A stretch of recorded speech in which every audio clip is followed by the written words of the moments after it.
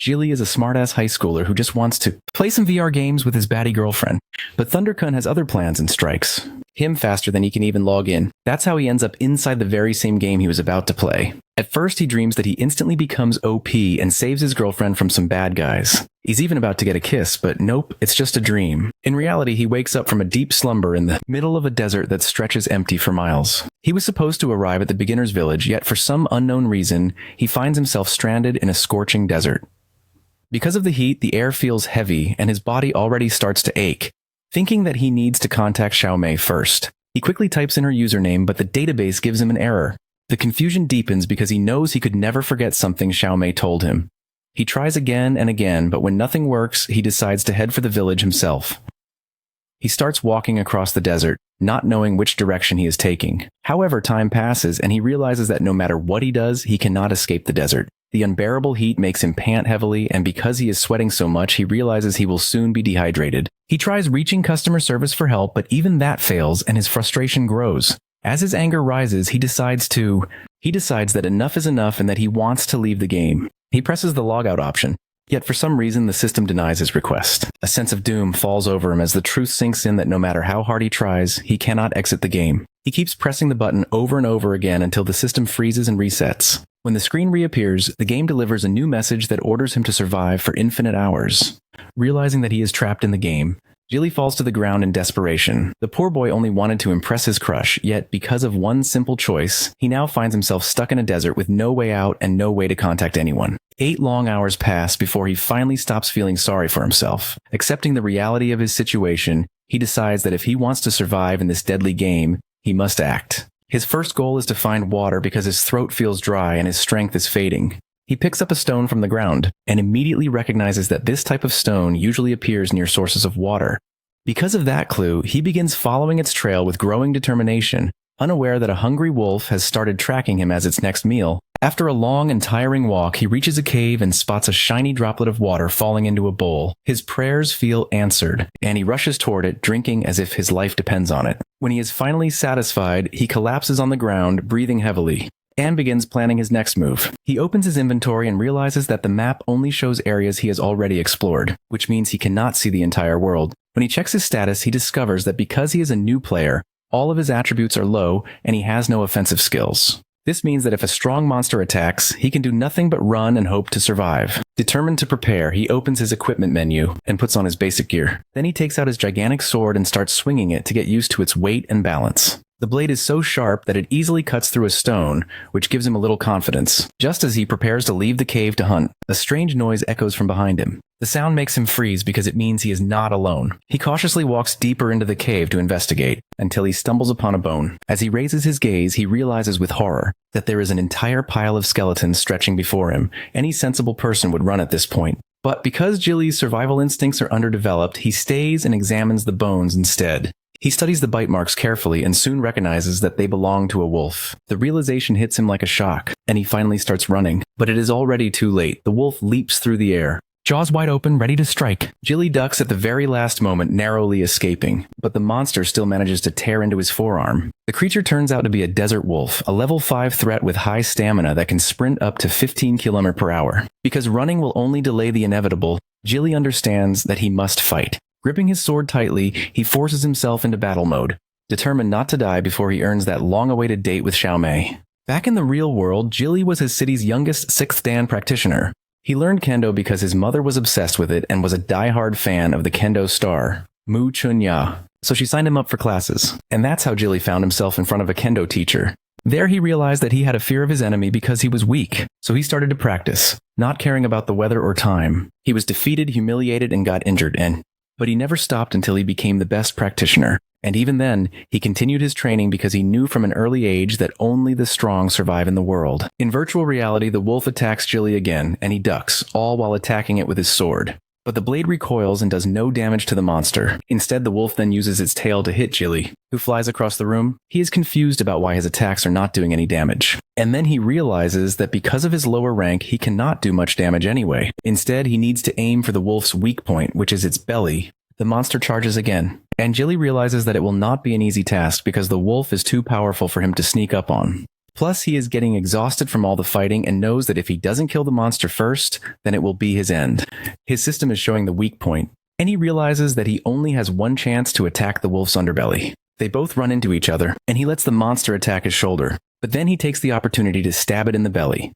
His risky plan works, and he gets thousands of XP and boosts his level, which is why his wounds heal up pretty quickly and he becomes good as new. But poor Jilly does not know that this is just the beginning of his many adventures and sufferings in the game. The game notifies him that a mysterious object is waiting for him in his store, and he looks at his next challenge. Jilly has now gotten attribute points after killing a desert wolf, so he opens his inventory to get a better understanding of the game. Suddenly, all these cool weapons fly in front of him, and he realizes that he needs to level up if he wants to unlock all the advanced weapons, equipment, and appliances. He can't believe people want to level up just to unlock these things. But when he sees a skilled and attractive team of mercenaries, including offensive, defensive, magic, assassin, and service types who can meet all his needs, he realizes he has to unlock all the levels. But for now, he can only unlock daily essentials like bread and water because of his low level. He then looks at his status and finds that even if his condition is full, he is still weak and needs to increase his attributes to become stronger. So he starts to divide his points into updating his physique, strength, and agility so that he can prepare himself better for any future attacks. When all the energy courses through him, he feels himself becoming stronger and more confident. But then he sees a whole pack of desert wolves waiting for him to be their next meal. Jilly then takes out his sword and starts slashing all the big bad wolves like the dead meat they are. When he is done with his fighting, he has already gained 15 levels, which means that he can now unlock a lot from the inventory. All the fighting has now made him more excited, and he wants to explore the desert a bit before resting. That's when Jilly notices a whole pack of wolves dead on the ground, with their blood sucked up. He does not know who killed the animals, but whatever it was not human. Suddenly he notices something moving from the corner of his eye, and sees an alien stabbing wolves like kebabs on a stick. And just like a ghost, that man suddenly disappears, and Jilly tries to look for him everywhere. He starts to think that another player must be stuck inside the game as well. But just then, his system starts to warn him of impending danger, and the next thing he knows, someone is trying to attack him. He uses his sword to slay whatever comes into his vision, and a tentacle falls on the ground. Right next to it, a high-level monster called Wandering Dominator walks from the shadows. He is nothing like the wolves Jilly had just killed, and when he sees him regenerating his hand, he starts to tremble slightly from fear. The system shows that the Dominator is known for its absolute speed, and is the predator of predators who drinks monsters' blood. Jilly looks his enemy in the eye and tries to calm his nerves. But the overwhelming power coming from him is enough to make him feel like a small insect in front of the monster. The alien strikes, and my guy dodges him and tries to attack from the back, but he disappears and hits him back so hard that he flies across the desert. The poor man tries to walk off the injury, but the next thing he knows, the monster is punching him in the gut so hard that he is puking blood. Bro is confused because the monster can kill him easily, but instead he is giving him back his sword and teaching him where to hit him. But that is when he realizes that the monster is taking his sweet time playing with him because he is having fun. So one more time he swings his sword at him and gives it his all, but it backfires because he is the one to get hurt and fall on the ground while having his weapon durability decreased by 80%. He knows that the guy's speed is too high for him to even catch up. The next thing he knows, the alien is jerking him up until he is flying through the air. That's when the monster looks at the human with disgust laced in his voice. And Jilly realizes that not only can he speak, but he also has extreme hate for humans and thinks of them as pests he should kill. Just then, Jilly uses his blade to cut through his grip and slides away like a hero, saying that he is projecting his own insecurities onto him. The alien looks at his hand and then sneers that it's been hundreds of years since a human came, and now that he did, his body is coursing with excitement. Jilly agrees, because he has not felt the same level of fun in a long time. He then thinks of his family and friends who are waiting for him back home, and he knows that he cannot die in a place like this. Lightning strikes him, and it's like he has gotten new energy from the gods above. And that is true because due to his extraordinary fighting spirit, he has activated a special god's blessing, and all of his attributes have increased by 100. This makes the monster happy too, because now it looks like a challenge. Then Jilly attacks him again and again, slashing his body until blood is coming out of it, and his blade has lost all of its durability. That's when he throws his sword and starts punching the monster, knowing that once he has defeated him, he will get more power and grow stronger. But it's not too easy, because the alien uses his super speed to run and sneak attack from behind. Poor Jilly can't take cover before the alien slashes him, and says that no matter how much power he gets, he will still be a pest in front of him. Jilly can't believe that even with all the power, he still cannot defeat him. And just then, the alien starts to fly in front of him. He then uses the lightning from the sky and projects it all onto the already injured Jilly on the ground. Poor boy can feel the life slipping out of him as he realizes that he might die here. And just like that, his XP reaches 0 and he takes his dying breaths. For some reason, Jilly wakes up in a room and realizes that he is not in the desert anymore. Instead, he is in an unknown village. He thinks that he might be logged out, but the system is still there, which means that he is still in here. However, he vividly remembers the attacks of the monster killing him. So him being alive does not make sense to him. There are even injuries on his body, which makes everything more confusing just when he thinks that he is alive. The door opens, and a very hot-looking girl comes in, and is surprised to see him awake. Jilly freezes, comes back to his senses and waves at the girl. She then calls for her grandpa bully, saying that the guy is up. Poor boy thinks that he might be in a newbie village. But his questions are answered when the grandpa finally comes. Jilly tells him that he was killed and his whole body was pierced. The girl then chimes in and says that the old man found him almost gone in the desert when he went hunting. The old man lights up his pipe and says that the boy's not in some game's newbie village, nor are there any NPCs. Instead, this is the real world. Jilly can't understand them, so he shows them the system that pops up. And this worries the girl and the old man because the boy is pointing at thin air. They think that he has hurt his head and has become crazy. But Jilly continues his rant that he is stuck in the game without any communication from the outside world.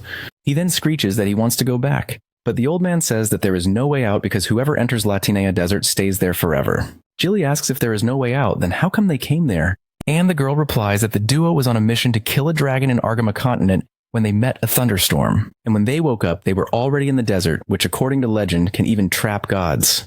The only way out of this place is through the Kibri God's palace, but many people have already tried finding it, and they simply never came back alive. And now, after a while, people have accepted the fact that they are stuck, so now they just live their lives and wait for death. The grandpa then says that every year new people will come there, but no one has ever left the place, so the only advice he will give is that he should accept this as his reality. He then takes a turn to leave, but not before asking his granddaughter, Sally, to show him the town. Jilly does not want to believe and still thinks that he was isekai'd into the game. Just then, a new notification comes up to the system, which gives him the mission to avenge the death of the Kebri god. Apparently, he was reincarnated with Kebri god's protection, and now he is tasked with removing the seal on Kebri god. His new mission is to find the palace, defeat the monster Nabos, and release Kebri god. But it's the reward that catches his eye, and that is the key to opening the seal of the desert. Bro is lying in the field and searching through his system, trying to understand his current situation. His mind has now started to work with the possibility that he has a chance to leave the place. But then Sally calls his name, saying that she was looking all over for him. He says that he came for a walk because he wanted to be alone. But then the desert in front of him catches his eye, and he asks the girl if that is the Latinea Desert. The girl then explains that their town is surrounded by the desert because it is so big. Jilly asks her how long it will take him to find Kebri God's palace, and she asks if he actually has a plan to find it. When he does not reply, she tries to knock some sense into him, saying that the palace is just a rumor, and if he leaves, then he will definitely die. But Jilly says that he did die once, so he will do whatever it takes to return home. Sally then asks him to come to town with her, and on the way she asks if he was serious, and he replies that he was. She tries to argue, saying that the desert is filled with monsters that even Grandpa Boole doesn't dare to fight.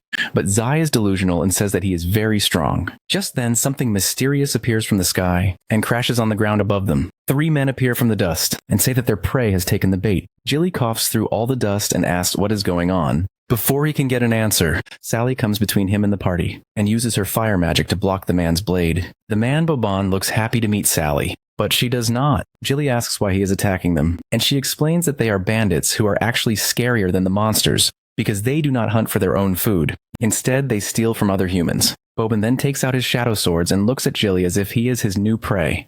The boy has not seen that skill, but he has no time to get answers because Boban then straight up threatens them, saying that last time Sally got away from him, but this time he will not repeat the same mistake. This only angers the girl because she flares up like a fireball and looks back at Jilly, asking him to get Grandpa as she tries to hold these bandits back. Back at the village, Grandpa is tending to his crops when he realizes that a thunderstorm is coming their way. He then starts to worry for his granddaughter, who is busy fighting the bandits. Boban is having a field day with the duo and says that there is no way he is willing to let the boy go and fetch Grandpa, but at the same time, he knows that her spells are ineffective against him, so he wants her to come with him obediently in return for Jilly's safety. Sally rejects his weird offer, and Boban takes it on his ego. Sally once again asks her new friend to get the old man because only he can fight Boban, but the boy disagrees. He explains that there is no way he is running away and leaving his new friend on the battlefield.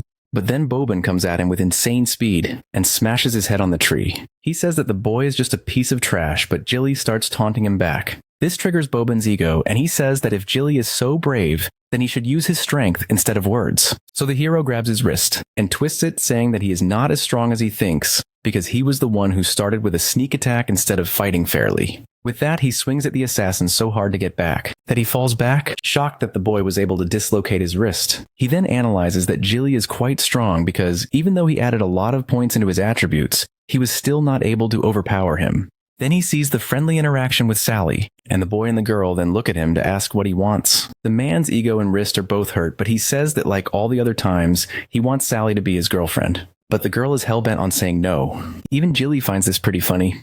But Boban doesn't. He accuses Sally of not going out with him because of the guy, and she starts to blush and actively deny all the baseless accusations.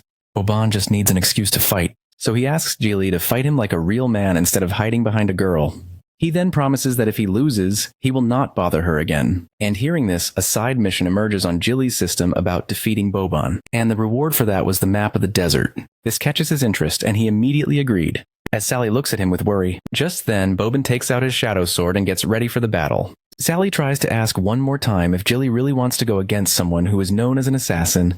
She then explains that people like him use the power of shadows and high speed, plus their weapons are coated with shadows and have a strong force and attack power. But it doesn't matter to Jilly, who has already died once and has lost that fear at this point. With that, they both charge at each other. As Jilly is about to hit Boban, he starts to panic about why his life turned out like this. But as long as he defeats the guy, he will at least be one step closer to leaving the hell he was in. But sadly, the shadow assassin easily dodges his swing, to the point that he laughs at Jilly's attempt at hitting him. But then he starts to charge at him, and he moves with such speed that Jilly can't even react to. This makes the assassin more cocky because the guy in front of him looks weak. But this infuriates Jilly because he can't understand why the guy isn't attacking him. Sally once again gives him a way out to get the old man. But he refuses to leave her alone. Besides, he now has ulterior motives, which he tells to Sally. But the girl does not understand and asks for more explanation, to which he replies that something is not adding up.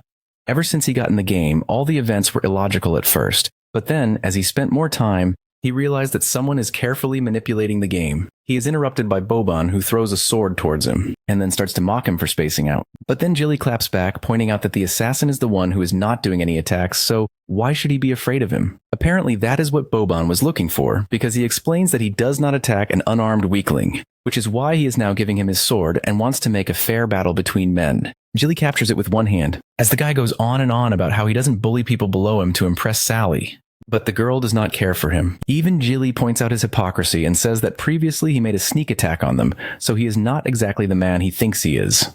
But when they are done trash-talking to each other, Jilly prepares himself to go against a shadow assassin for the map he so desperately wants. But it's not going to be an easy battle, and he knows it. So without missing a beat, he charges at the shadow assassin. But he is too swift jumping and attacking him. Jilly blocks his swing, but while he is busy, Sally calls him and says that there is something behind his back, and when he turns around, another clone of Boban is ready to attack him. The poor boy starts to defend himself from forces coming at him from all sides. But it's not enough because as soon as he is able to locate Boban, he is already disappearing. This even concerns Sally, because she sees Boban is able to slash Jilly on the shoulder, causing his HP to reduce. He then gives him a chance to surrender, but Jilly will never give up. He looks at his system, which gives him healing power, and using that he recovers some HP, but then this makes Boban's followers laugh at him because apparently a healer is no match to fight him. But Jilly then snaps back that Boban is scared because this healer will be able to defeat him, and this stops the assassin from turning away. Jilly then gets ready for another chance, saying he is ready for him, but so is Boban, who uses his shadow assassin power to make clones of himself. Our boy does not like this new development for some obvious reasons. So he looks at the clones closely, trying to see what is up with them. But then he realizes that the assassins rely on their clones in battle. So this means that one of the clones distracts him while the real Boban attacks him. Plus, they can also switch positions, so that is tricky for Jilly. However, Boban is still salty over our boy being sarcastic with him, so he vows that he will show him his true potential. But the boy does not really care. Instead, he charges at the clone. While Boban instructs them to have fun with their new meat, just then, one of the variants attacks the boy. But Jilly is able to block the attack using his sword, and the impact makes the assassin's blade bounce back. But Boban's clone is not done yet. So he strikes back again, and Jilly keeps on dodging his attacks and also blocking him whenever he can. But he also realizes that he is struggling at only blocking one person's attack. While there are two others left, Just then, another clone comes and tries to attack from behind, but before even a droplet of blood can fall on the ground, the boy dodges Boban's sure-hit attack like it was nothing. And that shocks everyone watching, including Boban himself. Meanwhile, Jilly realizes that he almost died again. But then his system gets crazy from all the pop-ups saying that he has unlocked many of the hidden powers at the last moment. But Jilly is not ungrateful. He now has to defeat the other two clones. But now that Boban has seen his power, he is more excited because even with new strength, he is only able to injure his clone, and now the real game has begun. With that, he orders his sword to return to him, and it flies away from Jilly's hand, and comes back to Boban. The Shadow Assassin tells him that he underestimated him and his powers at first. But now he will not make the same mistake again. Then all three clones merge their swords into two spears and smash them on the ground at one time, causing a weird shadow to form around Jilly. And from the shadow, spears start hitting the boy randomly, and he has to dodge all of them. One of the spears slashes him, and Jilly realizes that his HP has decreased and he has no weapon to fight with. And while he is busy worrying about that, Boban appears from the shadow and strikes him, saying that he is there for his life. Jilly is then engulfed in a lightning circle and flies in the air. But then lightning strikes from the sky, and Grandpa Boole arrives just in time and stops Jilly's punch with his hand. He then orders the two boys to stop fighting. Jilly shudders from all the adrenaline, but he is also mad that the old man had stopped him from giving the best punch of his life. Just then, Sally rushes up to him and asks if he is okay, to which he replies that he is. Then Grandpa asks the two kids to go back home with him because of the thunderstorm that is coming their way. But Boban does not appreciate it, and thinks that Jilly is running away from the battle after Grandpa comes to save him. The old man then turns around and warns the assassin that if he had not stopped Jilly from throwing the punch, then he would not be standing there alive. And hearing that certainty from his mouth, Boban realizes that the man was not lying. But his ego prevents him from believing it, because how can a basic level healer have the ability to kill someone so powerful like him? So he screams that that's not true, and that he would have been the one to kill him. Meanwhile, the update on Jilly's system shows that he won the challenge, and now he has the maps. Grandpa then realizes that they do not have much time before the thunderstorm, so he asks for the kids to leave again. And for some reason, Boban's assistants also believe that, so they ask for them to go too. But the assassin is too stubborn to let go, so he asks Jilly to come back to the battlefield again and again. But the boy completely ignores him because there is nothing left for him to fight for. Back at the village, Sally is tending to Jilly's wounds again because he is moving too much for her liking, and she cannot apply medicines on him like that. He then apologizes for all the trouble he has caused. But Sally is grateful and happy that someone stood up for her. Meanwhile, Jilly is busy thinking about how he can't heal up naturally but needs help. Then curiosity gets the better of him, and he asks whether Sally and Grandpa knew Boban before. And the girl replies that they both grew up together like siblings. Just then, Sally is done stitching him up and starts to leave. Jilly looks outside in the rain and thinks about his mother and how she must be panicking for him. But now that he has the map, he is hopeful that he will find God's palace and return to her very soon. He wants to leave for the journey as soon as the rain stops. But then suddenly, a new notification pops up saying that he has obtained a new key. Confused, he pulls out a golden key from the air. Apparently, during battles, he will get random boxes filled with treasure, and using the key, he can access them whenever he wants. This gives him much more hope that he will leave the cursed place soon, and he wears his jacket to start moving. But then he notices Grandpa Boole entering. The old man apologizes for not coming sooner to see him. But then he takes a good look at the young man, and Jilly says that his injuries are minor and will heal in a few days. Grandpa then says that he did not expect that he would be able to defeat Boban because he is the village's strongest assassin. Jilly says that he only did well because Boban underestimated him. But the old man knows better. He says that Boban is not only known for his physical strength but also his willpower and spirit. And he did not win because of mere coincidence. That's when he asks what went wrong with Boban. And this makes the grandpa think about his childhood. The old man starts his tale saying that he and Sally came to the desert a decade ago when it was raining too heavily. But when they passed by a house, they saw a demonic monster attacking someone. But they were too late and the monster had already killed some people. However, a kid survived, and the old man was able to save him using his lightning magic. Still, the monster survived, but ran away from there. In the end, the child, who was Boban, was left to grieve both his parents, and the old man adopted him. But ever since that day, Boban made it his life mission to find the monster and avenge his parents. And because of that obsession, he lost the good the old man had taught him. This makes Jilly wonder if even Grandpa Bowel was not able to defeat the monster, then how powerful must it have been? He is thinking about his escape plan and realizes that he is no match for all the monsters out there. That's when he turns to the old man and says that he needs to train him so that he can become strong and leave this place. But Grandpa does not care for it and ignores him. That's when Jilly insists and realizes that he made the same mistake as Boban by being impulsive. But then suddenly the old man says that the boy can meet him at the hillside. and if he can pass his test, he will be trained. Jilly perks up, saying that he will do it, and Grandpa realizes that the boy definitely has something that sets him apart from other people because of his combat abilities. And if he is strong enough, then he will be their ticket out of the cursed world. Just then, Jilly gets a notification about a daily mission, and asking him to do some exercises that look extremely tough, but since he needs attribute points, he accepts the mission. The next day, before anyone is awake, Jilly works out using a giant log and shows off his muscles and abs.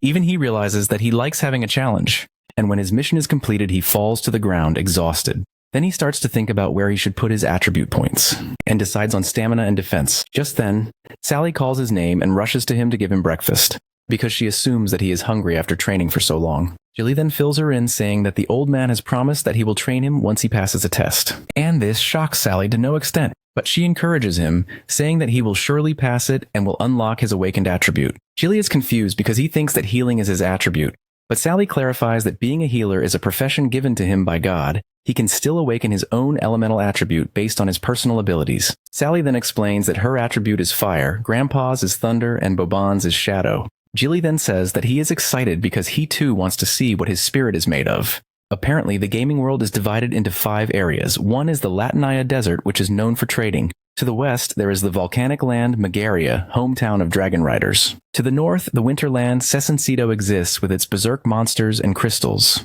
To the east side, Bergima Forest has magical elves and other types of mythical beasts. And in the south is the Chibetic land where dwarves live, who are known for their craftsmanship. Sally explains that according to rumor, the palace of the god is connected to the god world's endless sea, and if he passes it, then he will reach his goal. Sally now understands that the rumors might be true, and Jilly then promises that they are true and that they can leave the place. The girl smiles at him. Just then, Grandpa interrupts them and thinks that Sally has already confessed something to the boy, and the poor girl just stutters in embarrassment. The old man then turns his attention back to the boy and asks if he is ready for his test, and Jilly confidently replies that he is. With that, Grandpa then starts his speech, saying in all the races, one thing is the same, and that is the power elements, which act as the base of the world, and these include anything he can't touch or see, like light, water, or thunder. To grasp the elemental power, he must sense that power and awaken it, just like the old man can do with thunder. But the key is that he must feel it coursing through his body. With that, he touches the ground, and a portal opens up. He informs Jilly that the magic will transport him into a monster's dungeon somewhere unknown. He then gives his sword to him, saying that the boy has 3 days, and after that, he will open the gate. Jilly's task is to kill the Beast King and bring his head to him, and only then will he pass the test. But during that, he will also have to unleash his elemental strength, because only then will he be able to fight the monster. The old man then gives him a last chance to back out, but he only smiles at him, saying that he will never give up, and will surely bring back the beast's head. Then he turns and gets a notification from his system about his mission. He hits confirm, and just like that, he flies into the unknown. That's when the old man tells Sally that the monster Jilly is sent to kill has a strong defense, and only the one who has achieved his full elemental power can kill him, and the best way to awaken that power is to push his body into desperate situations. Just then, Jilly arrives at the place, and starts to roam around. He notices that the sand is black, the sky is black without any light, and the place stinks. He then opens his system again to see how he can fight a boss-level monster with his current level. So he decides that he needs to do some side missions to level up first. Just then, something tries to attack from behind, but he dodges it successfully. He realizes that he has already been spotted, and then looks at the flying monster called Dotem. Jilly then takes out the sword, knowing that it will help him in the battle, and then charges at the monster with full confidence, because he is not a newbie. He fights so hard and efficiently that he can feel the power in his bones. He slays so many monsters that he is sure they will help him level up. Somewhere, Boban is training alone and keeps on chanting that no matter how hard he tries, the practice is still not enough. He fights so hard that the rock explodes, but he cannot understand how he could not defeat a basic level healer. On top of that, even Grandpa Wubool had to use a different type of power to stop the boy, which only made him more curious about Jilly.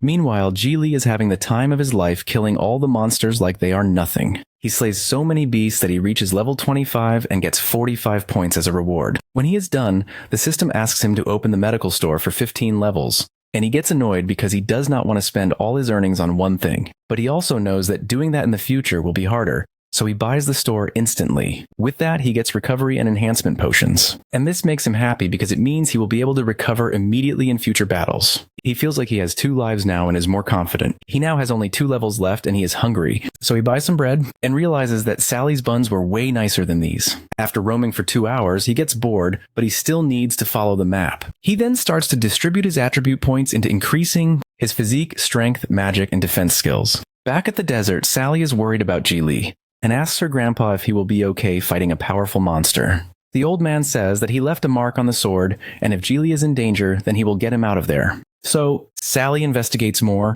and her grandpa puts down his tool to say that he found the place accidentally when he was hunting. But he refuses to explain more and then dismisses her. But Sally is smart and knows that something fishy is going on. Grandpa then takes a stroll and talks to himself, saying that he knows Ji would want to leave the place no matter what. So the only way to keep him safe is to show him the harsh reality of the world, which will make him give up on his dreams. But even though he knows that Ji cannot win, he still prays that he does kill the beast, because he too has hope in him that the boy will bring them out of the place. Meanwhile, Ji is still walking, trying to find the beast's place when someone calls for help. He turns around to see a woman and her baby running for their lives. He gets confused seeing them in such a dangerous place. And just then, the woman asks him for help.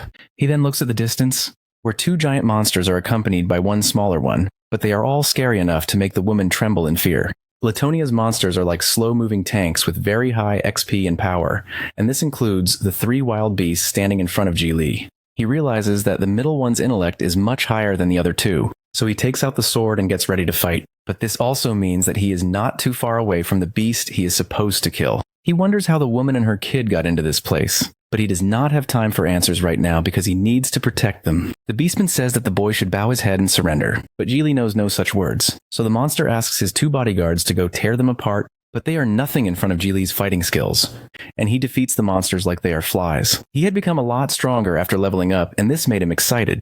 The beastman calls his other bodyguard to attack the boy, but he is too scared to fight, so he starts to run away from the battle as his boss desperately asks him to come back. But then the beastman says that he will kill the boy himself, which does not go well for him because Ji is already at his throat, threatening him to drop his weapon or else he will cut him open. He then asks why he was chasing after the woman, and the monster says that he is a servant of God and if he kills him, then he will be cursed by his god. But just then Ji cuts near his face, and the monster cries in pain. He then threatens him that his next swing is going to be way worse if he does not tell Ji where the beast's den is. Like the coward he is, the beastman then points at the mountain, and Ji realizes that the guy is not lying to him because that place does match the description of what the map is showing him. Apparently that place is the Black Rock Mountain, and while he is examining the place, the monster tries to run to eat the woman and her kid. He then uses them as bait to threaten Ji by saying that he will use his full strength, but it does not work really well because, in a second, Ji and another mysterious man dash towards him, and the beast gets so confused about where he should look. But in the end, he gets hurt from both sides and flies into the air like a frisbee. When the dust settles, Ji and the other guy look at each other, and the hero comments that the blonde has some nice moves. Apparently the guy is nice too, and that's when Ji realizes that he is not alone but is accompanied by other humans too. He asks them why they are here, and the blonde man replies that 3 days ago he and his companions were mysteriously teleported to this place, and in the chaos his companions were also kidnapped by the beastman. So he started to find them, and then found the rest of the humans. He then introduces himself as Joss, a warrior, while pointing at Filorga, an assassin, and Rachel, a healer. Ji likes those guys, so he is warm towards them. That's when the blonde asks if he knows why they were transferred to that place, but even he does not have the answer. He then notices the beastman trying to sneak away, but all the warriors surround him, and the monster looks at all of them in fear. He starts giving them empty curses. But then Ji says his real name, and the beastman stops, thinking about how he knows his name. That's when the guy says that if he wants to live, then he should answer all his questions truthfully. The monster pleads that he is already telling him the truth, but it is no use for Ji because he knows all of this already. The monster then tries to argue that he is only a lower rank in the tribe, and his only purpose is to collect humans for food for his god. This angers Ji and Joss as they look at the beastman as if they will kill him. Back at the desert, Grandpa Wubul is visiting Delktown for a meeting, when one of the chairmen asks if he has gone crazy because the old man is still believing rumors of God's palace after all these years. The guy with green hair, who is Hicks and has the wind element with the superpower of a mage, says that even if he finds the palace, there is still no way to defeat the monsters which guard the place, because the old man is hoping on a kid who has not even grasped his elemental powers yet. Grandpa listens to the guy as he warns him of the consequences of angering and disrespecting God, and says it would be easier for him to kill the kid and beg for mercy. But Grandpa has remarks of his own as he says that the god the green man is talking about can torture them and treat them as worms whenever and however he likes. The council is also not afraid of exchanging innocence for so-called peace, and in reality, they are not heroes but a bunch of weaklings only surviving by sacrificing others. Hearing this, the man starts to scream in horror and tries to threaten him with his magic. but the old man already has a thunder shield around him, and this angers him even more. The old man then leaves like a hero, saying that he cannot sit silent any longer when innocent people are being sacrificed. And if that means he has to fight God, then he will gladly do it. Hicks then starts to load his powers as well, but another council member stops him from doing so, and the Green Man is just startled. Back in the desert, Geely is standing in front of the realization that this is no longer a game for him, because all the people he has met over here are not NPCs, but living human beings, and he has to help them as well. That's when he remembers that back in his human life, he read about Egypt's ancient god, whose palace is sealed by a strong god, Rakin, and he thinks whether God Calbus's palace is near the monster's den or not. But then he looks at the coordinates and realizes that the god's palace and the den are in 2 different directions. So he starts to think whether the monster is guarding another god's place. But then he is interrupted by Joss, who asks him to head to the beast's den with the rest of the party, and Geely smiles. He then tells the boy that Rachel can create a magic barrier and enhance her elemental power so she can stay and protect the woman and her child. The girl is even determined to follow these orders. With that, they start their journey. But the Beastman warns them that if they go into the den, they will all die. But his threats do not work on Geely because the boy starts to insult the Beastman, making him scream in embarrassment. That's when Joss pulls his ropes and forces him to walk with them as he tries to find a way not to go with the party. Inside the cave, more Beastmen sit and relax as skulls of dead people lay around them. A party of monsters takes a cage full of humans towards their king and offers the food to him while waiting for his next orders. The king, who has neon green eyes, looks at the Beastmen with anger, and just then another force comes in and freezes all the monsters to death. A hero emerges in the middle and introduces himself as the great mage Engom and vows that he will free all the innocents. He has a whole army of heroes with him to take revenge on the monsters for killing all the innocents. He loads up his power and sends an ice sword blizzard towards the king, who is sitting on his throne as if nothing is happening. But the ice spears do not hit him because of a protective layer around him. This startles Engom. Suddenly, with the king's power, he is lifted up into the sky, as every other hero looks at him with helplessness, and Engom screams in agony from the magic. The king tortures him enough that the mage bursts in the sky, and the other heroes tremble in pure fear and shock. But the Beast King Sunil, who has a level 85, looks at his next meal. The low-rank Beastman looks at how easily the party of these young heroes defeats different monsters, especially Geely, who seems to be the most special to him. He thinks about where the boy dropped from, but Geely is only focused on how they are closing in on the beast's den, because all the monsters keep getting harder to defeat. He then looks at his system and realizes that he is not leveling up as fast as he hoped. Joss comes in and asks if he is still not comfortable with the intensity of the battles, because he is the first person the hero has seen who is defeating such powerful monsters without tapping into his elemental powers.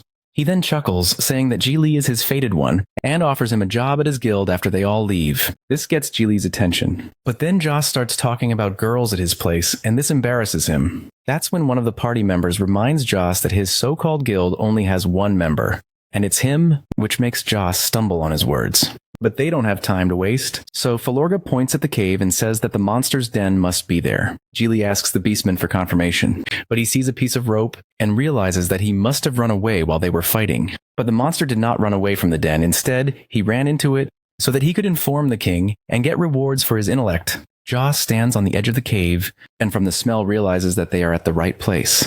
And with that, they all enter. They walk through all the skulls but do not meet any beastmen, and this alerts Joss. That's when they come in front of 3 different pathways and decide that they have to split into 3 ways. Joss then marks everyone's hand with the mark of the flame gate and says that if any of them meet any danger or discover any new information, then they can press it like a button and teleport to each other. Then they are separated into different caves, but before going, Joss reminds them to say a mantra he taught them if they get in any danger. Hewley runs into the cave and realizes that he needs to level up immediately, but the place does not have any beasts. He runs until finally he finds a bunch of corpse-eating ghouls munching on dead humans. He takes out his sword in happiness, but then he realizes that the monster is not alone. He just entered their cave. The beastman who ran away before goes to his king and says that 3 worms have entered his holy place, but the traps they have set for them mean that the humans will be dead in no time. It's not the case for Ji Li, who is killing all the corpse-eating ghouls like they are gnats, but he is not getting a lot of XP from them as well, and this annoys him. Yet he continues to kill, until he has killed 999 corpse-eating ghouls that have leveled him up to 14. Not only this, he obtained professional skills, including Holy Light, Annihilation Slash, and Blessings. He has the option to choose 2 out of 3 skills, and after thinking it through, he selects a combo of Blessings and Annihilation Slash. He then starts to think about his new friends and whether they are doing well or not, But then he looks at the fire mark on his hand, which has not pulsed yet, and this means that they are both safe for now. But then he shifts his attention back to the ghouls who are coming his way. Meanwhile, Joss is using his Hellflame Stomp to kill all the monsters in one go. But then he starts hearing a melody, and all the ghouls look back at a girl approaching them who has broken her shackles. She starts to sing, and Joss confronts her, saying that she must be the one who sent all the monsters to him, and the girl smiles at him. But then the earth rips open, and so many hands start to grip Joss and bring him down with them. The hero struggles and realizes that the creepy girl is now standing really close to him, ready for her meal, and Joss recoils in disgust. Poor Joss thinks that he will now probably die here. But just then, Geely arrives and in a swift move, cuts off her arms. The hands stop touching Joss, and the girl looks at the boy, shocked at how he can stop the car. The hero then throws the head of the monster towards her, saying that he was an easy kill for him. Hearing this, she starts screeching, and Joss tries to warn the boy, but all the sound waves do nothing to him. And with another swift move of his new blessings power, Ji Li kills her, saying that her voice is annoying him. Joss is affirming the boy when his hands start buzzing, and they realize it's the flame mark, which means that Filorga is in danger. Poor Filorga is fighting with a level 55 Hell Serpent, and his strength is too little for him to defend himself, let alone kill. The snake blows him away, and poor Filorga flies and hits the wall, causing blood to start gushing out of him. He too thinks that he will die in this beast's cave when, thankfully, Geely arrives and uses his sword to deflect the serpent. Geely asks his new friend how he is, but the guy is too shocked to see the strength to answer it. Joss then tends to him, and Filorga says that he has never met a monster like him before, and this makes them realize that if they meet the Beast King, then they will definitely die. But then Geely stops them from overthinking, saying that the thing that is holding them back is not the Beast King, but their own fear. He says that in order for him to leave the place, he will have to fight the Beast King and many other monsters like him, so he has to risk his life, and in doing so, he does not have time to waste on his fear.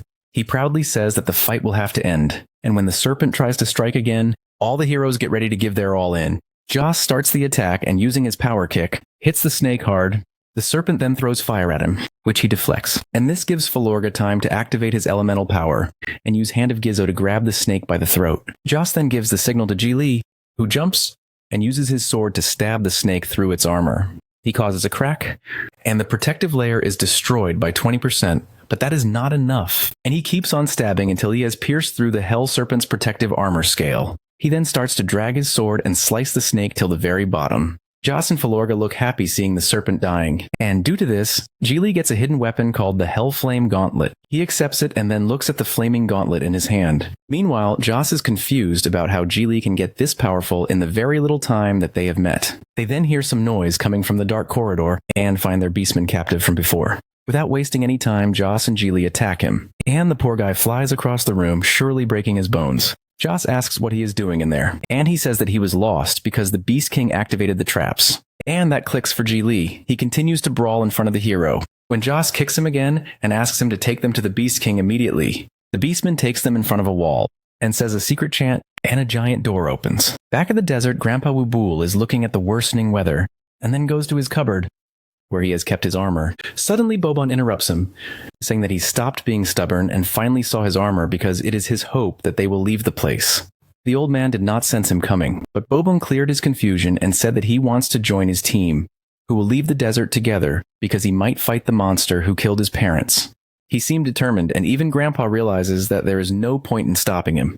Meanwhile, back at the monster den, the beastman points at the lobby towards the king, but Geely asks the whereabouts of the people who have been captured and locked. He says he knows about the place, so Geely asks his new companions to go and save his friend, but Joss takes it as an insult and thinks that Geely sees them as weak and a burden. But the boy denies that. Just then, a warning signal starts to erupt on his system, and he realizes that the boss is nearby and he only has a 10% chance of survival. This irritates him because he tried to level up before getting here, and it's still not enough. Filorga asks what is wrong with him, and Geely dismisses him, saying that he will deal with the Beast King alone while they should go save the captives. But Joss declines his pity offer, saying that he will never leave his friend alone on a battlefield. Geely tries to reason, saying that their survival rate is very low, but Joss says that it does not matter because it is time for them to return the favor of saving their lives. Geely realizes that since he was a kid, he has been solving all his issues alone, and it made him feel lonely. But now he has two new partners, and he is no longer alone. The Beastman urges the heroes to go in because he is scared his boss will kill him if he goes inside. So they all make a decision to go in themselves. But when they go inside, they see that no one is there. The throne is empty. And even the Beastman is confused because the king is usually sitting there. That's when the door behind them suddenly closes, and Florga starts feeling a magic force lifting him in the air. Both Joss and Geely look at their friend in horror, and the hero then looks back at the throne and sees Lord Sunil. Poor Florga starts coughing blood, and this startles Geely, who charges at the boss to hit him, but then he only collides with a protective shield around him. But the attack works because the magic on Florga is released, and Joss catches the kid in his hands. Meanwhile, Geely can't believe that the Beast King was able to appear at his throne without him knowing, and even deflected his attack without any effort. And Florga tries to use his powers, but he is still weak and injured, and when Joss asks him to take it slow, he urges his friend to fight. Just then, he uses his signature move to transport Joss towards the king. The man takes a huge leap. Florga strokes him with his hand, while Geely uses his sword to hit him. They all attack at the same time, but it doesn't work, and no harm was done to the Beast King.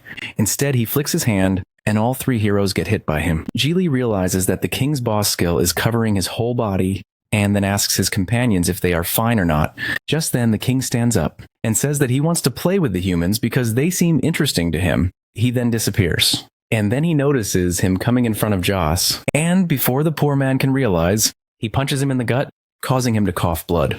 Joss then clocks in and uses his iron fist to attack again, but it does not work because the boss stops him in all his other attacks. The king then headbutts him, causing Joss to break his bone and fall on the ground while defeated. And with that, the monster attacks his final blow, causing everyone to scream for their poor friend. When the dust settles, the king looks down but sees that Joss's dead body is not there, and he only hits the ground. That's when he realizes that Geely has taken his friend and swept him away from him. Florga runs up to his friends, and Joss apologizes for being a burden, but Geely does not care about that.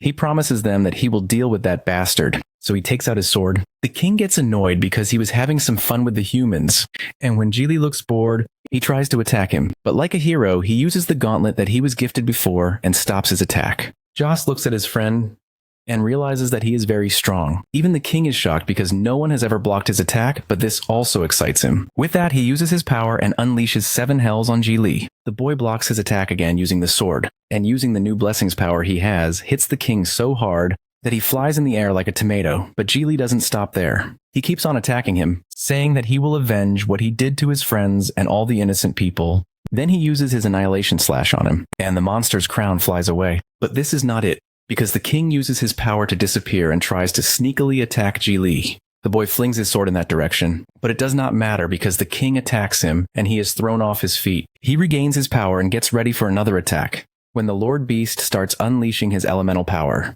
Suddenly, the ugly beast turns into a handsome lord, but the only difference is that he is more evil and powerful than before. With hate in his eyes, the monster flicks his hand, and a huge goat skull appears, but that's not it. Hundreds of wolves come from it, and Geely uses his hand to stop them. But that is not enough for the Beast King, who uses his skull wand to attack from behind.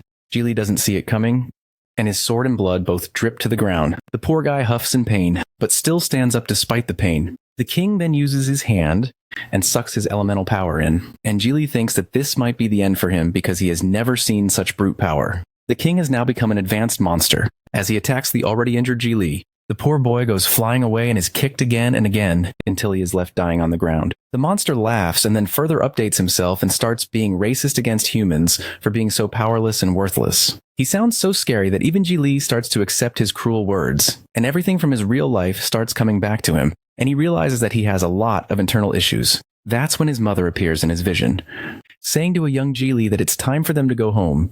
Suddenly, a white light comes out of Geely's almost dead body, and then his sword turns into a very cool, monstrous weapon. The Monster King looks at his opponent as he stands on his 2 feet, now healthy as before. But this time, he has a gigantic sword and updated armor and body. When Geely was almost dying, he heard someone calling his name, and when he opened his eyes, he noticed that he was no longer in the cave, but he was floating in deep outer space. Looking at his surroundings, confused, he starts believing that he is dead. But then a voice disturbs him, saying that he has not died yet. Geely looks back to see an old man floating above him, and when he uses his name, the boy gets shocked. The old angel then says that he does not know who he is either, but all he knows is that he has been in this place for thousands of years. But then a voice told him that someone would bring him out of the place, and that person is Geely. The boy does not have time for all the chit-chat, so he says he needs to get out of there as fast as he can. But then the old man gives Geely his hand, asking him to be his master. The man then explains that according to the voices, he can only get out of the place if someone becomes his master, so he is practically begging him to do so.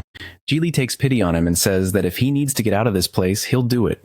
And with that, he shakes the angel's hand. Suddenly, electricity starts coursing through him, and Geely feels weird dark energy seeping into him. He then transforms back into the Monster King's den, where he realizes that the old man was not lying to him, but now he can feel the energy in his body. And that's when he gets the notification that he has awakened the element of chaos. Even he gets shocked to see it and realizes that the old man must be his elemental power. The Monster King gets shocked because for him, just a few seconds ago, the kid was as good as dead. But now he seems to have become more powerful than before. Even Geely knows that because his system tells him that due to unlocking the elemental power, all of his powers have been amplified. He then looks at the old man's sword and realizes that it has also gotten its final form. With new confidence in hand, he starts his attack again and charges up to the Beast King. The monster is cocky, but then Geely bursts his defense bubble like it's nothing. The king tries to attack again with all his might and power. But with just one chaotic burst slash from the boy, the monster flies away like a fly. He does manage to scratch Geely, but that does not help the king's case because he then uses his elemental power to obliterate him. Within microseconds, the boss Sunil is killed, and Geely receives a message on his system that he has fulfilled his mission. He even gets a black treasure chest as a reward. It's warm and sunny in the Latonia desert, and Boban and Grandpa are using this time to plant rice, while Sally is wondering about her new friend and his safety. That's when the old man says that if Geely does not return today, he will go out and look for him. But just then the ground starts to shake, and a portal opens. When the wind does go down, Sally and Boban look at Grandpa for answers, who replies that it was a shockwave that is released when a powerful monster dies in the desert. This means that Geely has killed the boss and has found his elemental power. Back at the beast's den, the weak beastman looks at his dead boss with disbelief. Even Filorga and Joss can't seem to understand what just happened. They look at Geely and wonder how he was able to get his elemental power and how he was able to kill the monster so quickly. Filorga then asks what the boy is thinking about, and Geely replies that he needs to check on all the prisoners while they both rest due to their injuries. He then turns to the beastman and asks him to show him the way, and the poor beast instantly replies. But Geely is now in a trance of his own because he has started to believe that him coming here was no mistake. That's when suddenly he starts feeling something. And just like that, he transports back to the desert with the help of Grandpa Wubul, but before he can say anything to him, he collapses from exhaustion and wakes up to see a woman hovering before him, asking how long he wants to sleep. Geely instantly recognizes his mom and desperately hugs her, saying he missed her.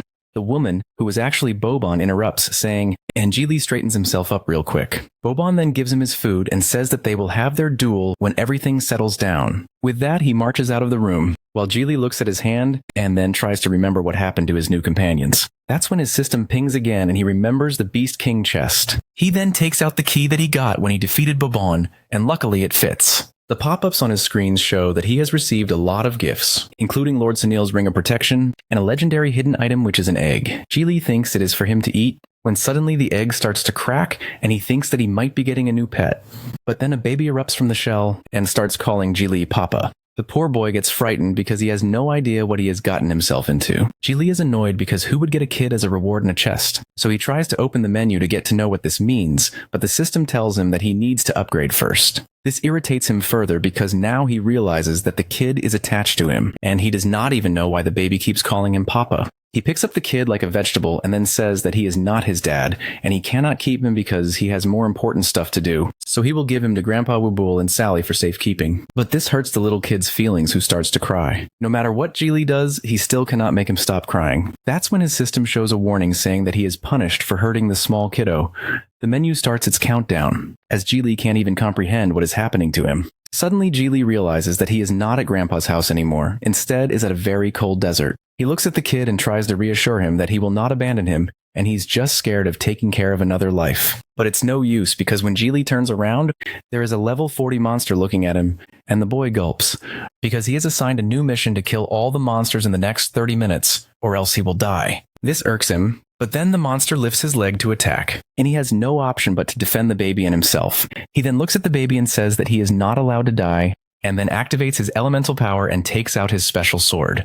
As expected, he transforms into his final form and gets serious, as a little kid rejoices because his papa is so cool. Meanwhile, back in the desert, Grandpa Wubul is walking towards Jili's room when Boban interrupts him, asking if he has gathered people to go search with them for God's place. But the old man replied that the situation is worse than he had thought, because people believe all the lies and rumors and would rather not try and get out of this place. Boban then gets really angry and says that if people won't help them, they can just go alone for the mission. But the old man knows that the monsters outside this place are much worse, and they won't last very long. With that, he ends the conversation and asks him to come look at Jili. That's when Sally arrives as well, and joins them to see what elemental power Jili has awakened. She cannot wait for it and starts running towards the room, and Boban looks at his lifelong crush running towards to see another man with jealousy. On the other hand, Jili has successfully defeated many animals, but it's still not enough, so he is on a slashing spree, killing everyone who comes in his way. That's when his system tells him that he has completed the mission, and Jili heaves a sigh of relief. The kid also rejoices happily, and the poor boy sings because he now realizes that his dad is a hero. Suddenly, they both teleport back to the desert, and Jili takes a sigh of relief. Just in time, Sally barges in and looks at the tiny baby in front of her, confused because she doesn't know who the child belongs to. Suddenly, Sally starts squealing upon seeing the adorable little baby. She asks Jili where he came from, and the boy dumbly replies that the kid hatched from an egg, and even Sally finds this amusing. But Jili is not happy when he says that he can't even get rid of him. Just then, Grandpa Woobly walks in and asks why Sally is screaming so much, and the girl proudly shows off the kid to the old man, saying that Jili got him as one of the souvenirs. Boban turns to him saying that he did not see the kid when he came by earlier, and Jili tries to deflect it, saying that he got the baby from the monster's den. Grandpa is done with the topic, so he dismisses Boban, Sally, and Jili, then says goodbye to the baby before leaving. The baby turns to Jili saying that he is hungry, and the boy immediately understands, saying that his big sister Sally is going to prepare food. Suddenly, the old man starts apologizing, and the boy asks why he is doing so. Then the old man says that he was careless for sending him to a high-rank monster. Jili could have died because of him, but the boy disagrees, saying that it was his choice as well and he came out victorious. Because in the end, he realizes that him coming here is not an accident. Jili starts recalling that when he was in the battle, he entered into a space dimension where he met an uncle who said that he was waiting for the boy for a very long time. The old man then asked Jili to be his master, and when the boy realized that he had no choice, he agreed, and that's how he got the power of the chaos element. Jili asks if everyone who gets their elemental powers goes to that dimension. But the old man says that it does not happen to everyone. He then recalls reading about his element of chaos in an ancient book. And this gets the boy's attention because he wants answers. The old man then starts his story saying that the book told him that thousands of years ago, the evil god Moriwos came into the human world and caused chaos, slaughter, and evil here. The humans had no choice but to fight the evil god because they were dying by his hands. But when humanity was on the brink of extinction, a hero called Hesiod appeared who had the power of chaos and fought with all the demons. Hesiod gathered an army under him and fought the evil god and his underlings for many years, until he finally killed and sealed Moriwos inside the Hell Tower Althalos. But as a sacrifice, the hero also had to stay there. Jili asks if he saw that hero in the space dimension, and the old man thinks so too. But then Sally interrupts them, and the man gets quiet, saying that they need to keep it a secret before they can confirm it. Sally has prepared a lot of food for everyone, and seeing this, Jili gushes over her. Sally blushes and then turns to the chef, saying he is the real mastermind. The chef is actually the same beastman from the cave, and this shocks and irritates Jili, who asks what he is doing there. The beastman, at a loss for words, replies that the old man got him here, which is why he is so nice to him and his family. Grandpa says that they don't have much information about the outside of Latania, which is why he brought him so they can get an idea. That's when the baby finds his way to the beast and starts irritating him, and Jili asks about his friends, Joss and Philorga, and Sally replies that her grandfather sent them to the town's healing center for their injuries. Satisfied with the answer, they all start to eat and then start raving about the Beastman's cooking skills. But they don't know that Lord Hicks is still keeping an eye on Jili, and is annoyed that he is still living with them. Somewhere in the netherworld, a dragon flies toward a castle, where a man with silky silver hair is admiring the purple roses when the dragon beast lands behind him. The man acknowledges him as Argolis, and the beast transforms into a human. He greets Hades and asks why he had summoned him so urgently. Hades, smiling faintly, explains that he cannot sense Sunil's energy coming from the world, and he fears that Sunil might be dead. Hearing this, Argolis is shocked because no one should have the power to kill him, which is why Hades wants the beast to go to Latania and investigate what actually happened there. Like a loyal servant, Argolis agrees and vows to uncover the truth. Back at Latania, Sally is surprised to hear about how many beasts Jili had to kill in the Beast Cave. Bobin, however, is unimpressed and says that he could have done the same easily. Jilly responds by insulting him, which irritates the shadow assassin because the boy is mocking him in front of his crush. Sally then asks what element Jilly awakened, but he deflects the question by asking her what people usually awaken. She replies that healers normally awaken the light element, though she has seen other healers obtaining other powerful elements. Jilly casually suggests that he might have gotten the light element, and Bobin agrees, trying to make Jilly seem weak. The boy, however, knows that his grandpa asked him to remain discreet for a while. The party arrives at Delk's healing center where Joss and Filorga are, or Besostuo Amistid, and they hurry inside, eager to check on them. Suddenly a portal opens beneath Jilly, and before he can react, he is transported out of the healing center. When Sally turns around, neither Jilly nor the baby is in sight. Meanwhile, bored and annoyed, Jilly finds himself in a hall and looks around, trying to understand why he has been brought there. Suddenly, the green-haired Hicks appears from the shadows, explaining that he summoned Jilly using magic. He introduces himself as one of the town's guardians and claims that he is in a place accessible only to the strongest. Jilly, uninterested in his speech, asks why he is there. Hicks replies that he knows Jilly killed the Beast King and insists that they want him to join their team at any cost. The boy refuses and states that he is leaving. At this, Hicks's composure slips, and he begins rambling about how he knew Jilly was a brat and that he despises him. He then reveals that his people are already on their way to kill Jilly's friends because they are deemed useless. This revelation stops Jilly in his tracks, and the green-haired man gives him one last chance to save his friends' lives. The boy glares back and warns that he is giving Hicks one last chance to stop his team, or they will die. At that moment, Jilly's chaos powers surge, and Hicks also prepares for a fight. Back at the healing center, Sally and Bobin are wondering where he went, but then the man smells something weird, and he suddenly realizes that something is wrong. He alerts Sally, who then looks back with just enough time to see something coming her way. But then Bobin uses his shadow hand to pull her back towards him. He protects her head but sends his clone to fight. But the clone is hurt too, and Bobin then looks at the man in the cage and asks how dare he attack Sally. The villain then takes out his sword and gets ready for the battle. Meanwhile, Jilly dodges all of Hicks's attacks easily while also managing to babysit the baby. But then it is also very tiring for him because he is worried about the baby. But the little kid has other plans because he giggles with laughter, thinking his father is a cool man. Jilly looks at him all endearing. But Hicks is not amused and says that he underestimated Jilly's powers, but he also will take care of his divided attention.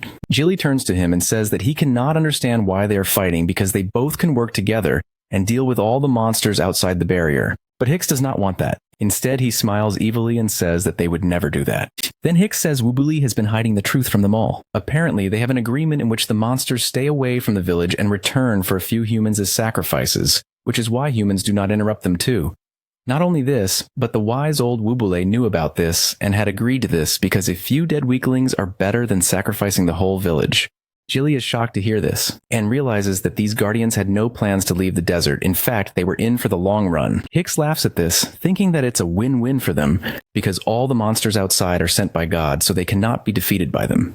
But then he starts to insult Grandpa, saying that the old man is pretending to be self-righteous because he does not know the true danger that lies outside the barrier. This all still does not affect Jilly, who says that he will not stay there like some sort of coward. He also tries to defend his grandpa, saying that he will leave the desert, and he does not care whatever stands between him and his freedom, because he will kill them all. Hicks laughs at his naivety, but Jilly is not playing because he then puts the baby on the ground, and ready to finally attack and show the green-haired man his true power. That is when Hicks makes a mistake and says that he will kill the baby too. But literally in the next second, Jilly punches him in the stomach, causing him to cry tears of blood. But it does not stop there. Jilly keeps on punching the guy until he flies away. Hicks then finally manages to look up and question who the guy in front of him is because he is no ordinary warrior. Meanwhile, back outside the healing center, people are running away from all the explosions. Turns out Sally and Bobin are fighting the mysterious man who tried to attack them. Sally uses her fire, while Boban uses his shadow clones and speed to gain momentum and fight the guy. They work together as a team. Boban distracts him, while Sally prepares to use her Hellfire Blaze to attack the guy from behind. When the dust settles, they see that the place of impact is empty. This confuses and scares the duo because they know that such a powerful attack must have hit him pretty bad, but Boban realizes that that was not the main guy but his clone they were fighting. That's when Sally gets a feeling that someone is behind her, and Bobin tries to alert her. But it seems like it's too late because the mysterious villain is about to attack. But at the very last moment, Jilly arrives like a true hero and kicks the man away from Sally. He speaks directly to the man, saying that he will not honor any deal and compromise the safety of his friends. The mystery man looks at the intensity of Jilly's eyes. and suddenly disappears. Sally breaks the tension and asks what is going on, and Jilly replies that they need to go back quickly because the old man might be in trouble. On the other hand, Grandpa Wubuli is busy studying about the element of chaos. According to his book's prophecy, demons and gods will soon descend and the whole world will be drowned in endless darkness. But the only person who can save humanity is the one who has achieved the element of chaos. With that, the kids walk in, and the old man casually asks if they had already met with their new friends. They then fill him in, and he gets shocked thinking how they can attack his kids. Sally asks if he knows their attackers, and the old man fills in that Jilly fought Hicks while Sally and Boban fought with dark attribute magician Lucius. But when he says that those men were the guardians of the town, Sally and Boban are rightfully confused because why would they attack them? The old man then tells them that Hicks, Lucius, Sriracha, and Arap were the first ones to arrive at the village a few hundred years ago. They started the town, and at that time, Latania was worse than hell. People who went there had to fight the monsters, and also other humans who would kill them for food and trade. But then Dorop came and saved them from everything. He gave the people seeds, taught them how to farm, and established a civil society. But still, the thought of leaving the town was and is considered a taboo because any wrong move, and they can anger the monsters outside, causing everyone's lives to be in danger. The old man is talking when Jilly interrupts him, saying, why is he leaving out the part where they were sacrificing a few people to save everyone else? This alerts Sally and Boban, who cannot think about their old man doing anything wrong. But Jilly continues, saying that he made the dirty agreement to send people to their death in exchange for protection. The boy asks, why didn't the old man tell them the truth from the beginning and put him in a bad position? Sally then defends her grandpa, saying that he is one of the 12 heroes, and he will never do something like that. But Woobly stops her and says that the boy is right. This shocks Sally and Boban, who used to think of their mentor as perfect. But the man turns to Jilly, asking what he would do if his loved ones were on one side and mere strangers on the other, because he did what anyone would have done and chose the people he cared for, because he is not some perfect being. He still thinks whether it was the right choice or not, but when the agreement was made, the Guardians used Sally and Boban's lives to keep him in check and threatened that if he violated it, they would kill them in front of his eyes. He says that he is willing to die for the cause, but he cannot see his loved ones suffering, because they are the most important people in his life. Sally holds him and tries to console him. Even Jilly understands the reason and asks if this was the only reason. Boban and Sally take offense, thinking that the boy might be accusing him. But then the boy asks that if he had to choose between the two, then who would he choose? And the old man cannot answer because he understands what Jilly is trying to say. The boy then apologizes if he said anything wrong, but the old man stops him, saying that he should have done something long before, but he had lost hope. That is until Jilly came along and changed how he saw the world in a new perspective. He then turns to Sally and Boban, saying that they are grown-ups now and they can make their own choice. And if they do not want to fight, then he can arrange them a safe place. But the kids are not ready to listen. They say that they will help their grandpa no matter what, and it is finally time to fight back and protect innocent town folks. They all stand up with new hope and a mission in mind. The old man says that if they want to leave town, then they have to defeat the four guardians. Jilly already defeated Hicks, but he is the weakest one, so fighting with the other three will be harder. Grandpa suspects that the trio will come after them as soon as Hicks recovers, so they do not have a lot of time. He then turns to his kids and says that they all will have to break through their limits and be stronger. From now on, their lives depend on their strength, and hearing the words of their old man, the kids prepare for the battle of a lifetime. A while later, Jilly is outside soaking in the sun and thinking about how his mother must be worried sick about him. That's when he notices the little baby almost dying after chasing a butterfly, and catches her just as she is about to fall. He then starts to play with her and pops open his system. He realizes that even after killing the Beast King and getting so many XPs, he only leveled up 10 levels, and the weird uncle from his dream also disappeared. But then he decides to use his unused skill points and updates his defense and agility. That's when a message icon suddenly appears on his screen, and he opens it to see hundreds of messages from Bursting Sweetheart. He is speechless, knowing that the profile belonged to his crush, Chin Shao Mei. He does not realize that he could communicate with the outside world, so he opens the messages and sees that his schoolmate is worried about him. At first she is angry because he did not join her game, but then her concern grows when she realizes that Jilly has disappeared. Meanwhile, Jilly wonders whether the game is showing his online status. Then he notices a message saying that his mother was moving to another city and that a bald uncle had visited his old classroom. He becomes confused because he cannot understand why his mother would move, or why a strange uncle would visit his friends. Something must have happened to his physical body back at the house, and the only plausible theory is that his mother is selling the house and relocating to another city for his treatment. However, he realizes that the country's best hospital is still in their current city, so moving makes no sense. And they also have enough money to afford proper care. His head starts to ache as he tries to process everything that might be happening back home. The baby sees this and tries to play with her father, but Jilly tells her to stop, causing the poor child to fall and hit her head. Just like that, chaos erupts as she begins to cry, and Jilly tries to backtrack, knowing that this will trigger punishment soon.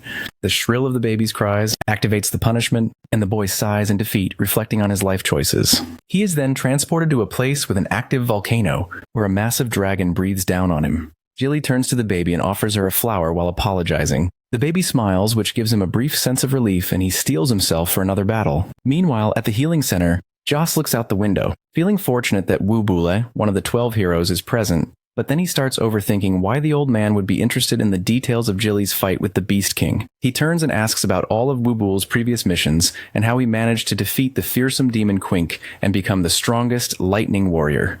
He cannot believe that such a formidable warrior could also be trapped there. Wu Bule responds that those were days of his past, and that now he is merely an old man who needs a favor from Joss. Hearing this, the boy perks up and asks what is so important that the old man came to find him personally. Wu Bule explains that it is about Jilly and his battle with the Beast King, and he wants Joss to hide critical details of the fight from anyone who asks. Joss agrees, saying that he trusts Wu Bule's wisdom without question. With that, the old man leaves, saying he does not want to disturb him further. Joss cannot help but think that if someone as powerful as Wu Bule is trapped there, then leaving this hell is merely a dream. That is when the old man proposes a solution, saying that if Joss wants to escape, he has a way, and he is currently recruiting people to help find God's place. This idea sticks with the boy, and he continues thinking about it when Filorga visits him. The youngster is surprised to see how quickly Joss is standing. Joss, lost in thought about what the old man said, shares it with Filorga, not realizing that he is speaking to someone of such historic significance. Joss explains that he shares the same warrior profession as Wu Bule, and has seen his portraits often while growing up. Filorga is equally shocked that someone who traveled to the Black Sea is also trapped in this hell. Joss elaborates that the 12 heroes are not merely titles, they are the world's 12 strongest individuals. Every 5 years, the world hosts a tournament to determine the strongest among them. Guilds send 5 warriors each, and the top 12 who reach the finals are recognized as the strongest heroes. That year, the Thunderbird Guild shocked the world because Wu Bule made everyone remember him with his powers. Even though his guild lost to Chen Butong's Yunzi Guild and Azursk's Phoenix Guild, both barely securing victory, Wu Bule then disappeared. Some believed he died in the battle, but in reality he went alone to the Black Sea to defeat the terrifying monster Quink and end the war. As Joss tells the story to Filorga, he cannot help but smile, realizing that his friend Jilly's combat abilities resemble those of the legendary heroes. A few hundred years ago, when Wu Bule was still young, he suffered through many traumatic events. One of the worst memories was bleeding and warning his friends to be careful, as it turns out that Sally's parents, Morris and Luna, had been his friends. They were killed by an unknown man, and this memory still haunts the old man. After their death, he decided to take Sally in and care for her. Over the years, he has lived with guilt and regret because he could not accept the truth of his misfortune. He told himself that it was his punishment to be trapped in this hell forever, unable to save his friends. But now he realizes that Sally is innocent and should not have to suffer with him. She deserves to go out into the world and enjoy her life. As a precaution, he placed the lightning god's enchantment in her body so that if she encounters any danger threatening her life, the enchantment would activate, making it impossible for even God to harm her. Clutching the locket containing his friend's pictures, he promises himself that he will not forget his vow this time. Meanwhile, Jilly's punishment ends, and he tries to catch his breath, realizing that this ordeal was far more difficult than the previous one. Suddenly, his screen pops up stating that each time he activates the punishment, the monster's combat ability increases by 10%. This irritates him, because he realizes that every repetition will make the challenge harder and harder. He then notices the little baby trying to read the screen and finds it amusing because she cannot understand the words yet. Suddenly, it clicks in his mind that the baby can see the system. Neither Wu Bule nor Sally could see it, but for some reason, the baby can. He tries his luck by asking if she knows anything he does not, but the little girl shakes her head, and he realizes it is of no use. Still, one thing becomes clear. He is receiving these messages from the outside world because of the baby. At that moment, someone calls from behind, and Jilly turns to see Sally, Boban, Joss, Filorga, and Wu Bule approaching him. He is overjoyed to see that his friends are safe, and Joss explains that since Jilly did not come to check on them, they visited him after they recovered. The boy apologizes for not checking on them sooner, saying he had encountered something urgent and did not want to disturb their rest, but it seems they have already recovered. Joss quickly credits Boban and Sally for their recovery, but the shadow assassin denies it, trying to preserve his tough persona. Jilly asks why they came to see him, and they reply that they have decided to join Wu Bule in his search. He then notices the baby beside Boban and is shocked at how quickly she has grown. Trying to cover, he begins to say the baby's name is Luca, but before he can finish, Boban interrupts, insisting that they start training and stop wasting the old man's precious time. Joss tries to argue and the two start bickering. Seeing this, Wubul laughs heartily, and everyone pauses to watch the odd sight. The old man says that after so long he feels lively again, though Sally realizes this is the first time she has seen her grandfather laugh so happily. He then says they can relax for now because once the training begins, no one will be let off the hook, even if they cry. Joss asks whether the training will truly be that hard, or if the old man is just trying to scare them, and Wubuli responds that the challenge is so difficult that even some of the 12 heroes might fail. Joss presses for more explanation, and the old man says that in a duel, victory relies on strength, speed, and stamina. To defeat an opponent, they must figure out his weak points because even a small mistake can ruin the outcome and turn the tide of battle. He swings a strange wand in his hand, and suddenly clones of all the kids appear. Wubul explains that in a team battle, the outcome depends on combination attacks, synergy, and familiarity. The magic tool, created by the great mage Holoncom for guilds preparing for important battles, creates clones with all the skills and elemental powers of the original, but with 1.5 times stronger combat ability. Although the clones cannot inflict real damage to the body, people still feel pain, and once a fatal blow is delivered, the person is eliminated, leaving the rest to continue fighting at a disadvantage. He warns that on their way to God's place, they will have to lose some of their number and face ruthless and cruel situations. With that, all the kids prepare for a mock battle against themselves. Back at the house, the beastman is preparing food and asks the old man if he wants anything specific because he's cooking for 3.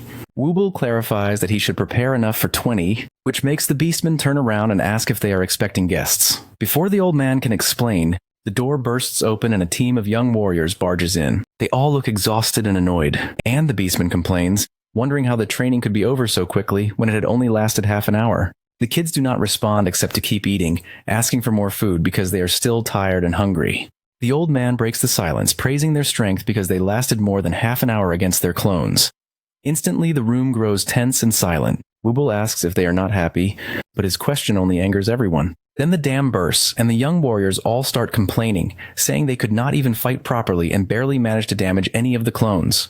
Joss explains that he has faced many high-level monsters in one-on-one duels, but this was different because these opponents were far too cunning. Gilly adds that his opponents were not mindless creatures. The clones could think and strategize just like them. He then recalls that when the clones split up to hide, everyone thought they would be forced to fight separately, but instead they were ambushed as a group. Gilly points out that while his clone eliminated the others, the battle ultimately became a 5-on-1 situation. In that sense, they lost before it had even properly started. Hearing this, the old man realizes that Gilly had quickly analyzed the situation and understood that the battle was already lost. He explains that team battles are not about individual combat ability, but about working together and bringing out the best in each other. He compares it to chess, where some pieces must attack, others defend, and some may sacrifice themselves so others can reach the king. He also adds that the clones cannot think for themselves, but analyze their skills and form an effective strategy accordingly. Grandpa emphasizes that this was the easiest and most effective plan to deal with the rookie team, which offends Boban, prompting him to defend himself. Gilly suddenly understands the old man's point and says that it is like a math problem. If they do not fully understand it, solving it is impossible, and attempting it without comprehension only leads to traps. Therefore, they must learn to fight as a team, understand their weaknesses, and figure out how to effectively defeat the enemy. Satisfied, the old man decides to end the training for the day and promises that tomorrow morning he will teach them how to work together. Everyone acknowledges this and heads to their bedrooms. Lying in bed, Gilly reflects on his life choices, realizing that even though it is just training, watching his teammates die while he could do nothing made him feel helpless. He imagines that if it were a real battle, someone would have been killed. He blames himself for still being too weak and vows to become strong enough to protect the people he cares about. Night passes with him trapped in this cycle of self-doubt. His thoughts drift back to his childhood in the real world, remembering when his mother received a great offer from a reputable company, but chose a different job with flexible hours to take better care of him. That company, however, turns out to have been terrible. He recalls an incident when his mother asked the boss if he could wait for her on Wednesday afternoons until her shift ended. The arrogant boss refused, claiming those were his busiest days, and began flirting with her, implying that as a single mother, she did not need to work so hard. Gilly, enraged, kicked the boss and shouted at him for disrespecting his mother. His mother quickly apologized, saying he had a long day and begged the boss to forgive her son. But the boss tried to attack Gilly, threatening to kill him. His mother, like a hero, intervened, throwing the boss to the ground as if he were nothing. She then told Gilly that she did not want to work for him anyway and apologized, promising they would enjoy a proper meal together another day. This memory strengthens Jilly's resolve to protect his mother at all costs. However, he realizes that with his current abilities, he is still too weak to truly protect anyone. Just as he is trapped in these thoughts, a strange, tingly sensation spreads through his chest, signaling to him that the weird uncle from before has returned. Jilly calls out into the silence, asking if the voice he just heard truly belonged to the weird uncle, and if so, where he was standing. Seeing no one around him, he grows confused because the voice had sounded so real and undeniably close. He turns toward Luca and asks if she heard it, but the poor baby just shakes her head, too young to comprehend anything. Accepting that he is likely just exhausted, Jilly wonders if he has started hallucinating. Suddenly, the baby clings to him, her small, adorable face pressed against his chest, as he comforts her with a blanket. As he holds her, he begins to reflect on how his mother raised him alone and marvels at her resilience. These thoughts soon shift to his promise to his mother that he will return safely and restore life to how it once was. He knows he must grow stronger, defeat the Guardians, and leave the town with Grandpa Wubuli and his new friends. Even though he had killed the Beast King, the strongest enemy he had faced so far, he realizes that raw strength alone is not enough. He is lost in this contemplation when the weird uncle's voice returns, snapping him to attention. The voice tells him that it is good he has finally realized his mistakes, which leaves Jilly utterly shocked. The weird uncle continues, explaining that unlike the brainless Beast King, the clones Grandpa Wubuli had him fight possessed real combat ability and were stronger and more dangerous. Jilly finally turns and sees the uncle standing in a space-like dimension, a cherry blossom tree blooming above his head. The boy realizes he was not imagining things. The voice really did come from the uncle. Looking around, he asks where he is and how he suddenly appeared in this place. The uncle, silver-haired and radiating the wisdom of a lifetime, explains that this is the world of his inner heart, and that he has resided here ever since Jilly became his master. Jilly had never imagined such a world existed, but he does not question it. The uncle continues, revealing that after emerging from the previous space dimension, he was too weak and only now could come to see Jilly. The boy expresses gratitude, knowing that the uncle's support enabled him to defeat the Beast King. Then, pointing to the flowers surrounding him, Jilly asks why his inner heart is filled with blossoms. The uncle explains that each person's inner world reflects what they care for most deeply, and these flowers are connected to Jilly's consciousness on a level he cannot yet understand. Jilly struggles to comprehend this, wondering how red flowers could be linked to him when he has never taken an interest in them. The uncle assures him that the true meaning and connection will reveal themselves later because he has come for a matter far more important. The silver-haired man continues, asking what if he could make Jilly far stronger than he is now. As he speaks, his body begins to glow, revealing a frightening intensity. He explains that although he has only recovered 1% of his combat power, it is enough for Jilly to begin to grasp the terrifying potential of the chaos element. Currently, Jilly can unleash only 0.01% of that power, which shocks him because even with all his current strength, it is such a tiny fraction.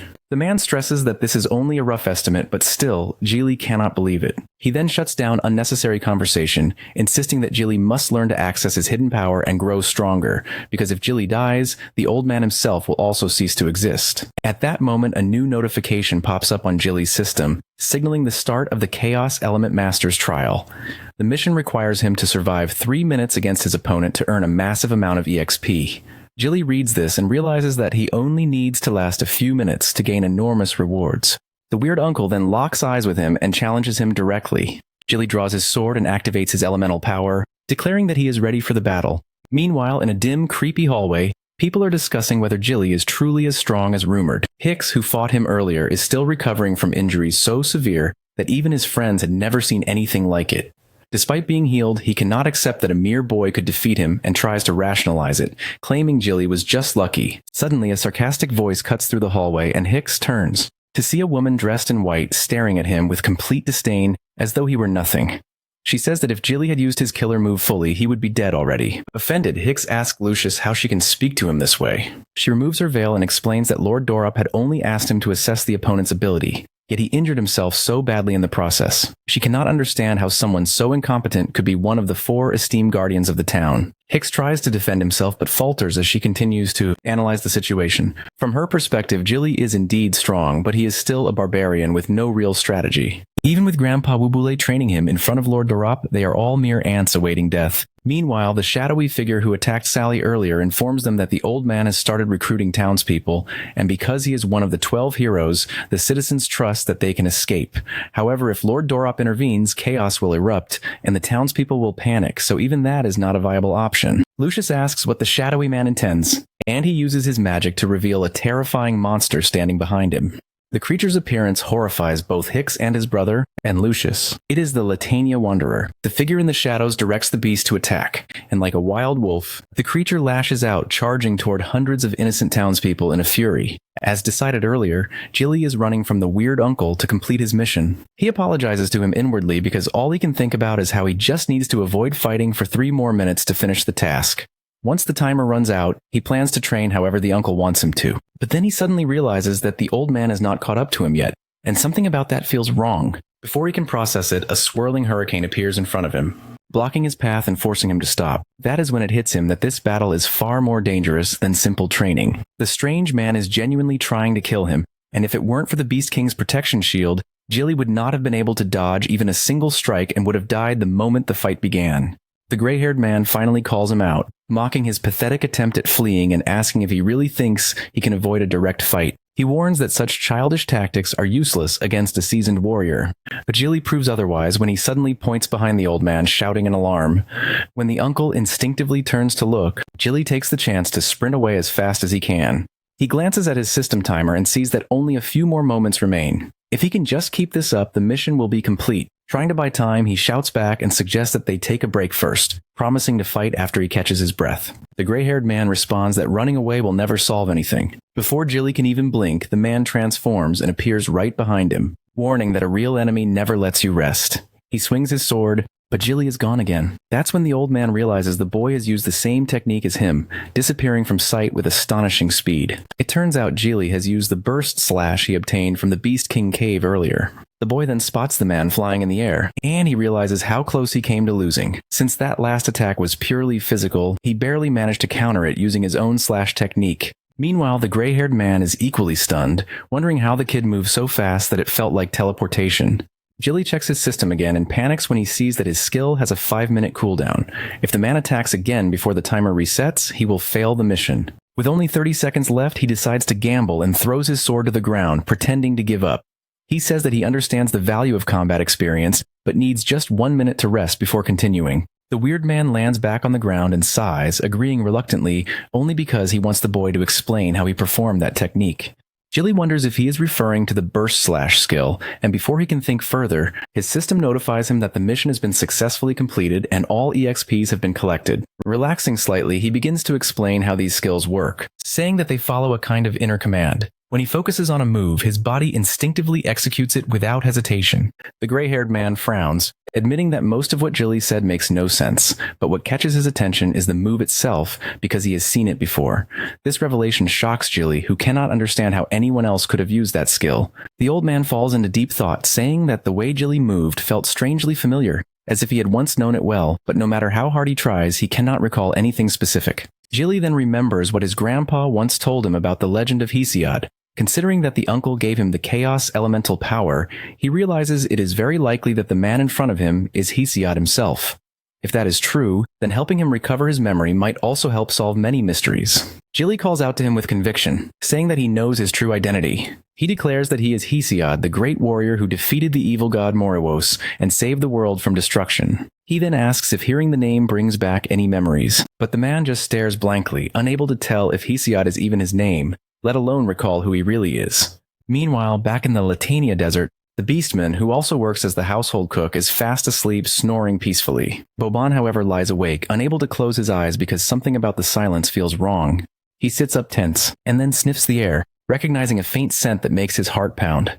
The realization hits him. It is the same scent as the mystery monster. Before he can react, the roof suddenly collapses, sending debris everywhere. The loud crash wakes the beastman, who jumps up in confusion, still half asleep and trying to understand what is happening. In the flickering shadows, glowing red eyes appear, and the monstrous figure steps forward, staring at its next prey. The beastman finally regains consciousness and climbs out of the rubble. He frantically searches for Boban, fearing that his friend might be buried under the debris, suffocating or already dead. Just as he looks around, a large rock suddenly hits him in the face, leaving him in pain and confusion, wondering who could be throwing rocks in the middle of the night. He turns and sees a monstrous figure smashing the ground, while Boban fights fiercely against it. The shadow assassin appears behind the monster and uses his shadow sword skill to strike.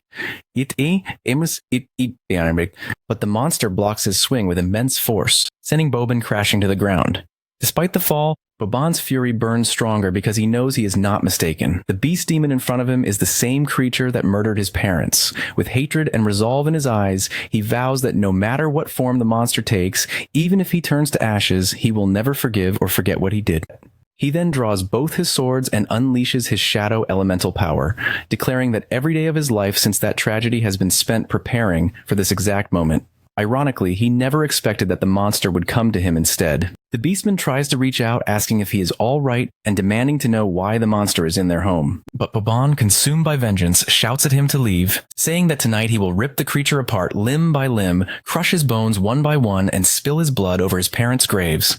With that, he charges at the beast with full strength, determined to end him once and for all. Meanwhile, the town's guardian, Lucius, is observing everything from atop a mountain with her fellow guardians. Hicks, the green-haired healer, points out that the selective attacks happening around the town seem suspicious.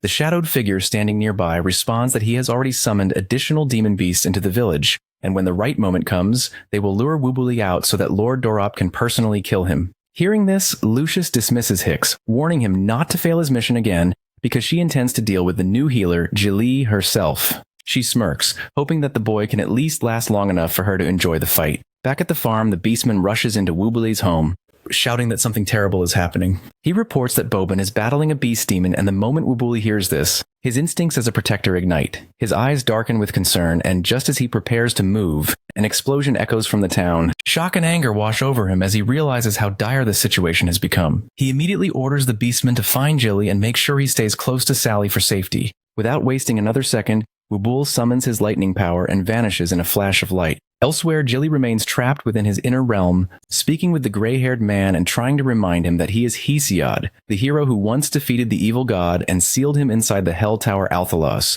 though at the cost of being imprisoned there himself. When Jili asks if he remembers any of it, the man replies that his mind is still blank. This frustrates Jili, who jokes to himself that in every anime or manga, people regain their memories as soon as they hear their name. But the gray-haired man insists that he truly remembers nothing about this world, and the name Hesiod feels like nothing more than a title. Still, after witnessing Jili's skills, he admits that for the first time in ages, he feels a faint sense of familiarity, like a distant echo of belonging. Hearing that, Jili begins to ponder why all these strange events are happening and what his purpose here truly is. He reasons that if his uncle really is Hesiod, then perhaps recovering his memories could reveal the answers he has been searching for. The gray-haired man then challenges him to a duel, asking him to fight with everything he has, so that the battle might help unlock more of his lost memories. Seeing sense in this, Jili agrees and summons his sword again. However, before they can start, a faint voice pierces through his thoughts. It's Luca's voice calling out to him in distress. The sudden sound alarms him because the baby should be safely asleep at home. Back in the real world, Lucius has already appeared in Jili's room, standing over baby Luca and the boy's resting body. With a sly grin, she teases the baby, saying that she has come only for Jili, not for her. But seeing the little girl clinging to her father so tightly, she mocks her again, saying perhaps she should kill them both so they can journey to the afterlife together.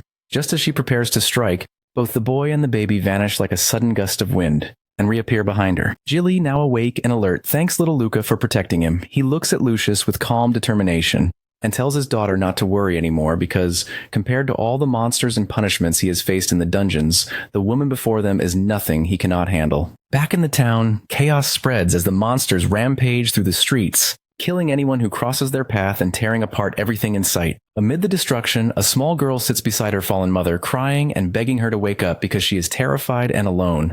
As the child sobs, a monster notices her and leaps forward, ready to devour her. Just as its claws are about to strike, a burst of triple thunder power crashes down from above, striking the creature with blinding force.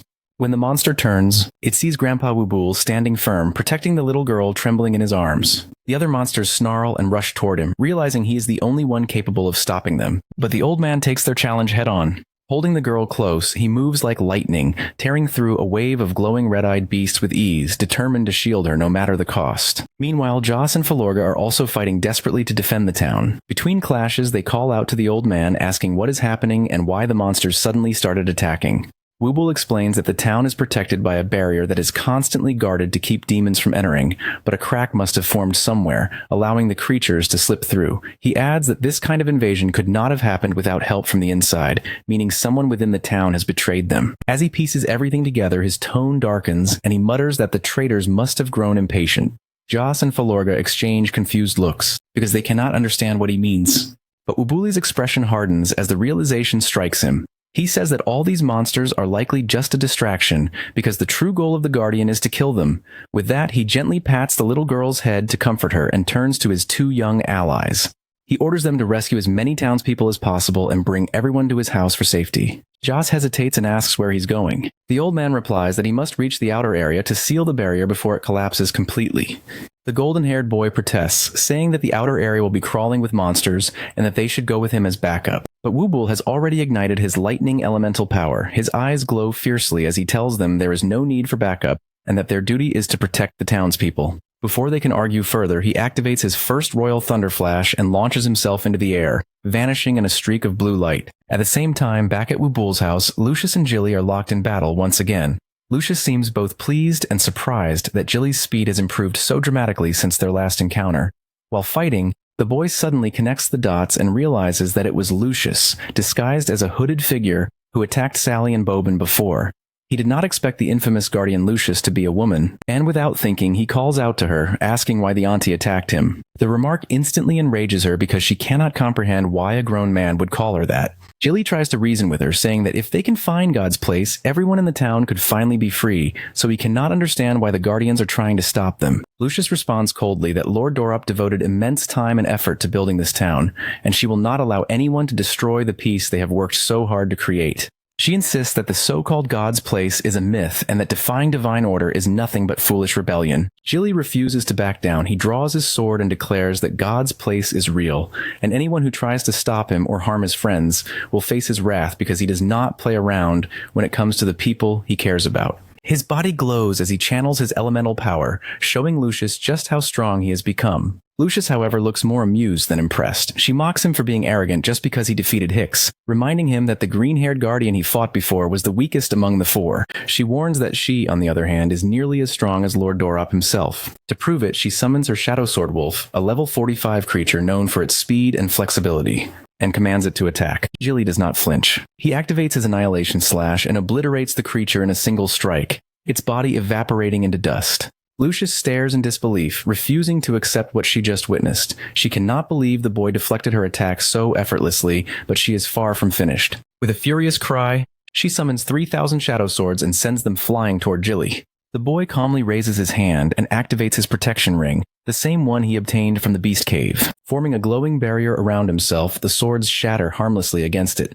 Smirking, he taunts her, asking if that was really her strongest attack. Lucius clenches her fists in frustration, realizing she severely underestimated him. Determined to prove her strength, she stomps the ground. Rising into the air, her energy flaring violently, she declares that the real battle is only beginning and that he will soon witness her true power. A massive demon emerges behind her, wielding a gigantic sword in its jaws, its eyes burning with rage as it locks onto Jilly. Lucius watches proudly, eager to see how long the boy can survive against such overwhelming might. At that moment, a new system mission appears before Jilly, instructing him to defeat the enemy leader, protect the integrity of the town, and destroy the beast. Without hesitation, he accepts the challenge, ready to face whatever comes next. In the town's suburbs, monsters continue pouring through the shattered barrier. While the guards fight desperately to defend the boundary, striking down as many enemies as they can, the sheer number of monsters quickly overwhelms them. At the same time, the healers and magicians are working tirelessly to seal the cracks in the barrier.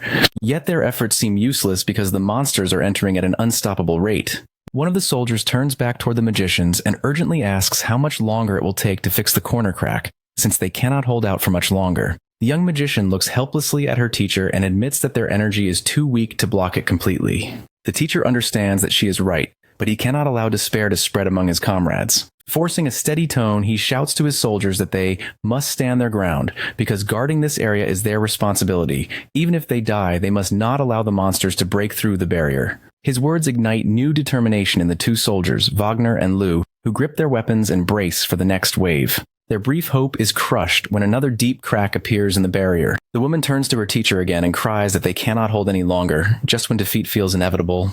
A lightning strike suddenly hits the cracked section, and the barrier begins to repair itself. Everyone watches in awe as the glowing wall slowly recovers. When they turn around, they see Wubul, one of the 12 heroes, standing behind them. His power radiates through the air, reminding everyone what it means to be a true hero. However, even his strength is not enough to stop the onslaught for long. As Wubule looks down from above, he sees that the monsters are still flooding in at a dangerous pace. Determined to protect the town, he releases a massive electric strike that wipes out the horde in an instant. He then calls out to the teacher, Demonte, telling him to leave this area to him and take the others to seal the remaining cracks. Demonte bows in acknowledgement and orders the magicians and soldiers to follow him. The moment they leave, a violent gust of wind fills the air. Wubule squints through the storm, trying to locate its source. He then spots a hooded figure descending from the sky. The soldiers cheer when they recognize the man as Lord Dorop, their supposed savior. But their joy turns to horror as Dorop raises his hand and incinerates the very soldiers who trusted him. Wubule watches in disbelief as their bodies turn to ash. Shocked and furious, he demands to know why Dorop would murder his own people. Dorop only smirks and declares that the villagers are nothing but trash. He explains that since he gave them a safe place to live, their lives belong to him, and he has every right to reclaim them whenever he pleases. In his eyes, their deaths are simply the consequence of their disobedience and betrayal. The so-called guardian no longer looks human. One of his eyes is missing, and half of his face is twisted and deformed by some unknown curse. Meanwhile, back at Wubule's home, Jilly is locked in battle with Lucius, struggling to block her sword attacks. He relies on his speed to evade each strike. But the monster she commands is relentless, pressing him to his limit. Realizing that defending himself endlessly will only get him killed, Jilly decides to counterattack. He channels his energy through his blade, and with one powerful slash, he sends the monster flying like an insect caught in a storm. Lucius stares in disbelief and irritation, wondering how a mere healer can strike with such strength. As the monster crashes to the ground, Jilly looks at her calmly and tells her to accept defeat and go help protect the town instead. But Lucius only laughs mockingly, saying that he clearly does not understand what is happening. She reveals that Lord Dorop himself has broken the town's barrier, and that tonight, everyone who defied him will face punishment. That includes Grandpa Wubule, who will be personally executed by Dorop's own hand. Jilly freezes for a moment, unable to believe what he has heard. The thought of Wubule fighting alone against someone that powerful fills him with dread. He also realizes that the old man does not have his weapon, which means his chances of survival are even smaller. Knowing he must act quickly, Jilly steels himself to finish this fight. He activates his annihilation mode, his energy flaring brighter than ever, and fixes his eyes on the enemy in front of him, determined to end it and rush to help Grandpa Wubule. The guardian Lucius realizes that Jilly has grown even stronger. But before she can fully process what is happening, the boy uses his blessing power to teleport from the ground to right in front of her within a millisecond. Lucius is taken aback because she cannot understand how a simple healer could possess such an ability, yet before she can find an answer, Jilly channels his burst slash and delivers a powerful punch that makes her choke on her own blood. However, the attack does not kill her, which surprises Lucius even more because she knows she should not have survived it. She demands to know why Jilly is sparing her life, but he turns away in silence, unwilling to answer. Just then, a new notification appears on his screen, stating that his mission progress has been updated and Shadow Magician Lucius has been defeated. Meanwhile, at the barrier, Lord Dorop is summoning tornadoes around Grandpa Wubule to throw him off balance and make his attacks harder to land. Despite the chaos, the old man uses his ancient lightning technique to maneuver through the storm, forcing his way toward Dorop in an attempt to land a hit. But before he can strike, the evil lord counters with his signature wind attack, forcing Wubule to abandon his offensive move to defend himself. Amused, Lord Dorop laughs and asks if the old man truly believes he can win.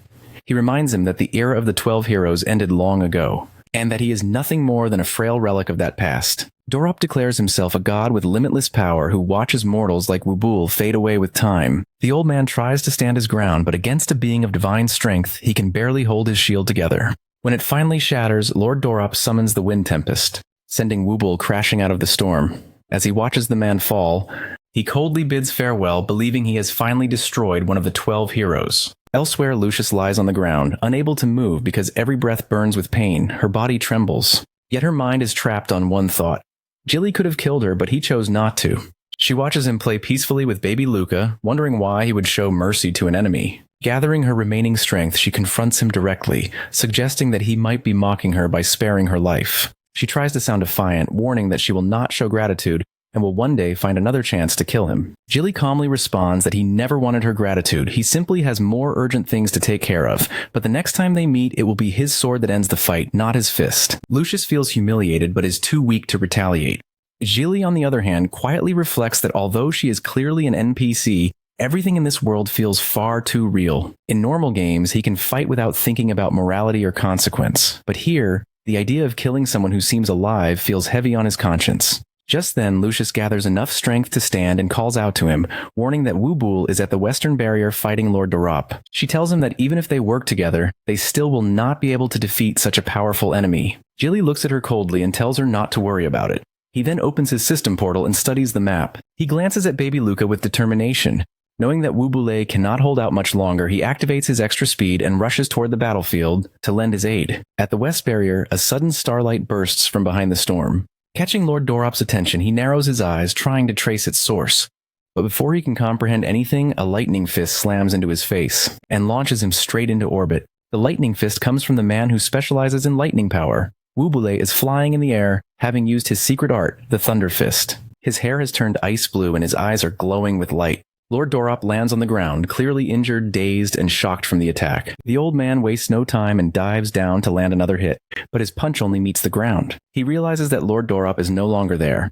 Instead, he has vanished. A mocking laugh echoes behind him, and when he turns around, he finds the evil god standing there. Lord Dorop tells him that he is just an old man past his prime, working overtime to protect a group of pests. He mocks him for being sentimental, saying it's touching but amusing because it has been a long time since anyone has managed to excite him this much. Yet he adds the old man still has no chance against him. Dorop raises his hand and displays several rings, each representing a different elemental power he commands. He admits that he respects Wubule despite their enmity, but now he will make him suffer. With that, he promises to let him experience the true terror of a four-element magician. In an instant, 4 colossal monsters take shape before them. A stone giant, a water serpent, a blazing fire beast, and a massive dragon. Meanwhile, Joss, the golden boy, is busy fighting off the demon monsters. While Filorga operates in his usual focused rhythm, Filorga comments that there aren't any monsters appearing on their side, which must mean Uncle Wubul has fixed the barrier. Joss checks on him and asks if he's alright. Filorga replies that he is, though it's his first time facing so many high-level monsters. Joss admits he has never seen such a relentless horde either, and they both realize how much worse it must have been for the first people who came here. They look at the casualties around them and understand that those people must have endured suffering beyond imagination. Joss then tells his partner that it's time to move. They need to help the people in the outer area since they will be struggling to deal with monsters over there. But before they can act, Joss looks up and notices 2 enormous figures of lightning in the sky. They are the ice and fire monsters that have just been summoned. Filorga is stunned witnessing such massive summoned creatures for the first time, realizing they could only have come from an incredibly powerful elemental magician within the town. Joss thinks about it and explains that although many elemental magicians can control multiple elements, their power is usually weaker than that of a magician who specializes in a single element. That is why their combat ability tends to be limited. However, there is only one magician capable of wielding so many elements at once while maintaining such overwhelming strength. Suddenly, another burst of starlight flashes across the sky. Filorga calls Joss to look. It is Grandpa Wubul, his fighting spirit burning brighter than ever. He dodges the fire monster's attack and soars upward, closing the distance between himself and Lord Dorop. As soon as he gets close, he unleashes his triple thunder strike fist, pouring every ounce of power into his blows. But before he can land the attack, Lord Dorop smiles, confident that he has already anticipated the move, and he has. Because the next moment, a massive stone fist crashes toward the old man from the side. Wubul reacts in time, narrowly escaping the strike. He counters by diving straight at the rock monster's face, striking its eye and shattering its head, until the creature collapses into rubble scattered across the battlefield. Yet before he can catch his breath, a tidal wave crashes down upon him. As the water monster attacks with its spear made of liquid force, the wave engulfs him, and for a brief moment, his body struggles against the crushing current. It becomes clear that Grandpa Wubul truly is past his prime. Though his spirit burns fiercely, his aging body can no longer keep up with the demands of a battle against a god and his summoned beasts. Somehow the old man manages to dodge the attack from the fire monster and lands on the ground, looking at the mess and the storm he created while defeating the ice monster. But suddenly the stone monster awakens again and tries to capture him. He senses the danger just in time and escapes the attack as well. However, he is now seriously injured and blood drips from his arms. Lord Dorop suddenly appears behind him, saying he didn't expect the old man to dodge his attack. It seems he underestimated him. Yet in the end, he adds, the old man is still just a human, his body has grown old, and he is no longer the same man who once fought the Demon King. Dorop smirks, claiming that unlike him, he possesses the body of a god, young, immortal, and overflowing with magic that everyone envies. As his right eye begins to glow red, He revels in his own divinity, boasting that he rules over weak and pitiful mortals like the old man before him. But Wubuli silences his arrogance, saying that Lord Dorop is nothing more than a man who sold his soul to demons in exchange for endless energy. In that sense, he says, Dorop is just a dog licking the gods' feet. He then asks if it is truly worth living without any sense of taste, smell, or touch, because in truth, Dorop is the one who envies others for living better lives than his own. The words strike a nerve, and Lord Dorop's expression twists into rage.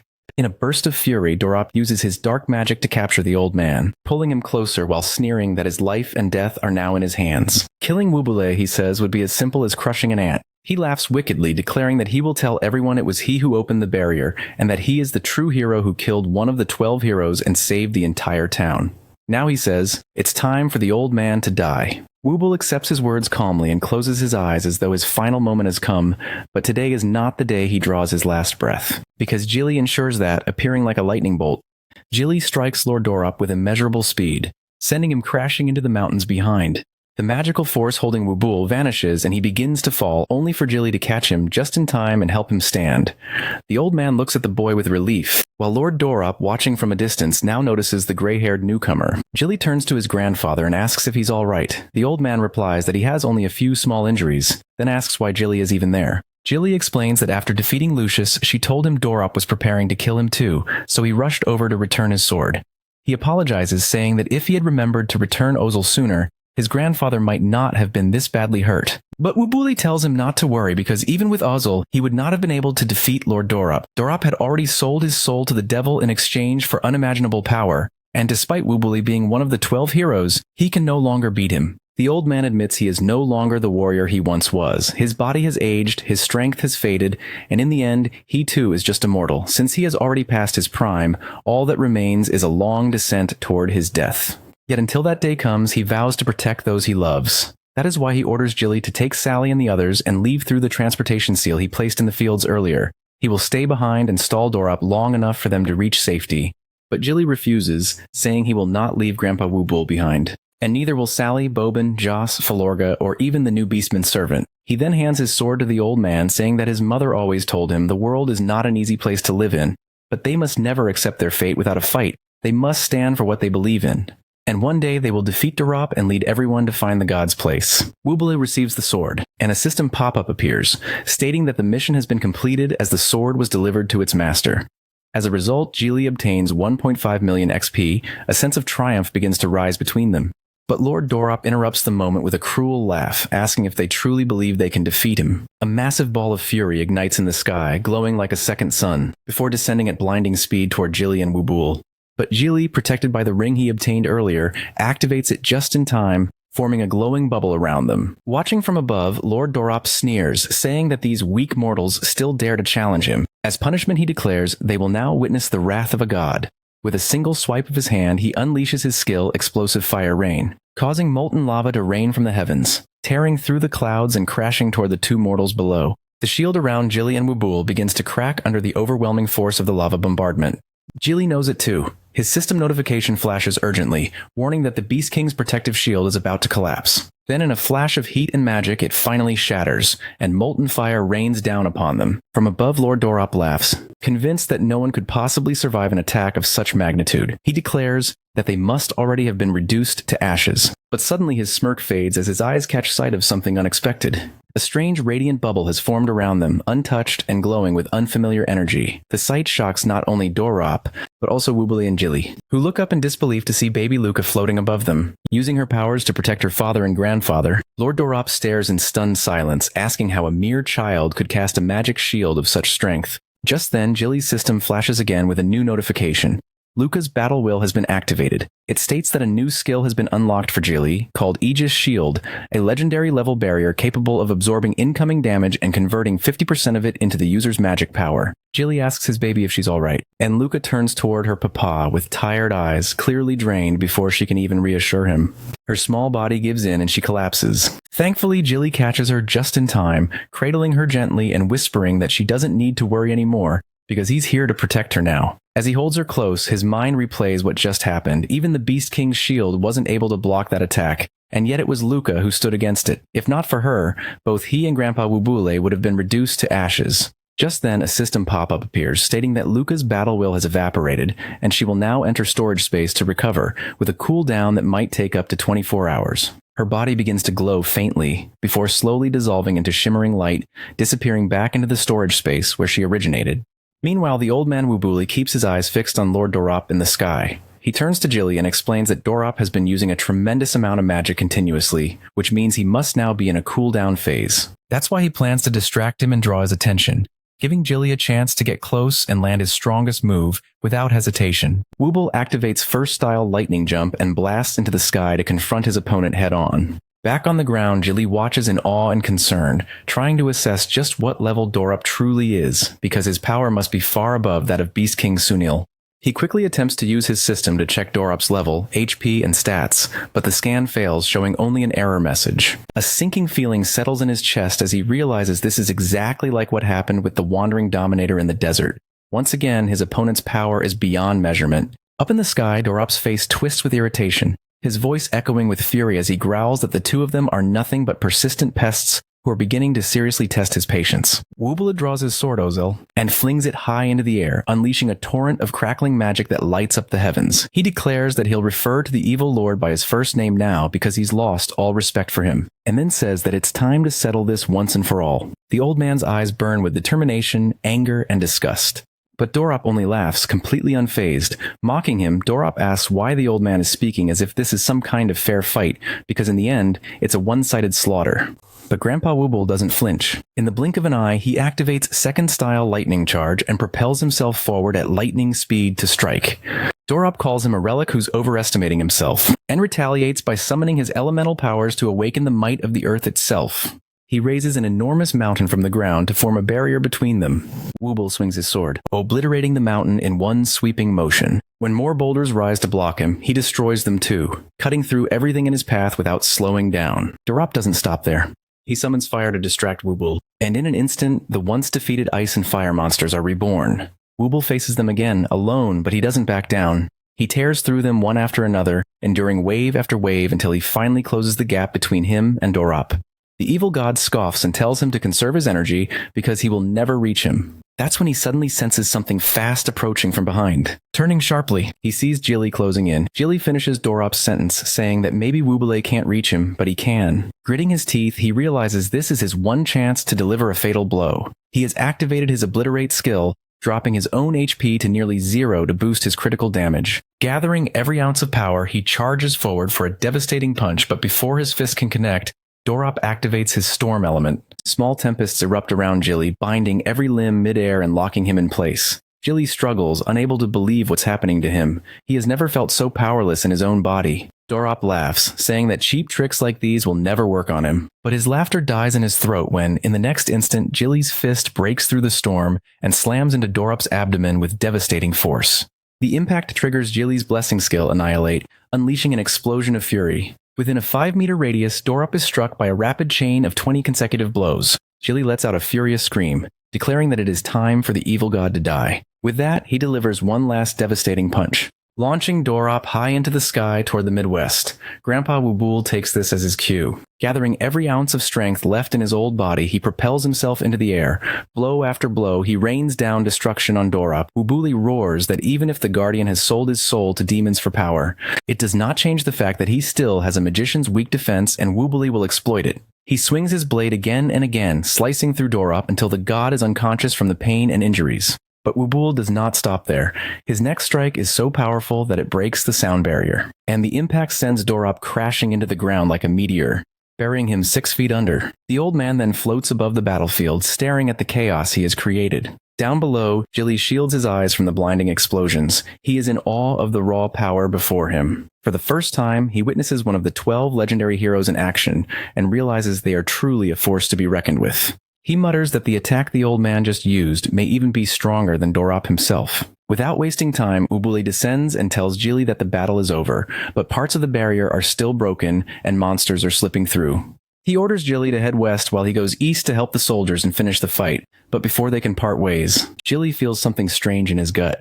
He notices there is no system notification. which can only mean one thing: Dorop is still alive. The old man senses it too, and when they look up, they see Lord Dorop rising again from his grave. He looks furious, wounded, and enraged. Blood spills from his mouth and chest, but his eyes burn with hatred and disgust. He had not expected Jilly to break free from his power. But now it no longer matters. He still holds something far greater.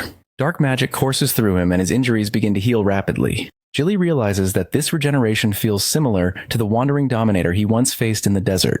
Wooble studies him closely and understands that this is not mere demonic magic. He concludes that Dorop's power is coming directly from Hades. Jilly notices the old man's expression change and asks who Hades is, but Wooble is already trapped in a memory. He recalls the day Sally's parents were murdered. The image of a silver-haired man with lifeless eyes flashes through his mind. It's the man who had discarded Sally's mother like she was nothing. That man had muttered something about failing again and needing to report to his lord Hades. The younger Wooble had shouted threats, swearing to kill him one day, but his body had been too broken to move. The man had not even turned back as he flew away like a beast. Now in the present, Wooble clenches his fists. The energy radiating from Dorop feels too familiar. It is the same as that day. He is certain now. Dorop's power comes from Hades, and maybe, just maybe, Hades is also the reason they were trapped in that cursed desert in the first place. Even though they speak in hushed tones, the rogue hears every word, his sinister laughter slicing through the tension. He reveals himself with mocking ease, amused that Wooble has discovered more than he expected. There is no fear in his voice, only contempt. He scoffs at their reliance on elemental powers, calling them ineffective and useless against a force like his. As something dark and ancient stirs within him, his presence twists into something even more sinister. The rogue no longer cares for clean victories or merciful endings. He wants suffering. His body ripples with a surge of forbidden energy, and with a final smirk, he dissolves into shadows, vanishing completely. Both warriors scan the sky, searching desperately for any sign of him, their hearts pounding with urgency. But there is nothing, only silence. Then Jilly's system blares an emergency alert. Target has disappeared. Not moved, not flown, disappeared. Jilly's chest tightens with unease. This is not teleportation. It is something else entirely. He closes his eyes and listens to his instincts, that eerie sixth sense warning him that something is terribly wrong. He turns sharply to his side just in time to witness the unthinkable. Dorop stands right behind the old man, smirking, his body surrounded by a swirling mist of dark magic. Wooble does not even have a chance to react before the first punch smashes into his abdomen, folding him in half. The rogue's grin widens, as he follows up with another merciless strike to the chest. Jilly launches forward in a desperate blur of speed, hoping to intercept and shield his grandfather. But he is already too late. With brutal precision, Dorop delivers a strike that sends Jilly flying backward like a rag doll. He crashes into the dirt but refuses to stay down. Pushing himself to his feet, he lunges again, determined to land even a single hit. But it is futile. As if dancing with shadows, Dorop fades from sight mid-motion, before Jilly can track him or catch his breath. The enemy reappears at his side, smiling coldly as he drives a vicious punch into Jilly's ribs.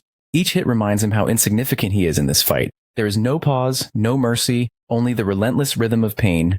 Blow after blow rains down as Dorop mocks and brutalizes him, the sheer force of each strike carving trenches into the ground. Jilly's vision blurs, and when his body slams into the earth, dust and debris erupt around him. In moments, the proud warrior becomes a broken shell, embedded deep in the dirt, battered and breathless, discarded like a toy by a predator who still is not done playing. Jilly's system hotbar keeps flashing that his HP is below 10%, warning him to restore health. The boy struggles to breathe from how badly he's injured, cursing Lord Dorop for having stealth skills and attacks that are both fast and powerful. Meanwhile, the evil god casually walks away from the wounded boy because he knows he already holds the upper hand. Jilly thinks about how Dorop has obtained power from the underworld, realizing that they can't even land a single hit anymore. He wonders how they are supposed to fight against that kind of overwhelming strength. Suddenly, a voice comes from somewhere nearby, mocking that Jilly is starting to feel despair. He looks up and sees Dorop floating in the sky, his expression twisted in amusement as he says that humans are born with a ruthless streak. They bully the weak, use them for their own benefit, and laugh while watching others suffer. Now that he is above them all, watching them struggle fills him with joy. With another burst of power, Dorop lifts the boy into the air. He taunts him, saying that he wanted to be a hero and save the world, yet look at the joke he has become. He adds that if Jilly can bring him some entertainment, he might give him a chance to live. But Dorop doesn't realize that the power of Wooble is just behind him, trying to land an attack to save his new favorite person. Wooble uses Blinding Slash, but it isn't enough. With just one move, Lord Dorop sends the old man flying, disarming him completely. Dorop then channels his electric power, shocking the old man's body and drawing a cry of pain. He turns to him coldly and says that no one seems to understand that all elemental attacks are useless against godly power. No matter how strong a mortal becomes, he can never kill a god. because that is the rule of nature and the reality they must accept. Dorup turns back to Jilly, who stares in confusion, wondering how elemental power can even injure him within this game's setting. Before he can think further, Dorup summons Ozel from the ground and hands it to Jilly, saying that he will give him the chance he promised. Laughing darkly, the evil god tells him that if he kills the old man Wubul, he will spare Jilly and his friends. The boy rejects the offer immediately, saying he could never do something so cruel. But Dorup warns that if he refuses, he will make him watch as Wubul is tortured to death, and afterward, he will hunt down his friends and kill them too. With a flick of his fingers, he sends hundreds of stones flying toward Wubuli, each one slamming into him and drawing out agonized screams. Dorup turns back to Jilly and says that instead of watching the old man suffer like this, wouldn't it be better to let him die quickly without pain? But Jilly refuses to consider it. He desperately begs Dorup to stop, shouting that if he doesn't leave the old man alone, he'll kill him. His pleas, however, fall on deaf ears. He is helpless, his hands tied, and Dorup knows it. The evil god tells him that he can either watch everyone he cares about die or kill Wubuli and save them all, because their fate lies entirely in his hands. Jilly feels utterly powerless. He wants to protect the people he loves, yet he can't. He thinks of his friends Sally, Boban, Joss, Falorga, and his baby Luca. Then his mother comes to mind, and he realizes he still doesn't know what happened to her in the outer world. His thoughts spiral as he tries to form a plan, but his mind is torn apart by guilt and fear. Suddenly a voice interrupts him, mocking the evil god as weak trash. Jilly looks up and recognizes it as the voice of his strange uncle. In an instant, the world shifts. His uncle appears before him, floating in the air, saying he can't believe he ever chose such a weak person as his master. He adds that anyone who truly carries his mark would never be killed so easily by such a pathetic opponent. Jilly tries to argue that even with all his elemental power, he couldn't hurt Dorup because Dorup's strength has reached godlike levels.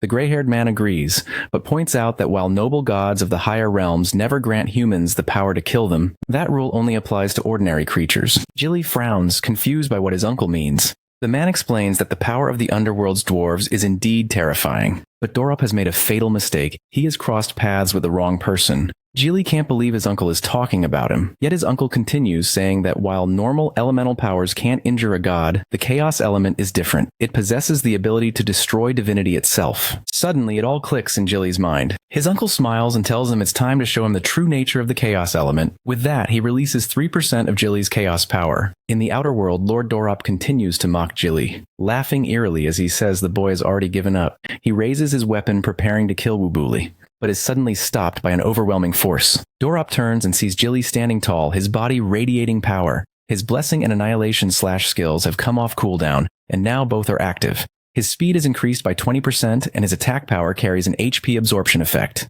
Instead of being afraid, Dorup laughs louder, calling Jilly an amusing opponent. He rushes forward to attack first, but Jilly catches his sword with his bare hand, shocking him completely before Dorup can even process what's happening. Jilly's fists crash into his face again and again, powered by the annihilation skill, driving his HP down rapidly. With one powerful kick, Jilly sends Dorup crashing into the ground like a meteor.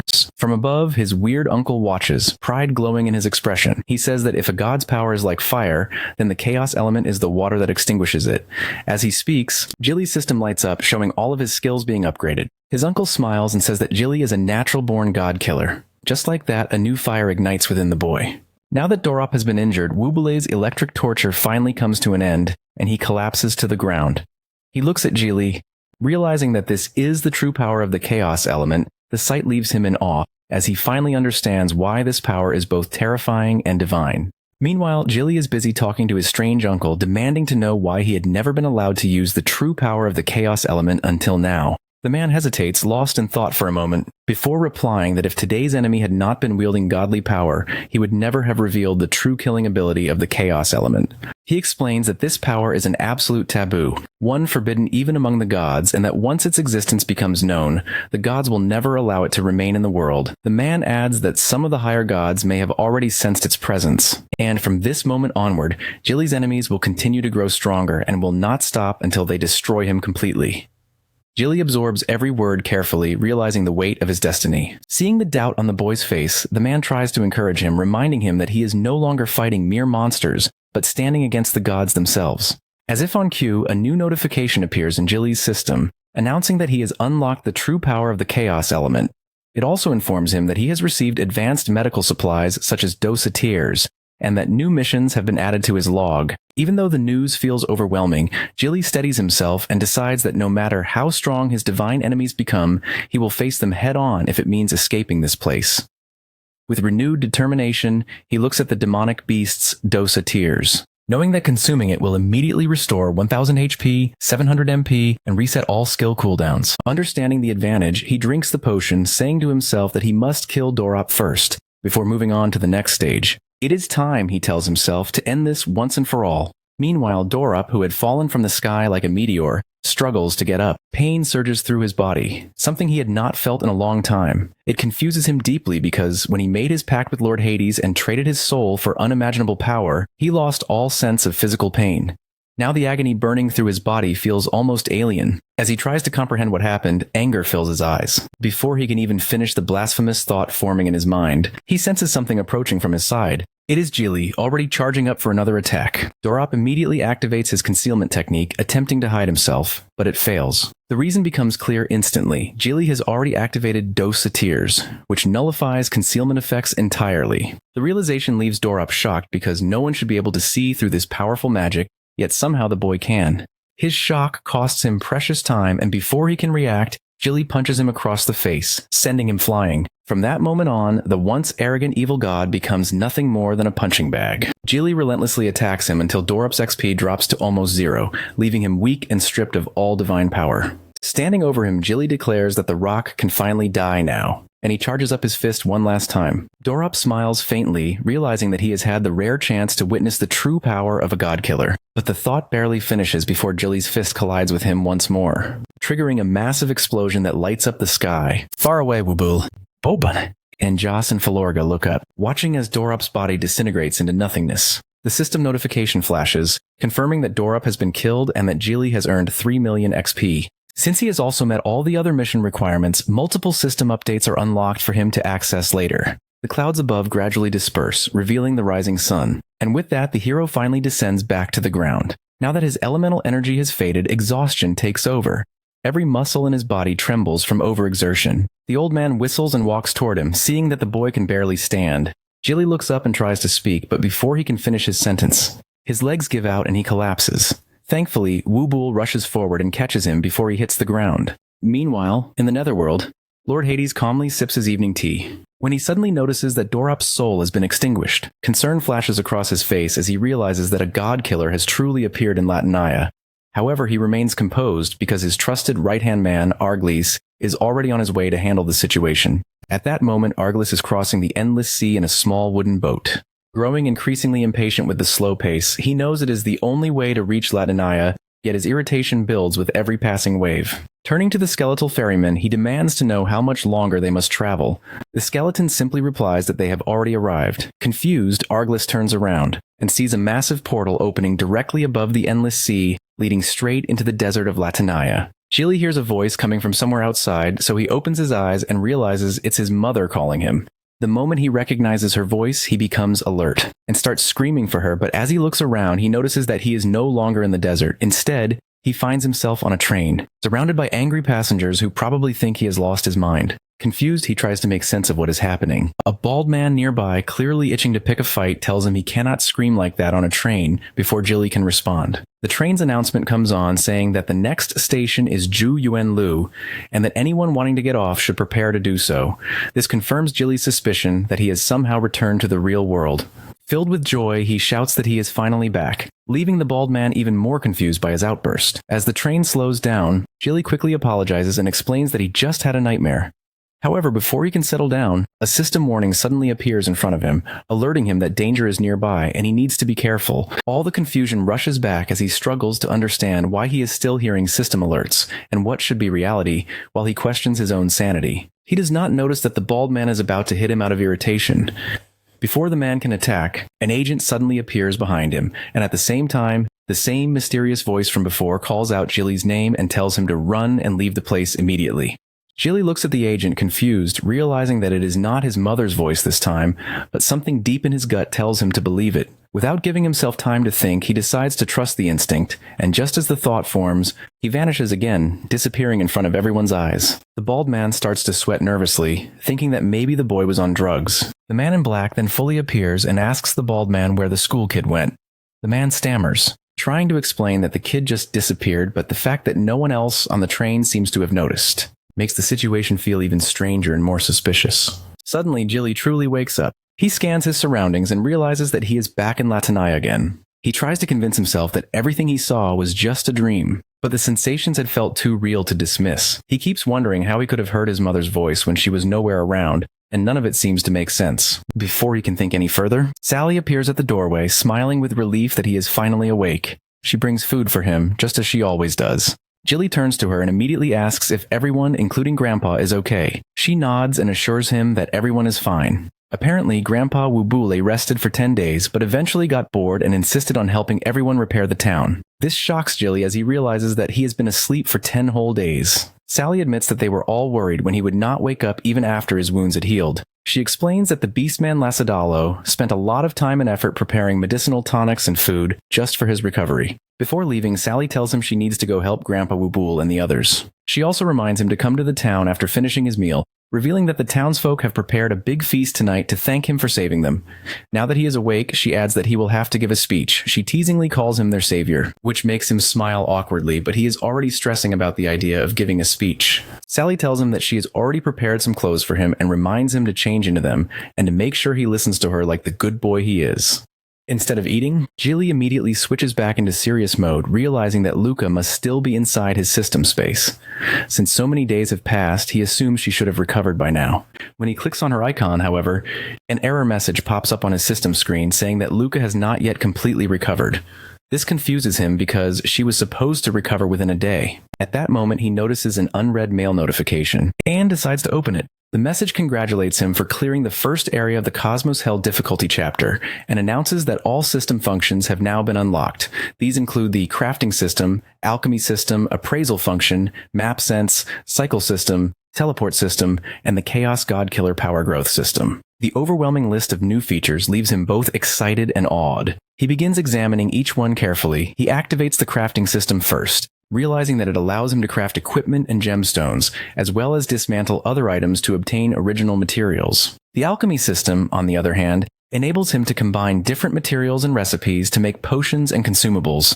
He notes that the alchemy level affects product quality, and a low level could cause the process to fail and destroy all materials. He can also dismantle potions to recover some original ingredients. The setup feels strikingly similar to a video game, which makes him grin. Next, he opens the appraisal system, which can automatically record every creature and item he encounters. Although he cannot yet see Luca's or the Wandering Dominator's full stats, he learns that these details can be unlocked once he upgrades the system. The map sense function and title system also catches attention, since they allow him to detect nearby high-level monsters and earn special titles after defeating opponents. All in all, the system upgrade feels like a massive success to him. He knows that he can currently unleash only 3% of his Chaos Elemental power, but to find the Kabbalist God Palace, he must kill many gods along the way. Determined, he selects the God-killing element option, and a huge surge of power rushes through his veins. Even though it is only a 1% increase, the strength feels immense, as if his body holds an endless ocean of energy. With that, he examines the rest of his items, including the Earth's Ring, which grants him 30% more wisdom and 25% more physique, along with a passive armor that offers damage resistance. Finally, he opens his avatar menu, only to notice one last item remaining, the red key. Remembering what happened the last time he used a key and ended up with Luca, he feels a flicker of fear, but his curiosity is stronger than his caution, and he steels himself to find out what this key will bring him next. Back in the town, everyone is busy repairing the damage caused to the buildings during the battle. Joss approaches Wubuli and informs him that all the injured have been treated, and the barrier has been repaired in every affected area. Wubul then asks about the ceremony scheduled for that night, and Joss replies that everything is almost ready, as he just needs to take care of a few final tasks before things return to normal by tomorrow. Apparently, Lacidalo and Falorga woke up extra early that morning to prepare for the event and have already completed most of their work. However, Joss clarifies that the two guardians, Lucius and Hicks, have been locked up and are under Boban's watch, but the last one, Sarkia, managed to escape, and his current location remains unknown. This immediately captures the old man's attention, and he turns back sharply, questioning how Sarkia could have escaped the town. Joss explains that if Sarkia has actually gone beyond the town's boundaries, then it is likely he will not survive long against the monsters outside. This makes Wubul fall into deep thought because he feels that the Guardian may be hiding dangerous secrets of his own, which makes him even more of a threat than Dorop. However, they lack enough information about his whereabouts to capture him at the moment. Meanwhile, inside the old man's house, a system pop-up reveals that the red key is actually a dungeon key. The message explains that when the blood moon descends upon the world, a hero will rise to slaughter evil and gain endless power. The key activates a dungeon and teleports the user to a designated location where they will receive 3 times the normal XP for killing monsters. However, the mission comes with a time limit and a grave risk, since failing to defeat the dungeon boss or dying inside means that the user's real body will also perish. Jilly reads this carefully as the system asks if he wishes to accept the mission. He begins weighing the pros and cons, recalling the time when he was killed by the Wandering Dominator.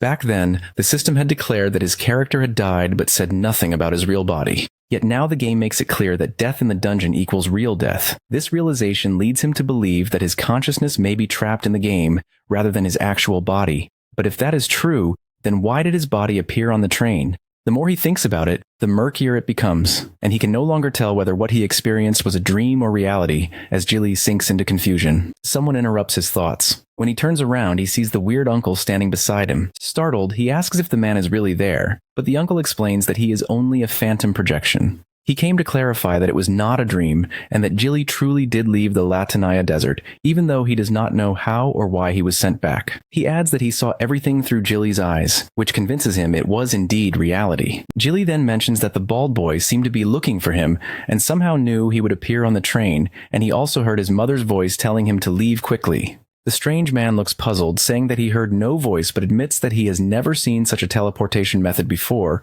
because it does not use any elemental or divine energy. Jilly starts reasoning that if he truly did leave Latanaya, then only 2 possibilities exist. Either his consciousness never left the game and the entire Latanaya world was somehow transferred into the train station map, or he actually returned to reality but remained unconscious, meaning that only his consciousness had entered the game in the first place. The boy sits in silence, overwhelmed by confusion, because no matter which theory is correct, both point to the same disturbing truth that this world is not real, but virtual. He also starts to suspect that the bald man he saw could be the same mysterious person his schoolmate once mentioned, and that he might be the reason his mother left town. Suddenly, a haunting image flashes in his mind of his mother being captured by those agents. The thought enrages him because it feels entirely possible that she was taken by them, yet this still does not explain why he was teleported here. In frustration, Jilly screams in anger and confusion while his uncle tries to calm him down. At that moment, the system pop-up appears again, asking if he wants to use the crimson red key, warning that if there is no response within 10 seconds, it will activate automatically. Jilly turns to his uncle and says that he is fine, but wants to ask if the man has ever killed a true god before, and whether, if he regains his full strength, he can defeat the strongest gods in existence. The weird uncle admits that he has no clear memory and says that his mind feels blank, but he assumes he must have killed a god before, otherwise there would be no reason for him to have been sealed away. He reassures Jilly by saying that all gods fear the power of the chaos element, and that one day, Jilly will be able to slay even the mightiest of them. This encouragement reignites the boy's motivation. The uncle continues, saying that Jilly should already be able to activate the god-killing power and must stay prepared because the gods will soon begin to cause trouble for him. The boy then puts on his coat and declares that it does not matter what the gods plan because he refuses to die here, and he will uncover every secret of this world one by one, starting today. Since there is still some time before the ceremony, he decides to train and gain more strength. Back in the town, the beastman, Lacidalo, who has now become an excellent chef, reassures Sally that everything is ready for the ceremony. Meanwhile, Joss and Wubul sit together, enjoying a rare moment of peace. Joss says that he has not felt this relaxed since arriving in Latanaya, and that the ceremony is truly enjoyable. The old man agrees, adding that if Jilly had not defeated Dorop, the village would have been destroyed by now. Joss replies that he never once doubted Jilly because he witnessed him kill the Beast King with his own eyes. But Wubul reminds him that the Beast King was nothing compared to Dorop, whose power came directly from Hades. Joss nearly stumbles in shock, unable to believe that Hades, the god of the underworld, had been the one empowering Dorop. Their conversation abruptly ends when Jilly walks in. He looks at the old man and says that he is glad to see him recovered and well. As the bonfire is lit, the villagers gather around chanting "Hero" and calling Jilly their savior. Hearing their cheers and feeling the warmth of their gratitude fills Jilly with overwhelming emotion. And though the praise humbles him, he accepts it with a grateful heart. Sally goes on stage and asks everyone to calm down, then invites Jilly to give a speech. This catches the boy off guard, and the old man asks if he is nervous to speak. But Jilly explains that nervousness is not the issue. He simply does not believe that he is a hero.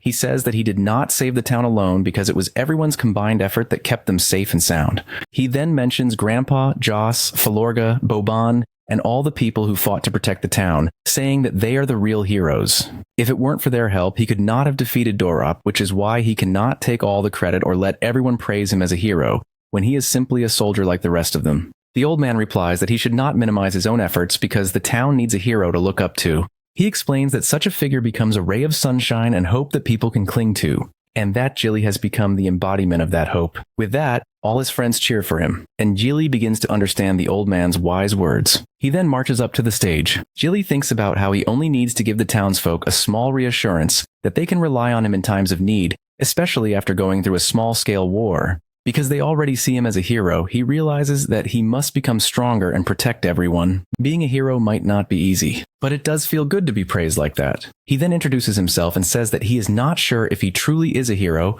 but one thing he is certain about is that they will all survive and leave this place together. He tells them that if they believe in him, they should know that he will try his best to save everyone. Meanwhile, at the border of the Latinaya desert, Arglys steps out from the endless sea and enters the world. He instructs his servant Cecil to stay there, promising to return soon. He criticizes the weather, saying that even after hundreds of years, it is still unbearably hot and dry. But since he is on a mission and not a vacation, he focuses on finding out what truly happened to Beast King Senil and who could have been strong enough to kill him. With that, he transforms into his dragon form and begins his search. At the same time, Jilly sits on a rooftop, sipping wine and reflecting on his life. Joss and Boban come up behind him, complimenting his speech. Joss praises him sincerely, but Boban throws in a few backhanded compliments that quickly turn against him. When Jilly replies with a witty remark, irritated as always. Boban storms off while Joss tries to calm him down. Joss then asks Jilly if Grandpa Wubul has said anything about their next move, or when they will go to the palace. But Jilly answers that the old man has not said anything yet.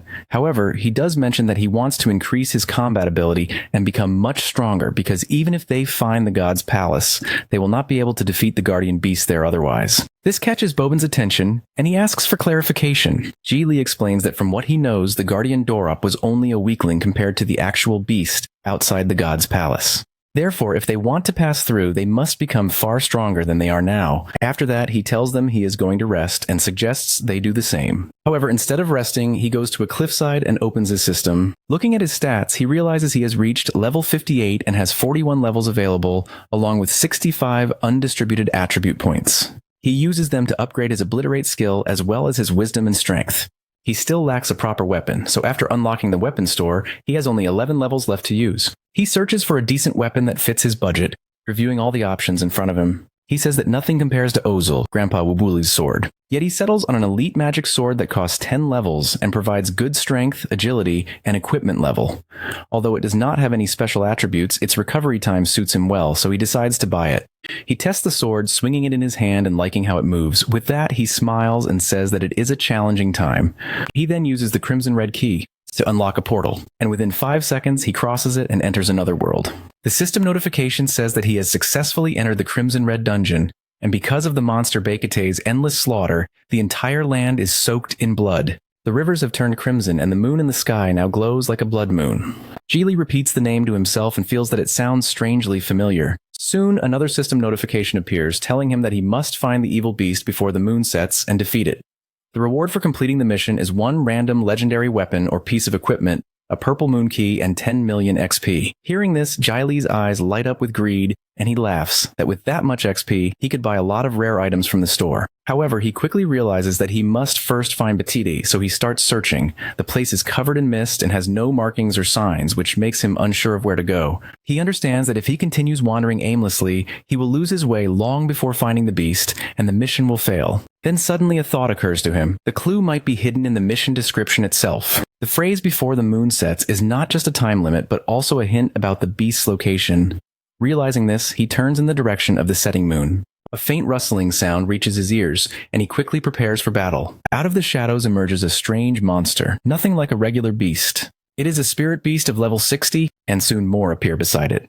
They surround Jilly from all sides as he draws his sword. Looking at the spirit beast, Jilly smirks and says that if this had happened in the past, he might have struggled to deal with them. But now, with all his upgraded skills and battle experience, they are nothing more than free XP. He charges forward, cutting through the monsters with ease, his sword gleaming in the blood-red light. Meanwhile, Argilus has reached the Beast King's cave and confirms that Sunil has indeed been murdered. He finds it strange because even though that beast did not possess divine power, it should not have been killed so easily. This makes him suspect that there are hidden intruders lurking nearby. Suddenly, he notices a scent in the air, one that feels oddly familiar and deeply unsettling. It irritates and frightens him at the same time because he realizes that it belongs to someone he thought had died long ago. He mutters that it cannot be true. Yet the possibility that the mysterious man survived and is hiding among humans makes his blood boil with anger. Back at Dulcie Town, Grandpa Wubul is deep in thought, strategizing his next move. He knows that the sealing of the evil god, Mirius, is not the end of the story, but the beginning of something much larger. The appearance of Hesiod and his absolute power once made the gods fear the rise of humans. And according to what the goddess Jeffrey saw in the Book of Prophecy, a god killer will appear among humans and judge the gods, resetting the entire world. The prophecy states that the gods will grow jealous and angry because humans will create their own power that could threaten them. In response, the gods will slaughter mankind, and the oppressed will rise to fight back. That is when the god killer will appear and lead humanity to victory over all evil gods. After his battle with Dorop, Wubule is now convinced that the god killer is Jieli himself. However, this realization also fills him with worry because it means an inevitable war between gods and humans is approaching.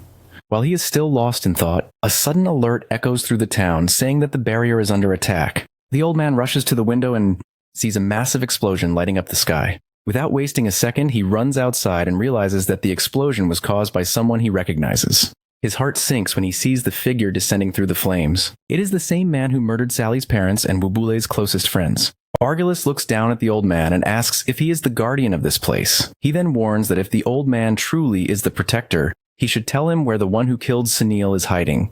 If he cooperates, Argilus promises to kill him quickly and painlessly, but if he refuses, then the old man should not expect even a shred of mercy. Back in the crimson-red jungle, Jieli is still busy fighting all the small monsters. He uses his blessing power to annihilate every enemy in front of him, and the system notification pops up stating that he has successfully killed the undead spirit beasts and gained a large number of XP points. He then looks at the new monsters approaching, but he appears bored because he knows he can easily defeat them. However, he still feels slightly frustrated because he wanted to lower the cooldown of his annihilation slash so that he could use it without limit. Even so, that does not stop him from attacking and killing as many as he can. When the battle is finally over, he earns around 250,000 XP, but he still does not level up because he needs much more to reach the next stage. His weapon has now reached 93% durability, and he suddenly realizes that he almost forgot about it. Since the sword gets damaged quickly, he knows he must upgrade it as soon as possible to prevent it from breaking at a crucial moment. While he is thinking about a better strategy, a system notification appears showing that Luca has woken up. This instantly brings a smile to his face because he has missed his baby. He brings her up and hugs her tightly, saying that he missed her too.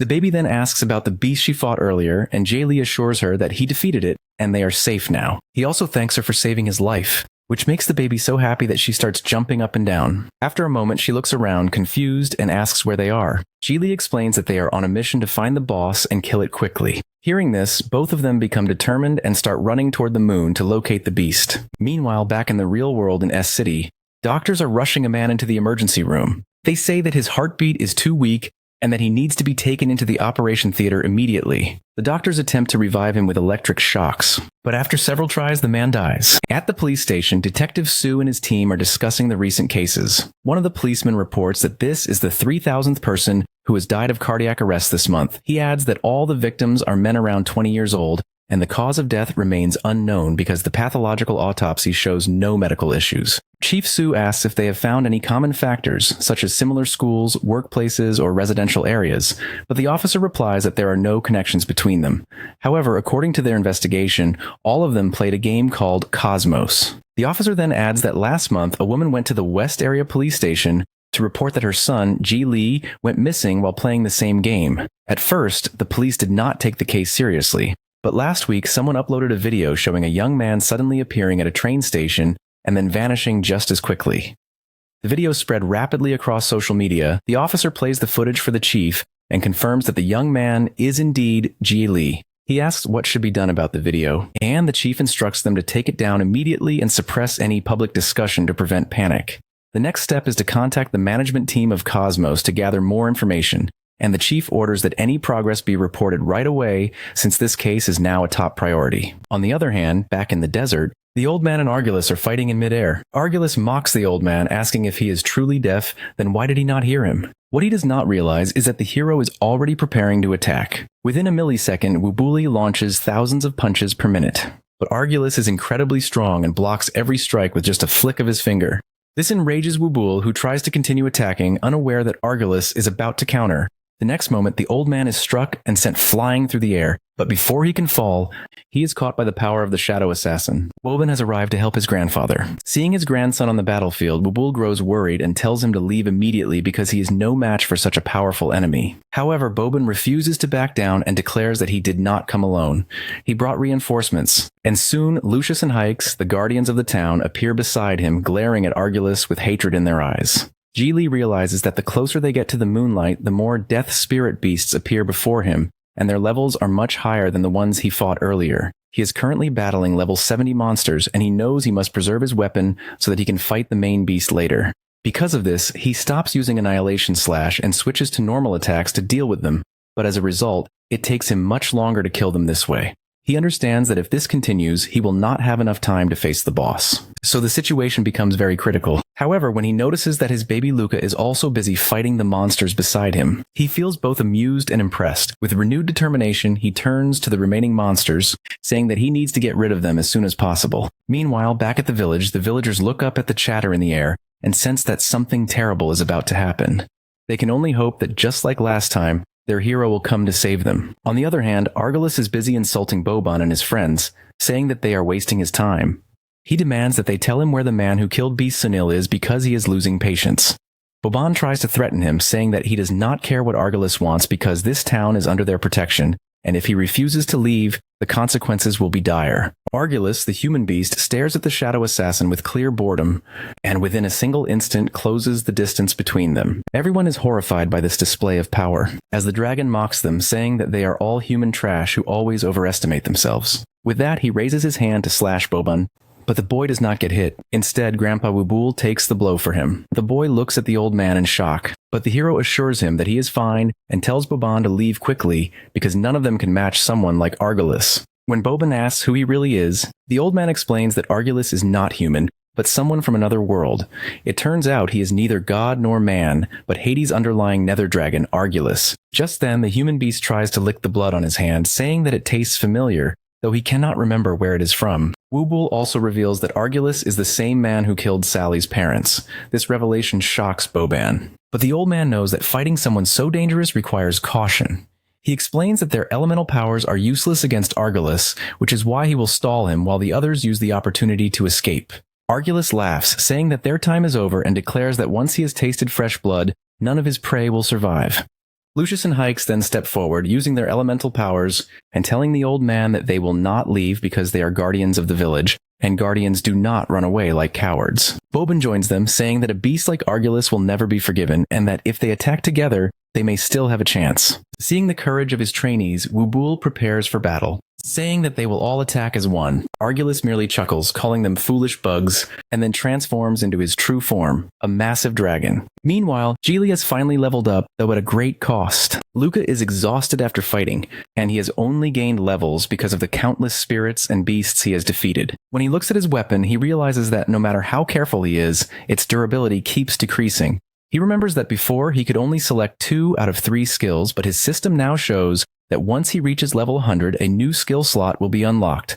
This means that after defeating Bakante, he will be able to unlock the skill he wants. Because of this, he decides that he must defeat the monster quickly, acquire new equipment and weapons, and prepare himself for the battle at the god's palace. He looks at his baby and tells her that they need to move faster, but before they can proceed, a huge monster growls at them, and both father and daughter turn to look, stunned. They soon realize that it is none other than level 120 Bokate. Seeing it, Geely chuckles, saying that it is just another big kitty that can be killed easily. He then looks at Luca and reminds her to be careful and avoid danger, because if she dies, he will die too. After that, he activates his elemental power, declaring that it is time to finish this right now. Back in S City, a news reporter is covering the recent wave of unexplained deaths. She explains that in the past few days, several mysterious cases have been reported all across the globe. Some believe a deadly virus outbreak is being hidden by the government, while others suspect nuclear contamination in their cities. However, one of the more alarming rumors connects these deaths to a new game called Cosmos. Although there is no conclusive proof, the public is protesting against the company and demanding that the government investigate the matter. Because of this, the government has invited representatives from Country K, Country J, Country A, Country Y, and many others to an emergency conference to address the situation. Everyone hopes that they will finally receive an explanation for why so many young people are dying. While the reporter continues her live broadcast, a man suddenly collapses beside her, and the people nearby start shouting for an ambulance. The reporter panics, realizing that this is not an isolated incident, but another addition to the ongoing pattern of unexplained deaths. At the press conference, Dr. Lee Yuman, a medical specialist with a PhD, gives a detailed presentation. He explains that all the victims of these mysterious deaths have been thoroughly examined by several medical teams, yet there are no traces of viruses or poisoning.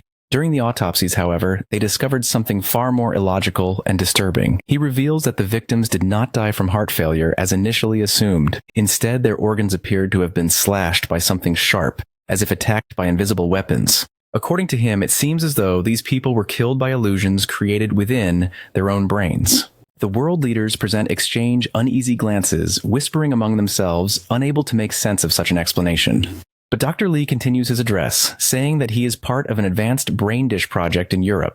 In that research, scientists place small amounts of brain matter in petri dishes and stimulate them with electric signals to teach the brains how to play simple games. Over time, they discovered that these tissues learn faster than the artificial intelligence programs they designed.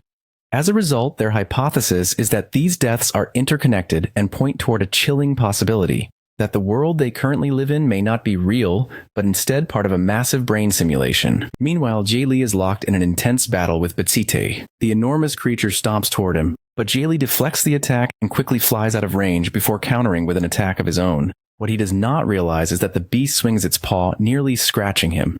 Thankfully, Luca's shield activates just in time, blocking the hit and keeping him safe. Seeing the monster's incredible strength, Jay Lee smiles and admits that it is far stronger than any creature he has faced before. It makes sense since the beast is a mini-dungeon boss with attack and defense levels comparable to the Beast King or Dorop. This excites him. But at the same time, he understands that one wrong move could leave him severely injured. He cannot afford to be careless, especially when he does not yet know what skills the boss possesses. To conserve stamina, he decides to keep his major skills on cooldown and focus first on learning the beast's abilities before launching a counterattack. With that plan in mind, he uses Blessing to charge toward the kitty, but to his surprise, the creature remains still. That's when he realizes that the beast is trying to lure him closer. Just as expected, Bekite unleashes a burst of power, summoning spirit beasts around him to trap him inside. Recognizing the danger, Jay Lee uses Annihilation Slash to cut through the summoned creatures and escape the encirclement. The attack allows him to dodge the monster's magic strike as well, slightly reducing its HP, but the beast roars furiously, and a massive explosion follows, throwing Jay Lee backward. Luca rushes after her father, but the kitty swings again, sending both of them tumbling. Jay Lee catches the baby just in time to protect her, but then he begins seeing faint skull-shaped marks forming in the air. Death Spirit's imprint. Before he can react, he realizes that he is already caught in an attack. In a quick decision, he throws Luca out of the danger zone, right as another explosion hits him directly. Coughing and struggling to stand, Jay Lee wonders how the explosion hit him, even though he used Annihilation Slash to dodge. It becomes clear when the system pop-up reveals that Bekite's attack carries a mark effect. Once marked by the Death Spirit's imprint, the attack automatically locks onto the target. No matter where he moves, the explosions will find him. He now understands why the beast waited to strike. It wanted him close enough to mark him before launching the assault. This revelation leaves him in a critical situation. As a close combat fighter, this type of attack puts him at a major disadvantage, and he cannot figure out what to do next. Jay Lee is still in the middle of the fight and realizes that wherever he moves, the explosion follows because the monster keeps using its special skills. It also seems that the Death Spirit's speed increases with every attack, making it harder for him to react. Seeing this, he warns the baby that Luca must be careful because the Death Spirits are becoming much faster, which puts both of them in danger. Before he can even finish his sentence, he senses something above him. When he looks up, he sees the giant kitty about to stomp down on him. Thankfully, Luca saves him just in time by activating her death defense shield around them. Taking advantage of the brief protection, Jay Lee tightens his grip on his sword, focuses his energy, and unleashes an Annihilation Slash that pierces directly into Bekite's eyes. The monster lets out a roar of pain as its health drops by 9,000 XP. However, the damage is not enough. The enraged kitty swings its massive paw and sends Jie flying backward. He crashes to the ground, then quickly looks toward baby Luca to see if she is all right, only to realize that she is also exhausted. He understands that he can rely on her protection only for a short time, and he needs her shield to get close enough to deliver more attacks. The problem is that Luca is weakening quickly, while Bakute's speed continues to rise, putting Ji Li in an increasingly desperate situation. To make matters worse, he also has to dodge the Death Spirit's attacks, leaving him little room to strike back. Trapped in this chaos, he starts thinking hard about what to do next. Then he remembers his training with the strange uncle when he was taught a long-range sword technique that could cut through enemies without direct contact. If he could use that move now, he might be able to defeat Baisite. Clinging to that thought, Ji Li calls out to his uncle for help, but there is no response. He wonders if the silence is because he is still inside the mission and the system prevents outside contact, but there is no clear answer. Checking the mission pop-up, he sees that only 30 minutes are given for the task, and time is already running out. The realization hits him that he must decide whether to continue fighting or give up on the 10 million XP and the legendary weapon reward. Before he can reach a decision, Baisite launches another brutal attack, trying once again to stomp him into the ground. When Jie looks back, he sees that Luca is also locked in battle with the Death Spirits and struggling to hold them off. A chilling thought enters his mind that if he cannot defeat this dungeon boss, then there is no way he can stand against Nebus in the God's Palace. Lost in this grim realization, Ji Li fails to notice that the monster's speed has increased again. It is already too late when Basatai lands a series of devastating blows that send him crashing into the dirt. His vision blurs and the system flashes a warning that his HP has dropped to 10%. He understands that if he does not recover immediately, he will die permanently and lose everything he has fought for. Thankfully, Ji Li's elemental power comes into play, and after unleashing a massive portion of his skills, the exhausted boy stands before the mighty beast, gasping for air. Using such a powerful attack has completely drained his energy, leaving him unable to move. Fortunately, it is finally over, and according to the system pop-up, Ji Li has killed the evil Baikute. As a result, he has also completed the Crimson Moon mission. Suddenly, a huge beam of light descends from the moon, teleporting the monster's body away. The boy looks up at the sky in disbelief, when another golden beam pours down toward him. The system notification appears, showing that he has obtained 2 million XP plus an additional 10 million XP. Not only that, but he has leveled up multiple times and reached level 100. The level up brings a healing effect to his body, causing his wounds to close, and he also unlocks his third skill, Execute the God. According to the system, once the attack is unleashed, it marks the target for 30 seconds and ignores all stealth and defensive stats. When the skill is used again, it releases 3 normal attacks toward the target, causing 300% explosive damage, and it has a cooldown of only 4 minutes. Ji Li realizes that this skill is similar to Baisite's attack combined with Annihilation Slash. The best part is that it will inflict immense damage on the target. Before moving on, he knows he needs to distribute his attribute points and head to the God's Palace to challenge Nabis. However, the system suddenly shows that he has also obtained 1 Violent Moon Key, 1 Legendary Chest, and 1 God Element. Looking at the Violent Moon Key, he guesses it might open another dungeon. Then, eyeing the chest suspiciously, he mutters that he has had bad experiences with these before. Baby Luca glares at him angrily because the last time Ji Li opened a chest, Luca came out of it. Ji Li tries to deny it, but even he knows it is pointless. When he finally opens the chest, he discovers that he has obtained the legendary equipment set. The first item is the Cape of Fortune, which increases his chances of obtaining magic equipment by 20%. The next item is Adam's Nether Spirit Song Earrings. According to the description, the Netherworld's Lord Osiris once left a world filled with evil spirits, unable to destroy them. Overwhelmed by their sheer number and power, Osiris listened as Adam sang the Nether Spirit Song, which purified the spirits and sealed them within the earrings to prevent chaos. Ji Li examines the earrings and realizes that wearing them would boost his strength and attributes. The only issue is that he doesn't have pierced ears, so he wonders how to equip them. Then he notices a button, and when he presses it, all the jewels instantly equip themselves. The system then notifies him that the mission is ended and that a teleportation gate has opened for him. Within seconds, Baby Luca and Jie Li leave the place and return to the Latania Desert. Upon returning, Jie Li notices that everything around him is eerily quiet. He wonders if time had stopped while he was inside the dungeon, but when he looks toward the town, he realizes that time has not stopped at all. Instead, the entire village has been devastated. Meanwhile, in B-City, 2 people are discussing the Cosmos game. A blonde-haired boy tells his friend that the new game actually kills people. The other man coughs dismissively, saying that such an idea is ridiculous because a game cannot kill anyone. He insists that these kids die because they neglect their health, unlike him. Yet moments later, he admits that he has played the game himself and now cannot focus on anything. He confesses that he is afraid he might die soon, but his friend remains indifferent, clearly not taking him seriously. Their conversation is suddenly interrupted by a blinding beam of light coming from the sky. Confused, they turn around, assuming it might be an illegal gathering of some kind. However, a terrifying monster emerges from the teleportation gate and attacks them. Both men collapse in fear, unable to comprehend what they are seeing. The blonde-haired man trembles as he realizes that the creature is none other than a boss from the Cosmos game, alive and real. Just then, a mysterious red-haired assassin appears and strikes the beast with her sword. On the other hand, Jie Li arrives in the ruined town and takes a careful look around. He suspects that time flows differently in the dungeon compared to the outside world. While he is lost in thought, the strange uncle from before reappears and says that the boy has finally returned. Jie Li immediately demands to know where he was when he had called for him earlier, but the uncle replies that the real question is where Jie Li had gone, since he had no idea the boy could erase him from his inner heart like that. Confused and uneasy, Jie Li senses something behind him, and instinctively draws his sword, ready to strike. Thankfully, it turns out to be Boban, though the man's expression is filled with anger and disappointment. Jie Li asks him what happened to Grandpa Wubul and the others, and why the town has been destroyed like this. Boban's rage boils over as he demands to know how Jie Li even dares to ask about the old man, since it is because of him that Wubuli has suffered so terribly. Shocked and speechless, Jie Li feels a sinking dread in his stomach, realizing that whatever has happened, it is far worse than he could have imagined. In a small house standing amid the ruins of a destroyed building, Jie Li steps inside and looks at the heartbreaking scene before him. Joss and Sally are sitting beside the old man, Wubul, who lies motionless on a wooden plank while the beast man from before tends to him with visible worry.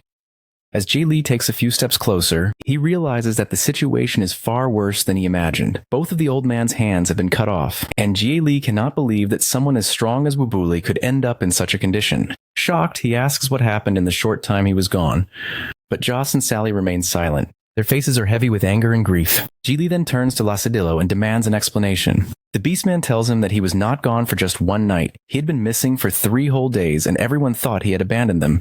The revelation stuns Jie Li, but before he can respond, Boban cuts in furiously, telling him to stop pretending and admit what really happened. He reminds Jie Li that he promised to protect everyone, yet when they needed him most, he disappeared. Because of his absence, Grandpa Wubul was mutilated and thousands of innocent people died. Boban's voice shakes with fury as he demands to know who Jie Li truly is and why that powerful stranger came looking for him.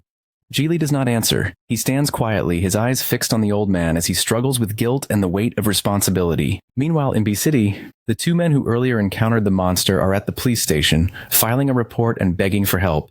The police officer listening to them frowns and tells them to stop wasting her time, or she will have them locked up. The men try to convince her that what they saw was real and not a drug-induced hallucination. They even mention a girl who fought the creature with a sword. Just as the officer is about to dismiss them, the phone rings. The chief is on the line, urgently informing her that unknown creatures have appeared throughout the city. Her expression changes instantly, and she orders her team to prepare for defense and await further instructions. Moments later, the chief officially declares an emergency evacuation of B City as multiple sightings of unidentified monsters are confirmed across town. Back in the Latania desert, Boban loses his temper when Jie Li remains silent. He tries to use his power to intimidate him, but it has no effect. Frustration boils over as he accuses Jie Li of knowing that the powerful stranger would return for him and deliberately disappearing to save himself. Boban calls him a coward, hurling insults, while Sally and Joss watch in silence. They do not intervene because deep down they share the same anger. Finally, Boban throws a punch, but Jie Li raises his hand and stops the attack with ease. Jie Li speaks calmly, saying he is sorry for not being there when they needed him. He explains that he never expected someone to come after him so soon, but he accepts full responsibility for everything that has happened. He vows to make things right by finding the man who hurt Grandpa Wubul and killing him. Joss finally breaks his silence, saying it is impossible because that man is far too powerful to defeat. However, he admits that he is curious why someone that strong came all the way there just to find Jie Li.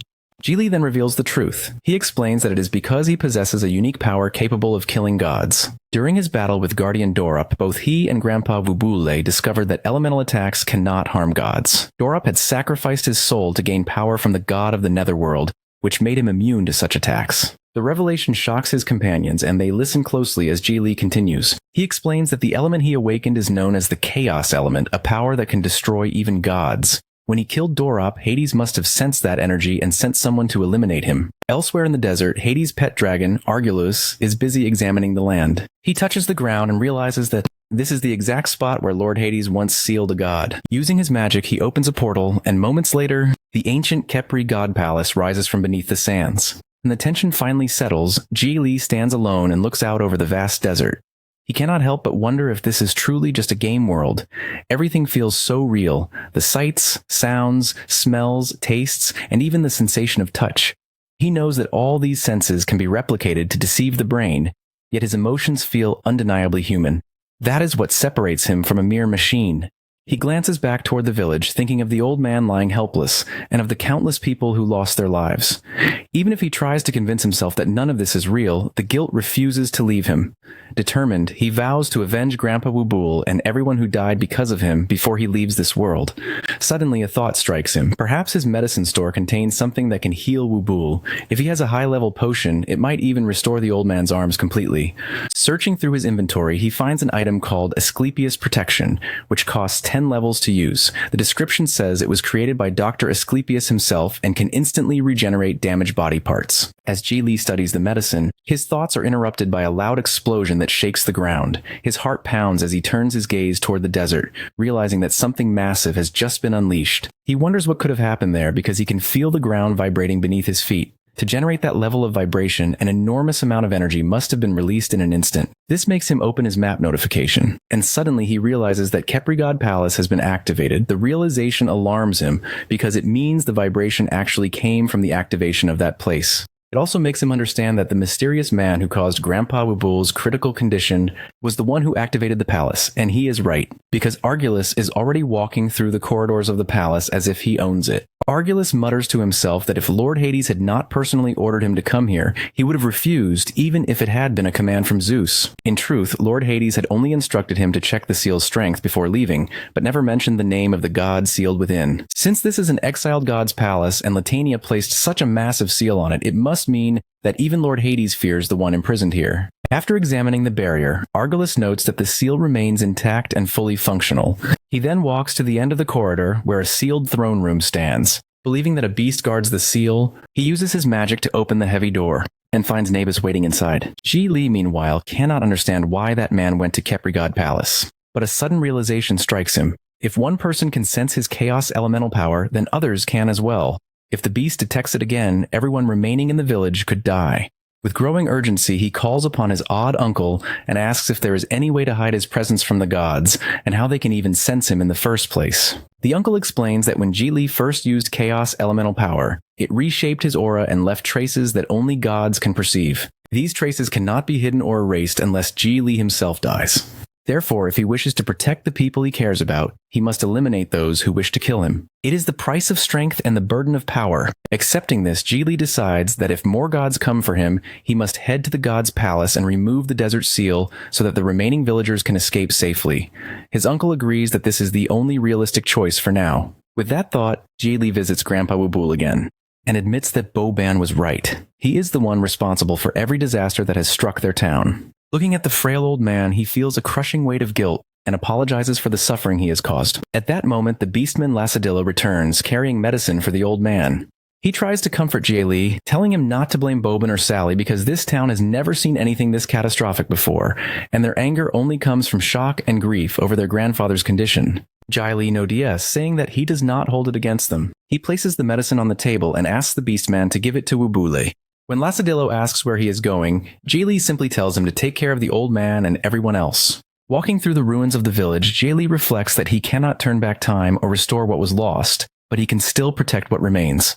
He apologizes silently to everyone for leaving without saying goodbye, but he knows it is for the best. With determination burning in his eyes, he starts running, believing that if he hurries, he might still catch that man and stop him. Meanwhile, back in B City, chaos erupts as monsters attack and humans flee for their lives. Amid the destruction, the same red-haired assassin from before stands firm, facing the monsters without flinching. Speaking through her headset, she listens to a system notification similar to Ji Li's.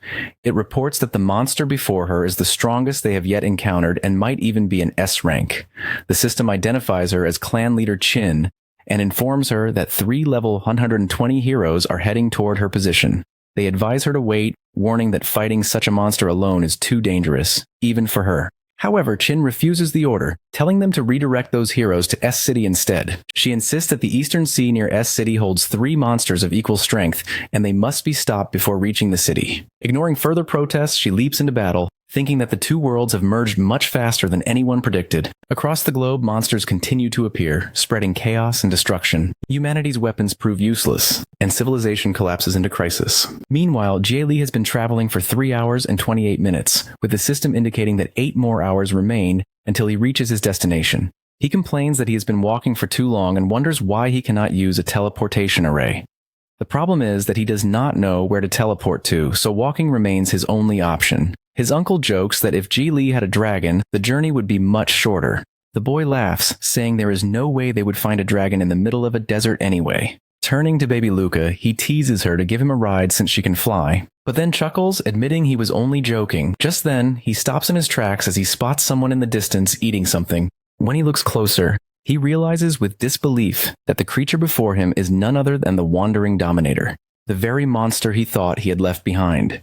Geely looks at the creature in front of him and says that it is indeed the same monster who killed him when he first entered the Latania Desert. However, he is confused because his system has not notified him of any nearby monsters. The Wandering Dominator then says that the bug before him smells strangely familiar, but Geely is too lost in thought, wondering why the system is unable to detect creatures of higher rank. If that is truly the case, then he realizes he can no longer rely on it to avoid high-level monsters and must always remain on guard, ready to fight at any time. Just then, the system suddenly recognizes the monster and declares that its level is undetermined. Geely taunts the creature and asks if the bug remembers him. The Dominator replies that he is indeed the same bug he met before, but he cannot believe the boy is still alive. Geely smirks and says that it is not because of him that he survived, but rather because he has become much stronger.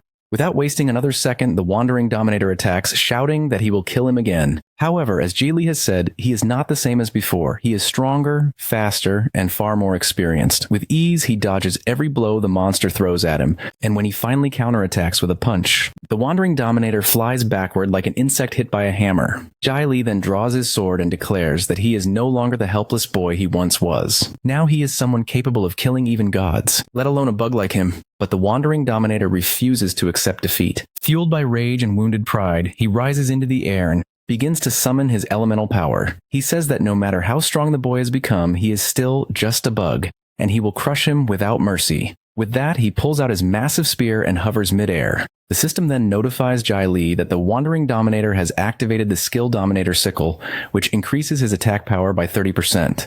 Jai Li calmly observes that this must be his elemental power. His strange uncle warns him that controlling such power is dangerous, and that he must be cautious. Yet Ji Li, now level 100 with the best weapons and equipment, says that this battle will prove whether he is strong enough to escape this wretched place. The fight begins again. The Wandering Dominator keeps attacking relentlessly, but Ji Li skillfully avoids every strike. At one point, the monster uses his super speed to appear behind him, and sneers that the boy is still too slow. However, before he can react, Ji Li unleashes his Annihilation Slash, and the blow drains almost 20,000 points from the Wandering Dominator's XP. The creature crashes to the ground, stunned, and asks how the boy has become this powerful. Meanwhile, the system alerts Ji Li that his weapon durability has dropped below 70%. He quickly realizes that he must finish the fight before his sword breaks. With that, he activates his Obliterate power, and a glowing face mask representing his elemental force forms over him. The sight shocks the Wandering Dominator, who falters mid-sentence. As Ji Li charges toward him, this time the monster does not even try to dodge. Instead, he allows the boy's blade to pierce his chest. The action leaves Ji Li confused, wondering why the creature did not attempt to defend himself. The Wandering Dominator, now trembling and half broken, stares at the boy in disbelief and whispers, asking if he is his master. Meanwhile, in the real world, technicians monitor the sudden surge of monsters appearing across the planet. One of them reports that numerous unidentified creatures have appeared in the northern Pacific Ocean, and that a joint team from Country J and Country H is already en route. Troops from Country A have also departed from Hawaii to support the operation. At the same time, Chief Su confronts Mr. Zhang, the CEO of Cosmos Games, demanding an explanation for why monsters from the game are manifesting in the real world. The man, casually sipping his tea as though nothing unusual is happening, replies that he only runs a game company, and that the creatures in Cosmos are nothing more than lines of code written by his team. As for them appearing in the real world, He insists he has no connection to that and is not the person she should be questioning. Sue grows frustrated, explaining that she represents Country C's special department and is under strict orders to shut down Cosmos operations immediately and launch a full investigation. But Mr. Zhang calmly sets down his coffee, still unbothered, and says that all the game servers are based in Europe, meaning neither Country A nor Country C has the jurisdiction to interfere. He then stands up, saying that it is time for him to leave since they are wasting his valuable time. Before walking out, however, he turns back and taunts Sue, mentioning that all the monsters they designed are inspired by ancient myths from around the world. His remark sparks an idea in Chief Sue's mind, and she immediately begins to investigate the connection between the game creatures and ancient legends. Meanwhile, far out in the Pacific Ocean, 3 level 120 assassins face a terrifying sight as 3 S-rank monsters appear before them. One of them remarks that it is his first time seeing 3 of that rank together. The black-haired assassin notes that the last time such a creature appeared, it took a team of 4 level 80 heroes and 2 level 120 heroes just to take down one. The archer replies that with only 3 S-rank assassins like themselves, they cannot hope to defeat the monsters ahead. However, clan leader Chin has ordered them to hold the line until reinforcements arrive. The archer is named Bruce, the one with the eye patch is Balangdafu, and the black-haired youth is Li Shengxian. All 3 are level 120. Balangdafu warns that the mission will be extremely dangerous and that they must remain vigilant. Before they connect, a disturbance appears before them and they all turn toward it. To their horror, another creature emerges from the portal, and this one radiates even greater power. It is an SS rank monster. The Wandering Dominator then takes a bow, and Ji Li asks what the hell that creature is talking about. The Bughead replies by asking how the boy can use his owner's power, and Ji Li suddenly realizes that the creature is not talking about him. He takes a step back. Ji Li asks what he means by Master's power, because to him it sounds like some kind of trick. Yet the Wandering Dominator keeps repeating his question, demanding to know why a bug is using his owner's power. Ji Li turns toward his uncle and asks if he is the master that the creature keeps mentioning. His uncle replies that his memories are still incomplete, so even if he is, he cannot be certain. Ji Li, however, feels deep down that there is a possibility his uncle might be the master the creature is talking about, so he asks if his master was someone with silver hair. The Bughead responds that his owner is not a human, but their supreme god Ra. He then explains that since his master's power now resides within Ji Li, that makes Ji Li his master. With that, the creature bows again and retracts his weapon. The system notification appears, showing that Ji Li has unlocked the divinity database and that Ra's soul servant, Khepri, has been activated. The Wandering Dominator, whose true name is Khepri, then offers his allegiance to Ji Li. The system asks if Ji Li wishes to accept him as a soul servant. Ji Li realizes that the creature before him is the same one who had given him the mission to take revenge. He thinks for a moment and admits to himself that even though he does not like this arrogant being, with Khepri's help, it will be easier to defeat the boss, Nabus. So he accepts the offer. Instantly, Khepri transforms into a swirl of golden dust, and Ji Li feels his power merging with his own. The system notifies that Ji Li can now use the skill Soul Servant to summon Khepri to fight beside him. The skill requires no MP and has no time limit, allowing the servant to remain summoned indefinitely. Ji Li finds this interesting and points out that if all soul servants are this powerful, he can collect more of them and avoid fighting altogether. However, the system clarifies that 30% of his earned XP will be diverted to each soul servant he possesses. Furthermore, if a soul servant dies, it cannot be revived, and he will lose it permanently. This makes sense to him because now he understands that he must gain more XP to maintain the servants he wishes to keep. He then brushes off the thought, deciding that this is something to worry about later. Right now, with Khepri's strength beside him, he feels more confident that he will be able to defeat Nabus. With that, he orders his new servant to tell him everything he knows. Meanwhile, back on Earth, an officer rushes to Chief Su and reports that unidentified monsters have started appearing in several regions around the world.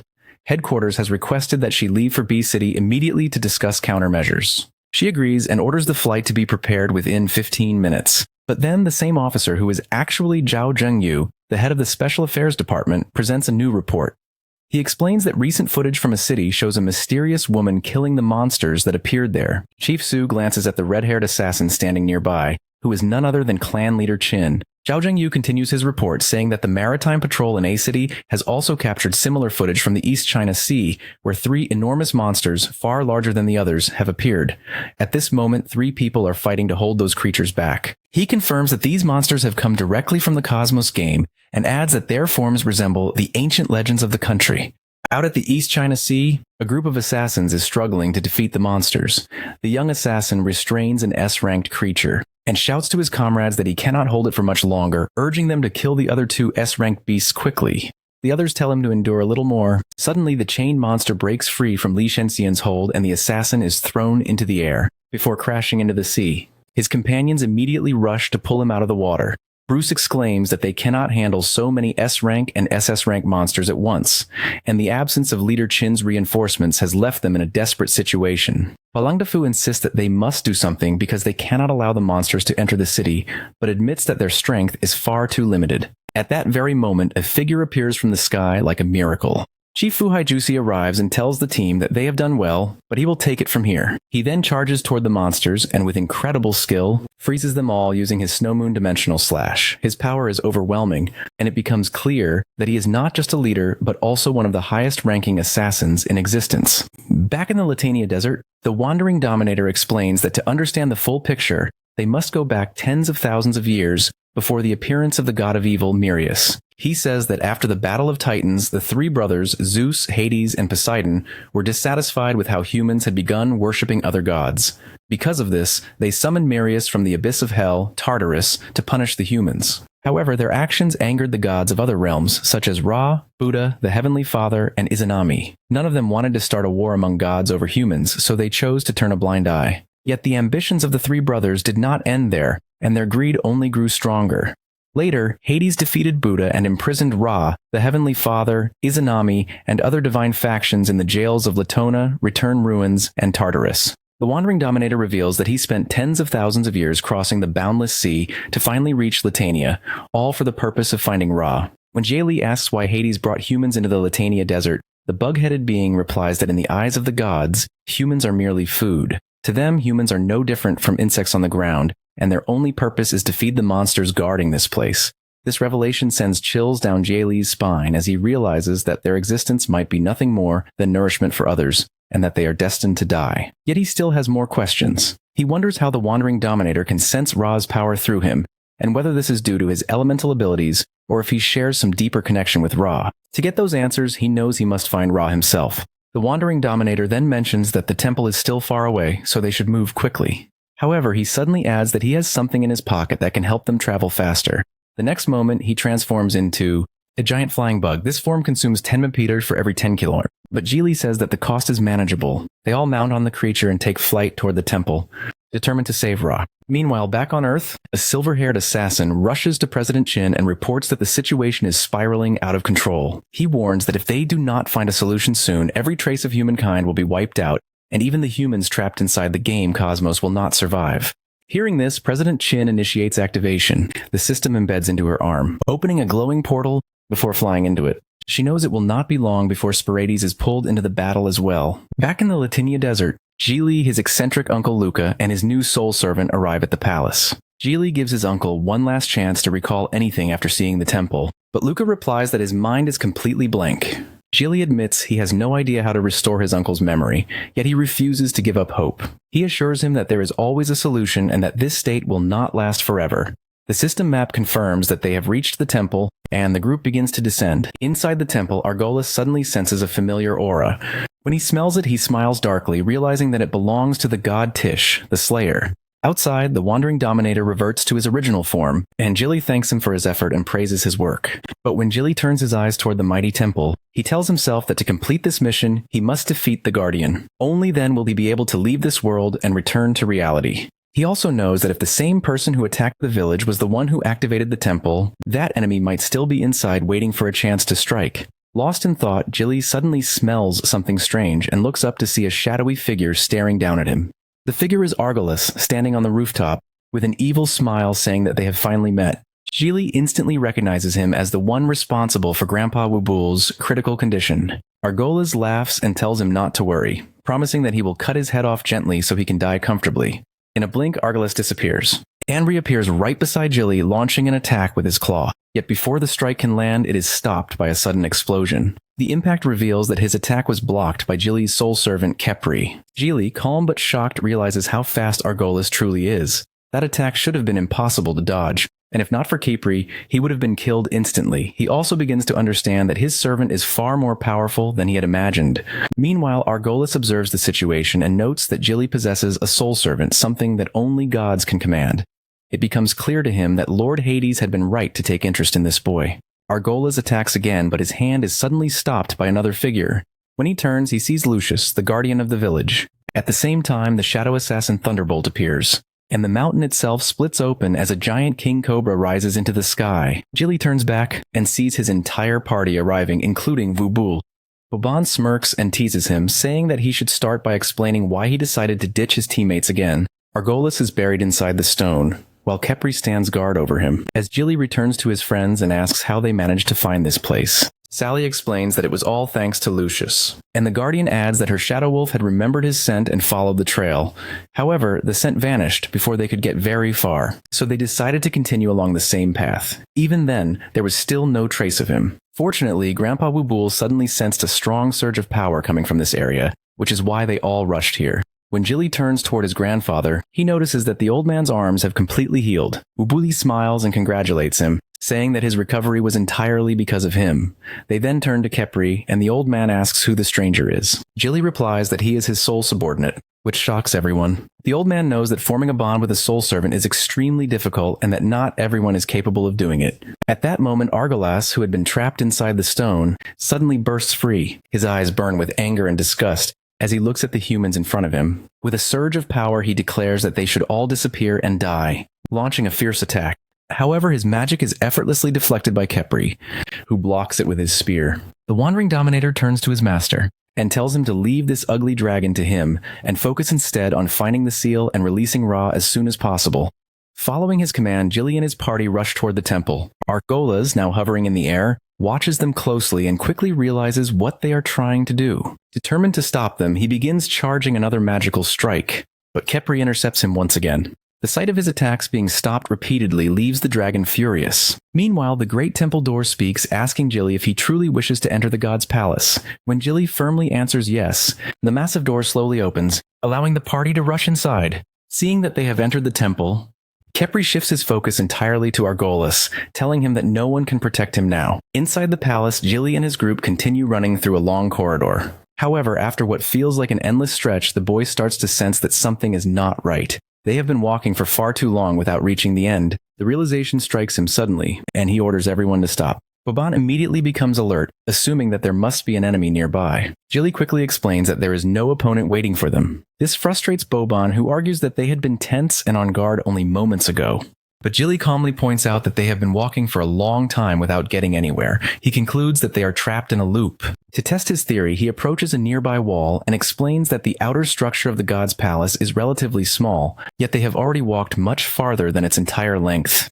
He deduces that the time and space inside the palace must function differently from the outside world. To confirm his suspicion, he marks the wall with a cross and tells the others that if they truly are moving in circles, they will encounter the same mark again. Grandpa Wubuli agrees that they should keep moving forward, and the group continues. However, Jilly cannot shake off his growing concern. Ever since entering the temple, he's been unable to access his system's map function, and there have been no new mission notifications. He feels as though something crucial is missing, and that the game itself has changed in ways he does not yet understand. Just as he is lost in thought, Sally suddenly calls out and tells everyone to look at the wall. To their disbelief, the same cross Jilly had carved earlier now appears above them, proving that they are indeed trapped in an endless loop. The party has no option but to continue walking, which irritates Boban. Joss tries to calm him down, asking him to be patient because, according to their calculations, they should be nearing the exit. However, Sally corrects him, saying that with their current speed, they should have already reached the exit a long time ago. Jilly then adds that the exit is probably gone, and if he's not mistaken, they will soon pass the same place they marked before because they are walking in circles. His guess turns out to be right when they pass the same marked spot again. Jilly opens his system and tries to recall when exactly they fell into the trap because he never received any notification from his pop-up. He begins to worry since Kepri is still out there fighting the dragon, and they cannot afford to waste too much time. He knows that if a dragon were to appear, they would be in serious danger. Just then, the rest of the party runs toward him, saying they have checked the walls and floors everywhere but found no hidden doors or mechanisms. The old man reports that even the protective array on the pathways has disappeared. Jilly asks if they have checked the ceiling, and Wubul replies that they have searched every corner but found no clues, so they need to find another way to escape. Jilly turns to Sally and asks her to use her fireball to test whether it can break through the wall. Sally hesitates, saying it might not be a good idea because the fireball could rebound and attack them instead. Joss argues that they have nothing else to do, so it is worth trying. Grandfather Wubul gives Sally an approving nod and she follows his order using her flame dance to form a massive fireball. The blast creates a large hole in the wall. Sally giggles in surprise, unable to believe it actually worked, while Joss celebrates, saying they must have broken out of the loop. However, when they look through the hole, they realize they have returned to the same marked place as before. The loop has not been broken. Everyone is confused, wondering how this could be possible. Boban raises his sword, ready to attack any hidden enemy that might be playing tricks on them. The old man, however, notices that Jilly is deep in thought and senses that the boy is recalling something. He is correct because Jilly remembers reading about a theory during his studies. It proposed that Earth was a prison for humanity and all the paths were designed in a circle. Due to gravity, people could not perceive the circular structure, and the moving outer walls kept them from realizing they were trapped inside. Meanwhile, in Country J, inside a Tokyo building, Chief Sue meets Professor Miyataki. She shows her several photos of the monsters that have suddenly appeared on Earth. According to her expertise, the creatures look exactly like the monster characters from the game called Cosmos. The professor studies the photos carefully and points out that they were modeled after creatures from mythological stories across the world. Chief Sue confirms that this is true, and then asks if that means the myths themselves could also be real. The professor replies that if those stories are real, then her current research is not just mythology, it is actual history. Back in the labyrinth, Jilly's party is still trapped in the same loop. Boban loses his temper, saying he cannot take it anymore and wants to act.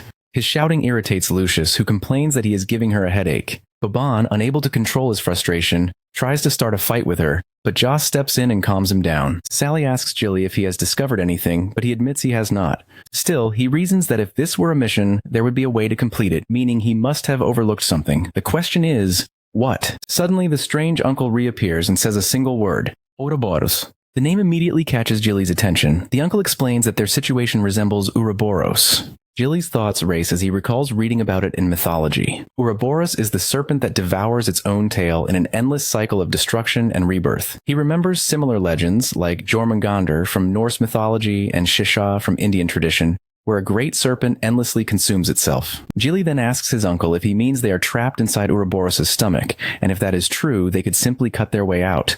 The uncle shakes his head and says it is not the Ouroboros Jilly knows. This is the god of dreams, Oneros, divine restriction. From the moment they entered the palace, their senses have been paralyzed by the divine restriction, which explains why Jilly never received any notification from his system. Jilly asks if there is a way to break it, and the uncle answers that there is only one way. He must find the being who is casting the restriction and kill them. Only then will the limit be broken. Jilly turns to look at his friends and asks if the uncle is suggesting that one of them is not real, but a creation of the god Oneros. The uncle confirms it, warning that the imposter will be almost identical to the real person. Jilly realizes that if this is true, he needs to identify the false one and strike when they least expect it. But the question remains, who is it? His eyes move from one companion to another, even to Grandpa Wubul and Sally, and he silently wonders whether any of them are real at all. Meanwhile, on the edge of the underworld, a beautiful lady is playing with a giant tree in front of her. As she enjoys the moment, she suddenly senses a disturbance in the air and realizes that it is coming from within Latinia's palace. When she looks closer, she notices that the Seal of Dreams has been triggered. Her quiet observation is soon interrupted by Lord Hades, who greets her, remarking that it has been a long time since they last met. It becomes clear that the woman is the god Oneros. The moment she sees Hades, she quickly hides the flower in her hand, knowing that if he sees it, he will discover that something is happening inside the Latinia desert. Nervously, she asks him what brings him there, and Hades teases her, saying that it seems he is not welcome in her realm. His playful tone only makes her more flustered, and she hurriedly explains that he has never visited the edge of the underworld before, so she was simply surprised. She then asks if there is anything she can do to please him. Hades responds with grave news, saying that his father Kronos has escaped from his prison in Tartarus. Oneros, unaware of this, is stunned. She insists that it should be impossible for the Seal of Dreams and Tartarus to be broken, since it was never even activated, and there is no way Kronos could have escaped unnoticed. Hades tells her that this is exactly why she must help him. Under his orders, she must find and bring Kronos back before Zeus and Poseidon discover what has happened. He then threatens her, warning that if she refuses, she will take his place in hell. Terrified by the thought, Oneros reluctantly agrees. As Hades disappears through a portal, returning to the world above, she remains deep in thought, wondering how Kronos avoided death, bypassed the divine seal, and escaped the watch of the three-headed Cerberus. She begins to suspect that something far more dangerous is unfolding within Latinia's palace. Back in the temple, Jilly asks his old master for training, which immediately catches everyone's attention, since they cannot believe he wants to train while they are trapped. Jilly then explains that since they are stuck there anyway, They should use the time to test their strength again and see how far they have progressed since their last challenge. Boban interrupts, trying to talk sense into him, but Jilly insists that he is simply bored and that training will prepare them for what lies ahead. His words provoke the old man, who decides to teach the boy a lesson, and Boban's irritation grows. Sally steps in, trying to calm them down, and says that Grandfather Wubul should ignore the bickering and focus on what he wants to do. Meanwhile, Jilly thinks quietly to himself. He knows that if he tests each person one by one, the imposter will catch on to his intentions. So the better plan is to cause chaos. The more sudden the conflict, the higher the chance that the imposter will slip up. If the real Grandfather Wubuli is present, he will understand that Jilly has a reason for making such a bold request. As expected, the old man agrees, and the rest of the group looks at him in disbelief. But between the two, a silent understanding passes. Jilly knows that the real Wubuli trusts him enough to recognize that there is a plan behind his words. As one of the 12 heroes, the old man's intellect and instincts are unmatched, and Jilly is sure that he will understand. The trick is clever enough that even the strange uncle comments on Jilly's sharp thinking. However, he also warns that it will be nearly impossible to find the imposter through their combat skills alone. Jilly cuts him off, saying that he knows techniques can be copied, but habits cannot. Every fighter has their own instinctive way of interpreting and executing attacks. Something carved into their bones, and that is something no imposter can imitate. Hearing this, the old man draws his sword, and the clones of the party appear. Jilly prepares himself, knowing he will have to observe each person carefully during the fight to uncover the imposter. The uncle reminds him that he only has one chance. If their knowledge of the dreamscape is discovered, they will be trapped in the God of Dreams time vortex forever. Jilly assures him that he will succeed and then draws his own weapon. Grandfather Wubul announces that the training will begin, warning everyone to be careful and give their best effort. Encouraged by his strong tone, everyone nods and gets ready to face their own clones. Jilly takes the lead, charging towards Sally's clone, but before he can strike, Lucius moves faster and eliminates her with a single slash. Lucius then turns to Jilly and says that she has no interest in their childish game and only wants to find a way out. Meanwhile, Sally is being cornered by Jilly's clone. Before it can attack, Jilly steps in with his sword and saves her. He tells her to team up with Lucius and eliminate the remaining clones while he handles his own. Nervously, Sally agrees, admitting she is not confident in battle, and runs off with Lucius as they move away. Jilly thinks to himself that he needs to keep the others busy so he can observe them closely and spot any flaws in their behavior. He notices that Boban is fighting Lucius's clone, while Joss and Falorga are battling their own doubles. Joss struggles at first, but Lucius steps in and kills his clone with ease. She turns to him and remarks that he is far too weak if he cannot even defeat a low-level copy of himself.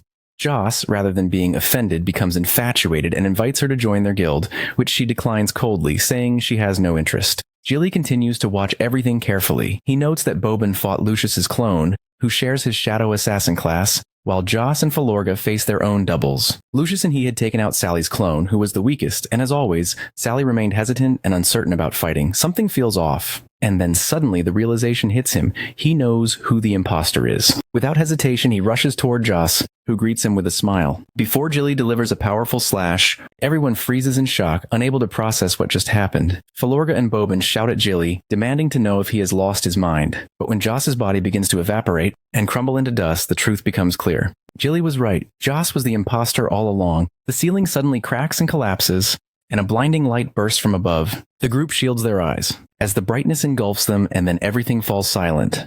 When they open their eyes again, they find themselves sitting on the ground, uncertain if the plan worked. Joss stirs awake, and Falorga rushes to ask if he feels all right. Confused, he looks around and asks why everyone is sitting still. Boban, frustrated, turns to Jilly, demanding an explanation, but Jilly does not answer. He keeps staring ahead, and then a small smile appears on his face as he says that they are already out of the loop.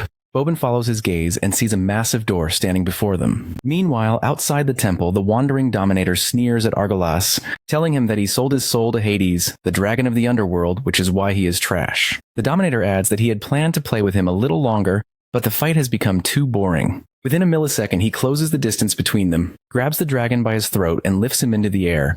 Argolas struggles and asks in pain who this man really is, because he has never encountered anyone with power like this before. Khepri mocks him and tells him to ask his despicable master. As he says this, he tightens his grip until Argalas can feel his life slipping away. However, flames suddenly erupt from the dragon's body. and the fire spreads from the Dominator's hand toward his entire body. Khepri quickly realizes that this is not an ordinary spell, but the divine seal of Hades.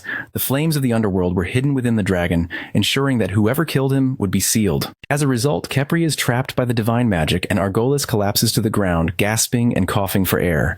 When he looks up, a message appears from Lord Hades himself. Furious yet unwilling to lose his loyal god, Hades activates the divine seal to save him, confirming that the Godslayer truly exists in Latinia. Inside the temple, Geely brings everyone up to speed on what is happening. Grandfather Wubul realizes that they were trapped in a time loop because of the divine seal of the God of Dreams. He then demands to know how Geely could possibly have knowledge of such a thing, which makes the boy visibly nervous since no one knows that he has external help. Sally, confused, asks what divine seals actually are, and Boban grows irritated as always, saying that even he does not know, so how could Geely? Joss joins in and questions what Geely is hiding from them. Before anyone can speak further, Lucius answers calmly. She explains that every god possesses a unique divine seal that can be placed upon people or objects. Once a divine seal is cast, it remains until it is triggered, or until the god who cast it chooses to dispel it. Her knowledge shocks everyone because as a guardian she is expected to know this, but Geely should not. Lucius continues, explaining that divine seals can also be placed on gods themselves, making them the ultimate weapon among deities. She says it is a miracle that they escaped the God of Dreams' divine seal alive. Then she turns to Geely again and asks how he knew that killing Joss would break the seal.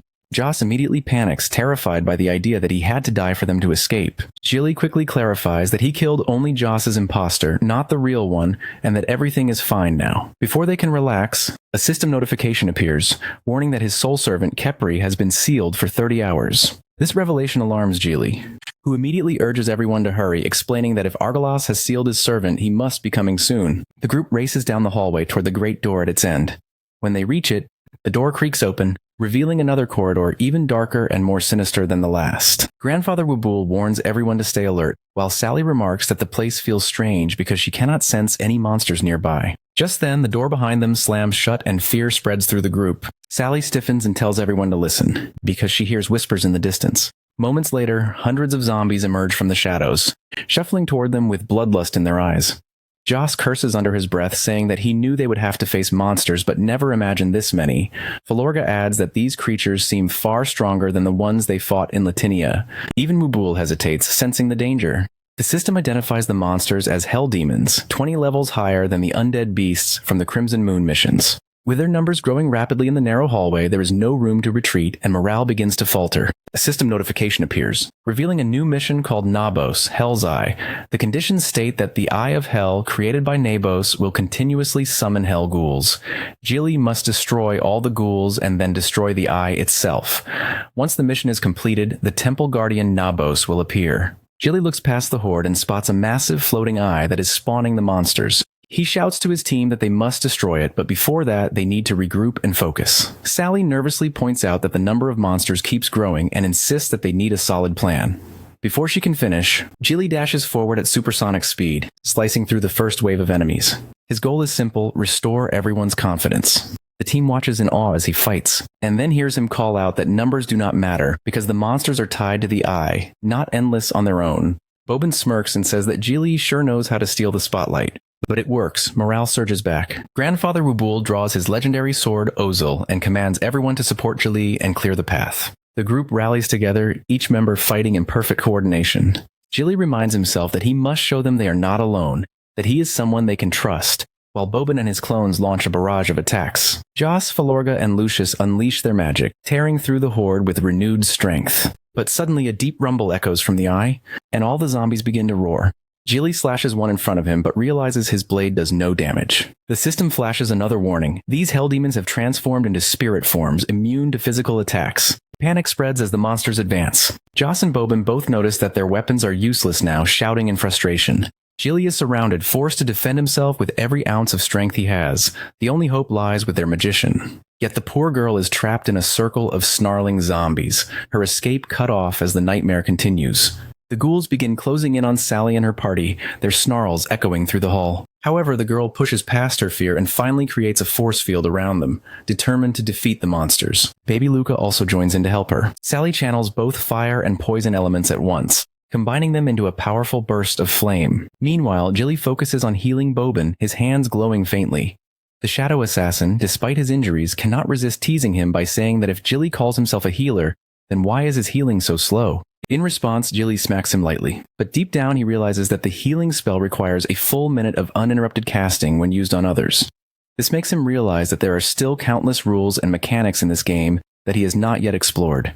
He glances back and sees Sally and Luca fighting bravely, defeating wave after wave of ghouls coming toward them. However, he starts to think of a way to deal with high-level monsters that are immune to physical attacks, since he cannot keep depending on Sally and the baby. Both of them are clearly exhausted, and his own energy is being drained quickly. If the monsters keep emerging through that cursed eye, they will all die here. Boban's healing session finally ends, and the Shadow Assassin admits that Jilly's powers are not that bad.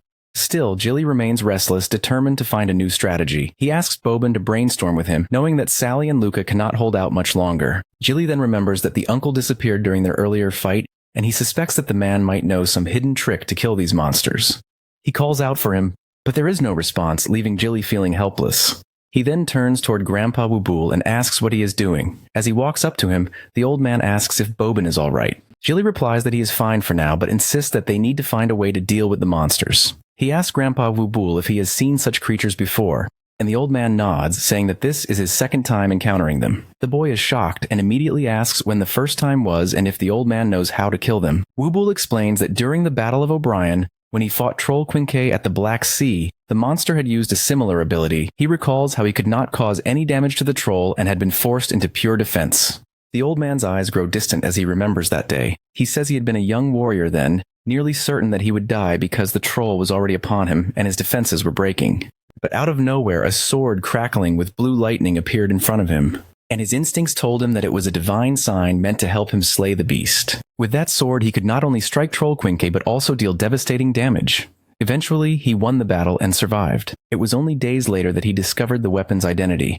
It was the legendary Karababoga's sword, which held the element of endless thunder.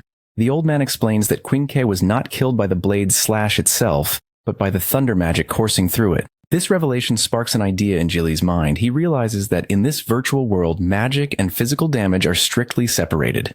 Wubul, Boban, Joss, Falorga, and Lucius all have warrior or assassin professions, and although each of them possesses different elemental attributes, their attacks remain ineffective because the system classifies them as physical damage. Only Sally's attacks are recognized as magic, because she is a magician. From this, Jilly concludes that the effectiveness of an attack depends on the profession. He then opens his skill panel and notes that his skill, Obliterate, can upgrade all attacks into elemental ones, which count as magic damage. His Crescent Moon Slash already functions as a magic attack by enhancing his weapon with the chaotic element. Wubul admits that he has never seen a magician capable of enchanting weapons, and because of that, he believes their chances of survival are still low. However, Jilly has already worked out his plan, and if his reasoning is correct, defeating these monsters should be easy.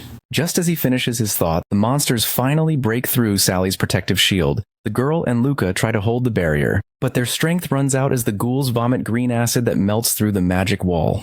Sally screams for help, calling out to Wubul and saying she cannot hold them off any longer. Before the old man can react, Jilly rushes forward, his speed blurring as he charges into the horde. He activates Hades' Nether Spirit Song earrings, which grant him 100% bonus damage against death spirits. Because of that, he cuts through the skeletons effortlessly. System notifications flash one after another, showing that he has dealt massive bonus damage to undead enemies and earned 50,000 XP for slaying countless hell ghouls. Everyone watches in awe as Jilly annihilates the undead as if they were nothing more than paper dolls. He then turns back to his party and orders them to follow him. Their morale soars instantly, and they smile with renewed hope, feeling that they have a true leader among them. The remaining hell ghouls charge at Jilly, unaware that they are running straight to their deaths.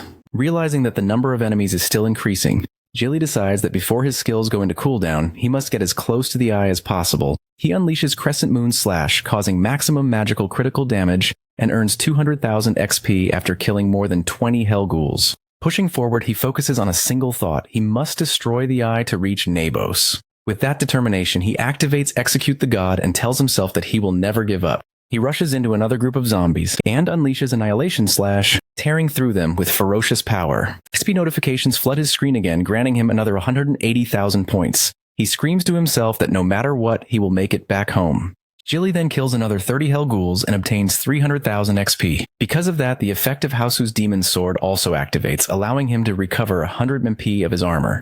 Since he has also killed an elite monster, all of his skill cooldowns are reset. which means that Annihilating Slash, Divine Blessing, God's Annihilation, and Distinguished Cooldown are all available again. However, Jilly soon notices that his equipment durability has dropped to 49%, and this worries him because durability tends to deplete much faster once it falls below 60%.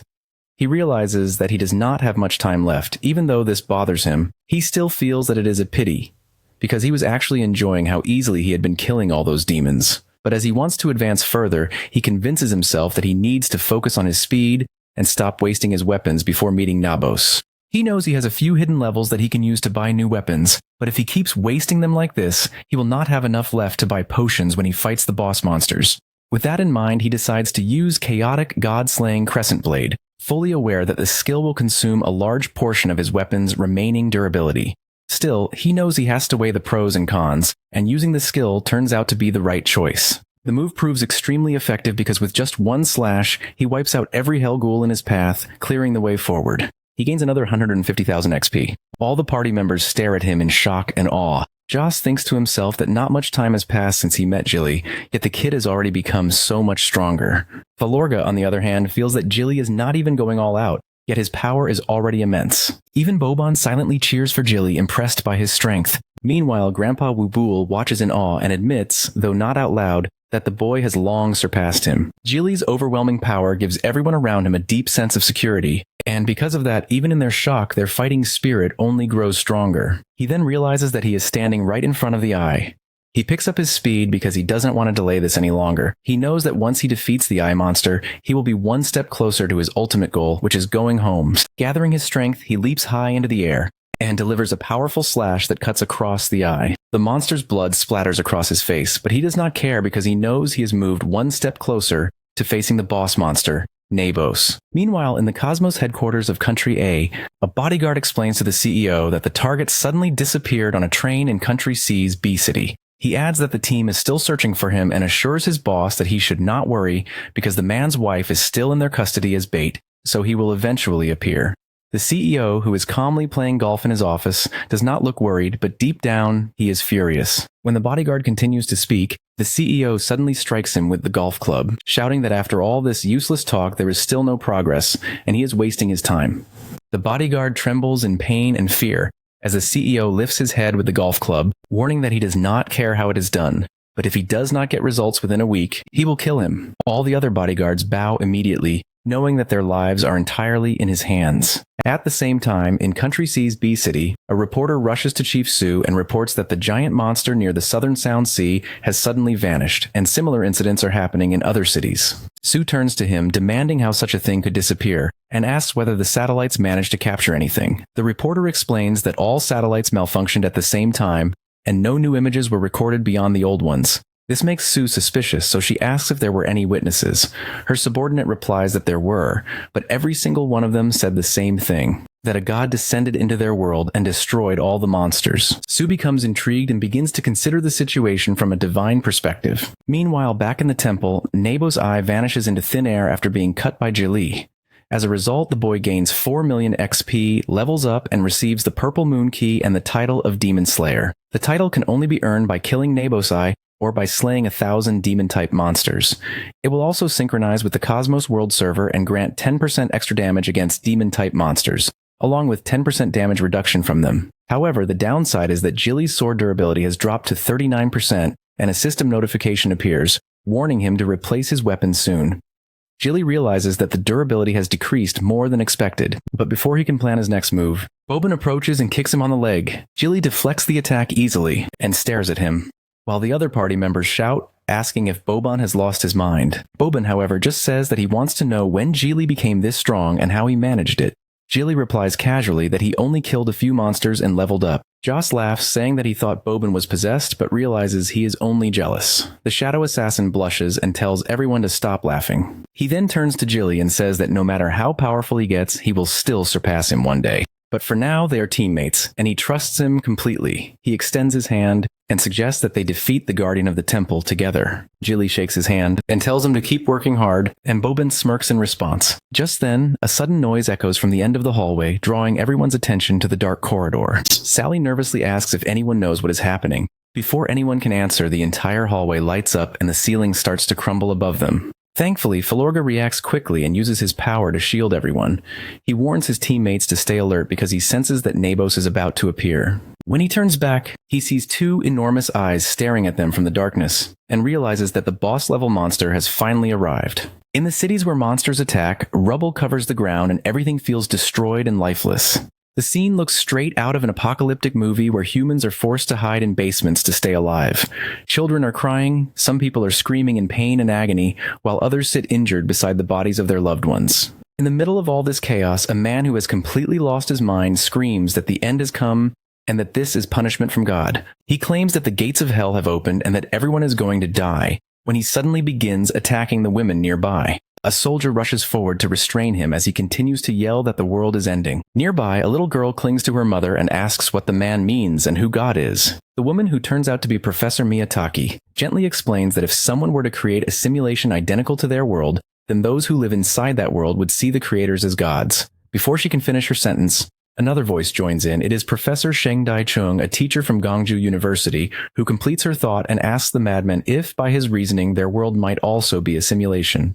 She then asks him if there is any proof that supports such an idea. The man replies that proving whether their world is simulated is not impossible. However, to form a solid conclusion, 3 conditions must be met. First, humans must have no interest in creating simulated worlds, but that is clearly false since they already desire such power. Second, technology must be too limited to create a simulated world, which has already been disproved by the existence of the game cosmos. Third, humanity must become extinct before it succeeds in creating such a simulation. But even that condition seems to be coming true as the monsters continue to destroy everything and kill people in great numbers. He explains that if all these impossibilities are removed, then the only remaining answer, however strange it may seem, must be the truth. According to him, that truth means they might indeed be gods in the eyes of those within the simulations they create. Professor Miyataki begins to think deeply about what he said. It has always been a theory, but with the appearance of these monsters and Professor Shengdai's words, everything now seems connected. She starts to believe that their world is also a simulation, just like the one they created and the one that created them. If that is true, then both humans and monsters are nothing more than puppets following a perfectly written script. Meanwhile, in another part of the world, a well-written hero faces a truly dangerous villain named Nabos. Jilly's system notification flashes, informing him that the final mission, titled Latinia Temple's Guardian, has appeared, and its level remains unknown. The mission reward promises 30 million experience points, the Key of Freedom, the Eye of Nabos, and the God's Soul. Once he defeats the boss, he can use the Key of Freedom to escape Latinia. However, the challenge will not be easy because Nabos does not appear to be a monster that can be defeated easily. Jilly feels the overwhelming pressure of the monster's aura, and fear paralyzes him for a moment. Yet he realizes that if everyone succumbs to fear, they will surely fail. He forces himself to stay composed because he knows he must be the one to give others hope. As expected, his team also begins to tremble at the sight of the boss. But Grandpa Wubul steps forward and reminds them all to stay focused. He tells them that this is not the first time they have faced an opponent stronger than themselves, and that in any battle, no matter how hopeless the situation seems, they must never let fear take control. He reminds them that each of them chose to come here with determination, and now they must fight with everything they have to honor that choice. His speech lifts their spirits, and when he yells for them to destroy the monster, they all raise their weapons and shout that they will give their very best. Jilly smiles slightly because while he was worrying about everyone, Grandpa Vubule had already solved the problem. Suddenly, powerful gusts of wind sweep through the hallway, and Sally asks why the air is so strong when there are no windows nearby. That is when Jilly realizes that the wind is not natural, but rather the force created by the upcoming attack of Nabos. A moment later, one of the boss's tentacles strikes toward Joss and Filorga. The two boys freeze in terror, unable to react. But Grandpa Wubul dashes forward and cuts the tentacle cleanly in half with his sword, Ozel. He quickly warns everyone that the wind is caused by the Guardian's attack and tells them to stay alert and dodge whenever possible. The old man then powers up with his full elemental strength, ready to fight. Nabos begins to attack from all directions, surrounding the team. The assassins push through, refusing to surrender. Grandpa Wubul shouts to Jilly and Boban that he will handle the main attacks while they should try to get closer to the monster. Both boys nod and charge ahead as they run. Jilly realizes that even though his agility is decent, he still cannot match the old man's speed. Before they can reach the boss, several tentacles strike at them, forcing Jilly to stop Boban just in time to avoid being slashed. But new tentacles rise from the ground, blocking their way forward. Refusing to give up, Jilly grabs Boban's hand and uses his power to launch them both into the air, crossing over to the other side. They land heavily, exhausted, and Jilly quickly checks on Boban. The shadow assassin gives a faint grin and says that he is still alive at least. Through this, Jilly realizes that the boss's tentacles can emerge from underground, making it nearly impossible to predict their path. At the same time, Nabos' attacks hit Falorga and Joss, but once again, Grandpa Wubul manages to save them. Though both are badly injured and unable to keep fighting, Jilly looks at his weakened team and understands that they cannot continue fighting like this. Their enemy is hidden while they are completely exposed. They need a plan. He opens his shop menu and searches for something useful, until his eyes catch the streaming flare grenade. It consumes 3 hidden levels and lasts for 5 minutes. He realizes it could help them detect the tentacles' positions by lighting up the area. Without hesitation, he purchases the item and throws it into the air. A blinding explosion follows, and the real form of Nabos becomes visible. The creature is massive, terrifying, and grotesque. As Jilly stares at the monster, a tentacle suddenly appears from behind and strikes him in the chest.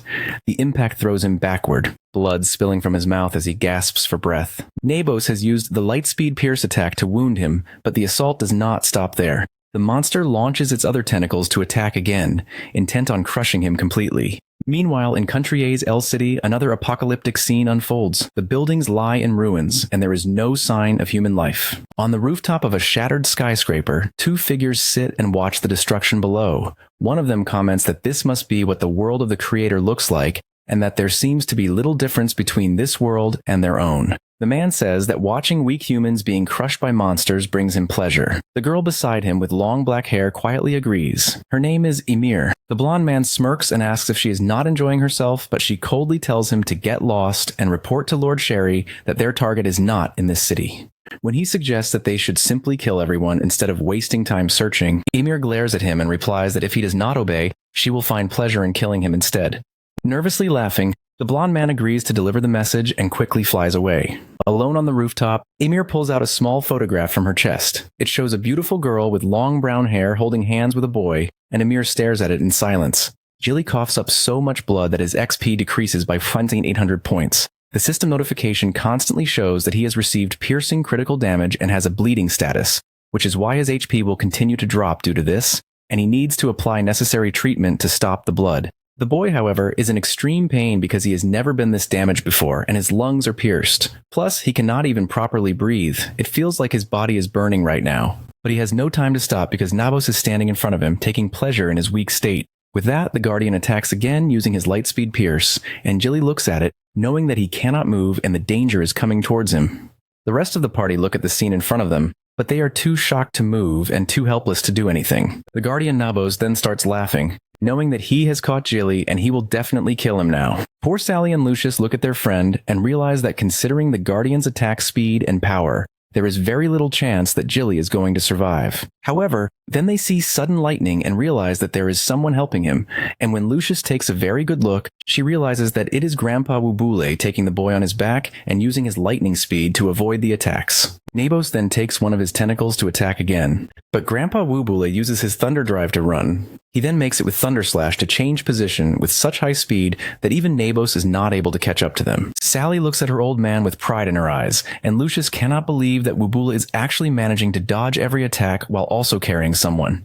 Apparently, people say that someone with this level of lightning speed is called the Son of Thor. Just then, Grandpa Wubule lands in front of the girls, and they both realize that their old man is too strong. He puts our boy down, and Luca looks at her dad and starts getting worried.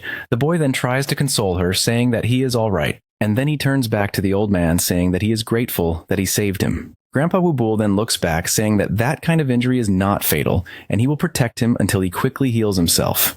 Jilly takes his order, but then his mind starts to drift to how Grandpa Wubule did it, because even if he is in perfect condition when facing Nabos' attacks, he is not able to dodge them all. Plus, he was also carrying him all along. Jilly then activates his healing power and realizes that Grandpa Wubule is definitely stronger than him. On the other hand, at the other side of the hallway, Argolis is walking, and seeing the empty hallway, he realizes that the guys aren't there, which confuses him.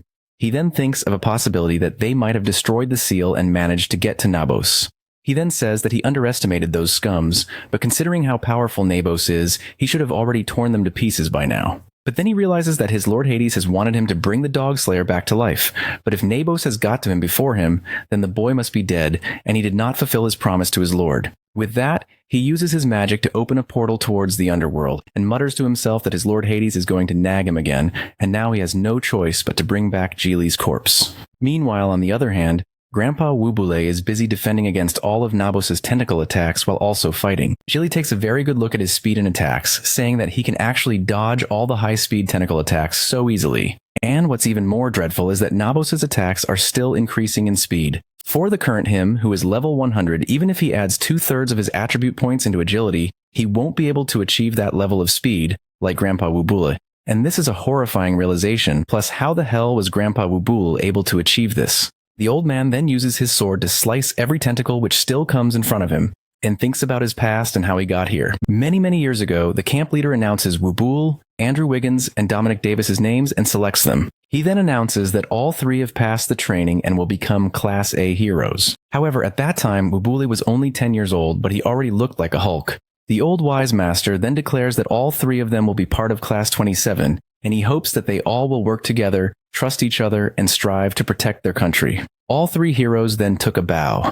However, the reality is not the same because the rest of the two heroes look at Wubule, saying that if he is that legendary kid that everyone else talks about, the other one replies that he heard about him as well, but he did not expect that they all would be teammates because a Class A hero at 10 years old is very rare throughout the history of the Academy.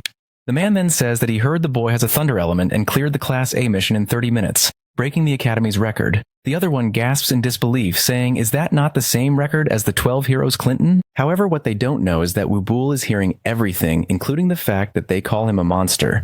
The poor boy who just wanted to have good teammates realizes that a genius and an idiot are actually similar in some situations, because one invokes contempt and ridicule from a distance, and the other invokes jealousy and respect from a distance. In short, if they are walking an unusual path, then they will be abnormal and will never be accepted by society. Poor Wubule has to eat his lunch alone. However, he is not as abnormal as we think he is, because someone who goes by the name of Miles reaches out to him, introducing himself and making small talk. He then introduces Wubule to his lady Luna, saying that they both are entering Class A this year as well, and they would like to talk to him. Miles then comments that Wubule is quite younger than he expected, and the boy replies politely to the duo, thinking that they were the nicest people he talked to during his academy time. They both then sit with him, and Miles asks if he is down for forming a squad with him. Luna then also asks if they all can be together, and the boy shyly says that he wants to, because he realizes that the world is so mystical, because there will be people who will acknowledge him whether he is an idiot or a genius, and at the end of the day, he will always find a place that belongs to him. Since that day, Wubule became extremely good friends with Miles and Luna. Jilly is seeing all of this on his computer screen pop up, in which there are Wubule's past illustrations. The boy then looks up to the old man, thinking that he has lived a long and hard life, and his respect for his old man increases.